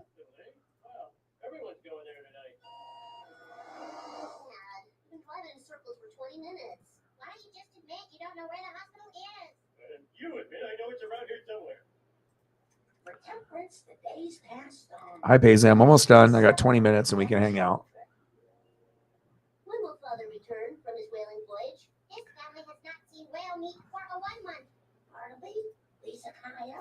must be grateful for what we have.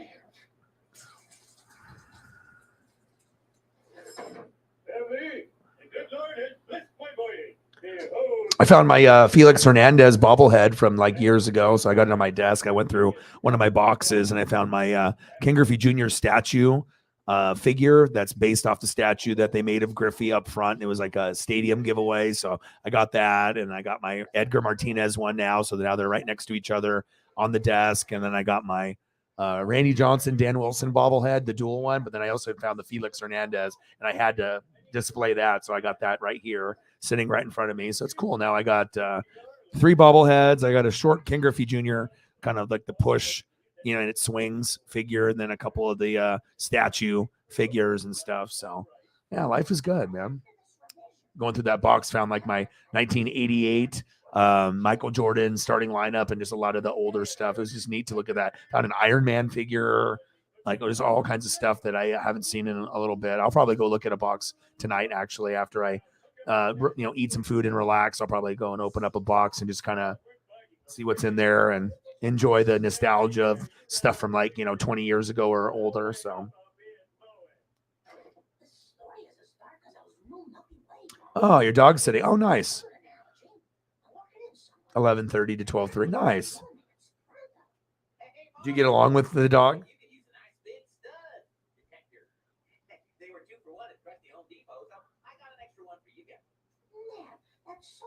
I love my dog. Paisley's. She can be a terror sometimes, but. Boy, when you write, you can let your imagination run wild. Temperance was doing the laundry. Pretty, Kevin. Your back has a nice New England hump. She's right here, saying hello. Say, Dad, I love you. We'll snug watch some TV. We'll probably watch some Simpsons on the couch. So we got some pulled pork sandwiches.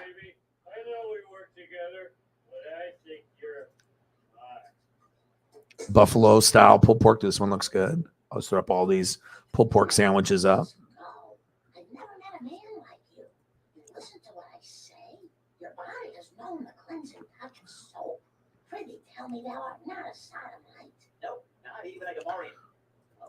It's always good for the mental health to look at the amazing photos of the food. That really, it caps off everything, no matter how good or bad the stream, went based off, if we had people come through or not. It's every stream is, you don't never really know what's going to happen on every stream. So, but ending on the food is always money.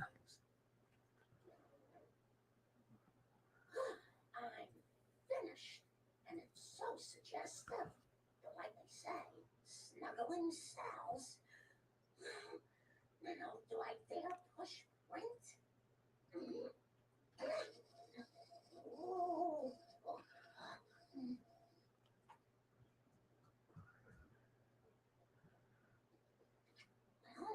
you think? Ah, nice. How many dogs you got at the house right now? 2? Or just the one?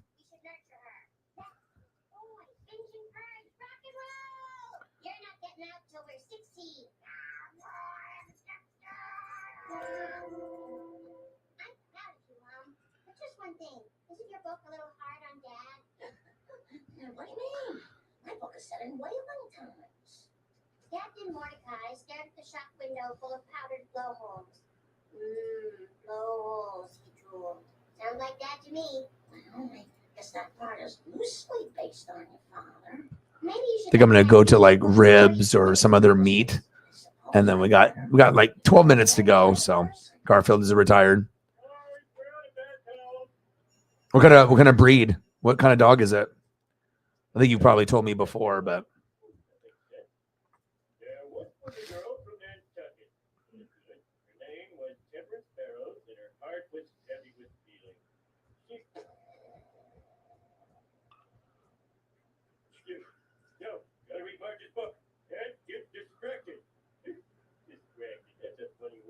Does anyone ever get distracted? Let's call the suicide hotline and ask.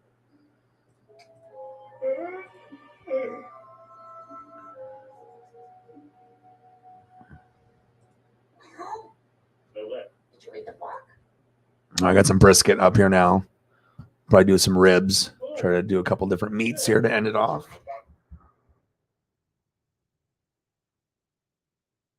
Yeah. That's wonderful. The characters didn't bother you at all? No, they were all in their own way totally awesome. And you're fine with me trying to get it published? As I've always said, publish our parents. Oh, only. Mm. No, but that can't be serious and keep a lie and time and stuff. Hello. Ooh, that one looks good. This is the best first novel Just one. my assistant has ever summarized for me. Now, all we need are some. All right, now I got some amazing ribs with some fries in the background. So we got about 11 minutes to go. You got anything else that you want to see here? You want me to put up? Obviously, I can do that, and I'm just going to be trying to find some really good photos of like ribs and whatnot. And I know people will come through and they'll check out some of the photos, at the end of the stream. Some people will just fast forward to that part, see what food that we brought up. And then I'll do a quick review of all the photos and then we'll just call it a night. But I appreciate you hanging out, man. Like I said, you just never know who might be able to come through and show up. And You'll never read it.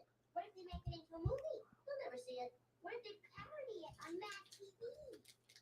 Or do? So, how much bleach did you drink? Not a joker, eh? You said my dad was dead. I said, not alive.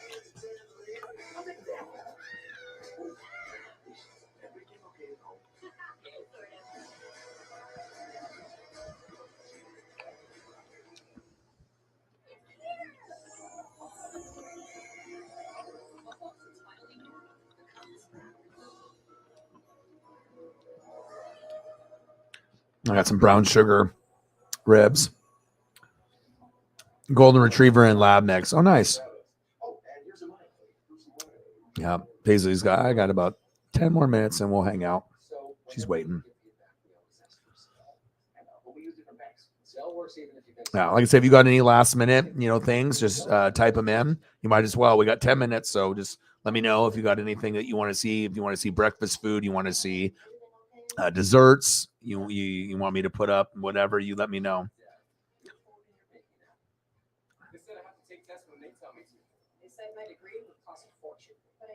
Otherwise, I got some really good meat photos, grilled ribs, and all kinds of other things that I'm finding. So,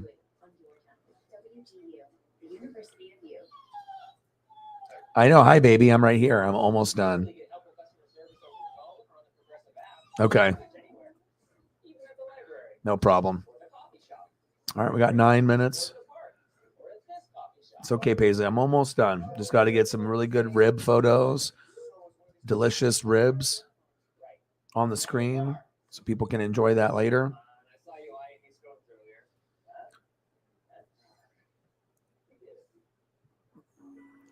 Maybe I'll even take Paisley for a walk. We'll see.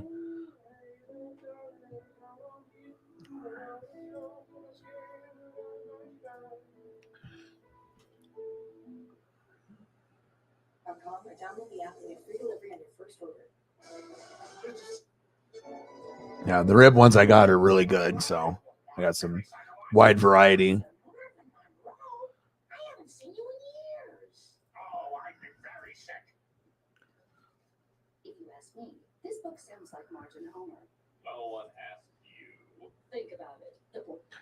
Yeah, it's good. I mean, especially when, like I said, I can always end stuff at like the 3 hour mark or 3 hour 30. But like I said, I just like to work hard, and you just never know who's going to show up at the very, very end. And sometimes things can, turn around real quick, even though things are a little slower. But, sometimes it's just kind of a hangout stream. There's not a lot to be able to talk about. Already kind of went over some of the fantasy stuff and not a whole lot of news, just kind of chilling and hanging out. Anything that we want to kind of discuss or talk about, or, just kind of vibe. Nothing too crazy. It's a Tuesday. It's not like there's a whole lot going on.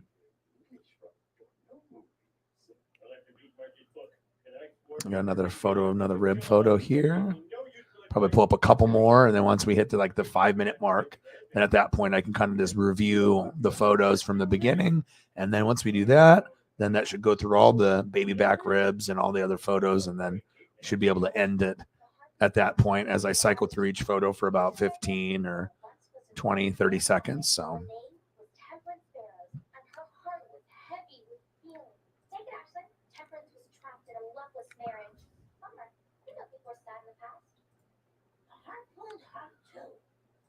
I appreciate you donating and chilling.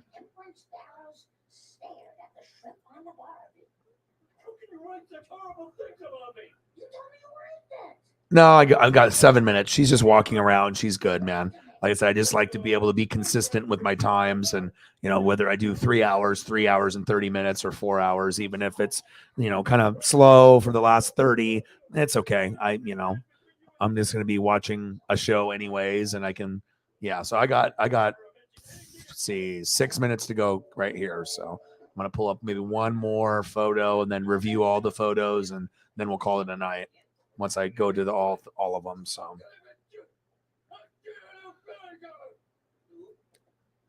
What are you doing here? Stealing doormats?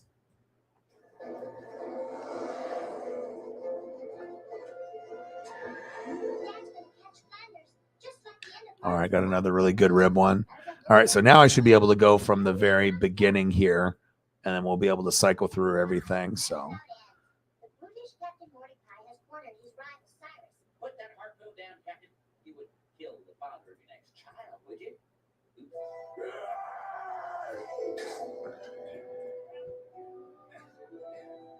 Everest, I'll treasure your memory as long as All right, so it started off here, and we got 5 minutes, so that'll give me enough time to go through everything. We had started off with Jay Jetta. Obviously, had the Justin Jefferson hitting the gritty photo. We had that. Then we had the background, which is one of the coolest photos with the background. It's got 2 goats in it, and then 3 images of Justin Jefferson, really bright, lots of pinks and purples. Definitely pops and stands out. Okay, and then we decided to go and then kind of cycle through some of the food. So we kind of did the baked beans and the brisket. Started off with some burnt ends, and the HD 4K quality of the burnt ends. I mean, you can almost taste this photo based off the marination that's on the burnt ends. Very, very delicious. Looks great. And then we got some baby back, nice close up. It's almost like looking at bacon close up. It just looks delicious. You could just rip off a piece and then enjoy the food. And then we got the Buc-ee's brisket, made fresh every day, and obviously looks amazing. Lots of brisket just cut up right there in front. You got one of their main cooks grinding it out. Then we decided to talk about the baked beans and the cornbread. This is something that I really want to have in the next 2 weeks or so. I have been craving this, and it's something that's simple. It doesn't take a whole lot of effort, but I think as far as satisfaction, the rainy day, baked beans, little cornbread, that could definitely be something you could eat while watching a movie or just relaxing. Then we got the stock Franken beans casserole, where it's got the hot dog and then the beans in it. Looks actually really good, comfort food. And then we got the skillet with the baked beans. And it's the taste of baked beans is just amazing. It's just, I don't know, when they are hot and fresh, it's just really good comfort food. Pad thai, spaghetti, grilled cheese sandwich. There's certain things that are definitely really good in the comfort food. This one's the baked beans with the hot dog, but with the cornbread on top.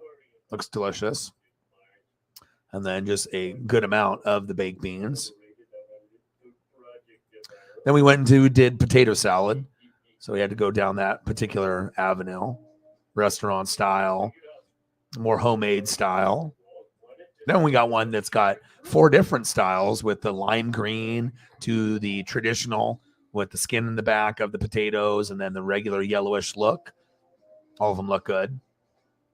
Then mac salad. You can't go wrong with mac salad. Lots of different variations of the mac salad. All of them look good. Some of them like a Hawaiian style of the mac salad, or a kind of a traditional style. They all look fucking delicious. I could definitely eat a bowl of this right now. Then we did pulled pork sandwich. So I definitely have a lot of the pulled pork sandwich vibe. This one's crazy. Honey roasted pulled pork sub, no top of bun, just straight drizzle, and the meats and the brisket just on the bottom bun. And like definitely too much brisket. It's like, they did it for the photo. Awesome. And then we got a couple other options at the local restaurants for some brisket. Sandwich open. Looks like it's going to be a mess. And then you have the other ones that have like the coleslaw and the pickles in it. Everyone's got their own flavor. I do like the homemade ones. I think maybe the best homemade ones are, they hit a little different with the homemade. This one's got 4 on the homemade plate, straight from the crock pot. Then you got buffalo style. That would actually be spicy and tasty. Another version. Nice brioche bun. Then we went into brisket. And some grilled hickory smoked ribs. Photos at 10 out of 10 with the fries in the background. I mean, some of these ribs ones are just out of this world. They look really, really good. Wish we had more like options for like barbecue and ribs and whatnot here in Oregon. I mean, I know people have a lot of stuff in the Midwest and South, but I mean, we got them out here, but it's just not as probably as many locations for variety. I mean, we have a lot of variety, but I would like to have more like Midwest and Southern barbecue stuff here in Oregon. But we love our ribs out here. We really do. Nice sauce, marination.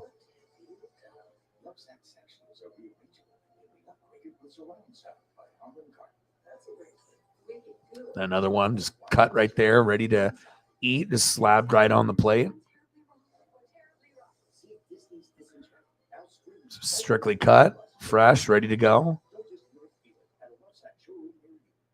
Take control of your health by boosting your force field, the immune system. Looks good, man. I can't wait. And now I'm really craving barbecue and whatnot. So appreciate you guys. I love you guys. And like I said, I'll be back tomorrow, and we'll grind it out. We'll talk NFL or anything else, Q&A for anything for fantasy football, or watch maybe a little bit of wrestling, maybe some NBA. We'll end up doing that. So hope everyone had a fantastic night. I love you guys, and I appreciate you guys. And thank you for everyone that donated, commented, and supported the channel and shared it on Facebook or Twitter or any social media.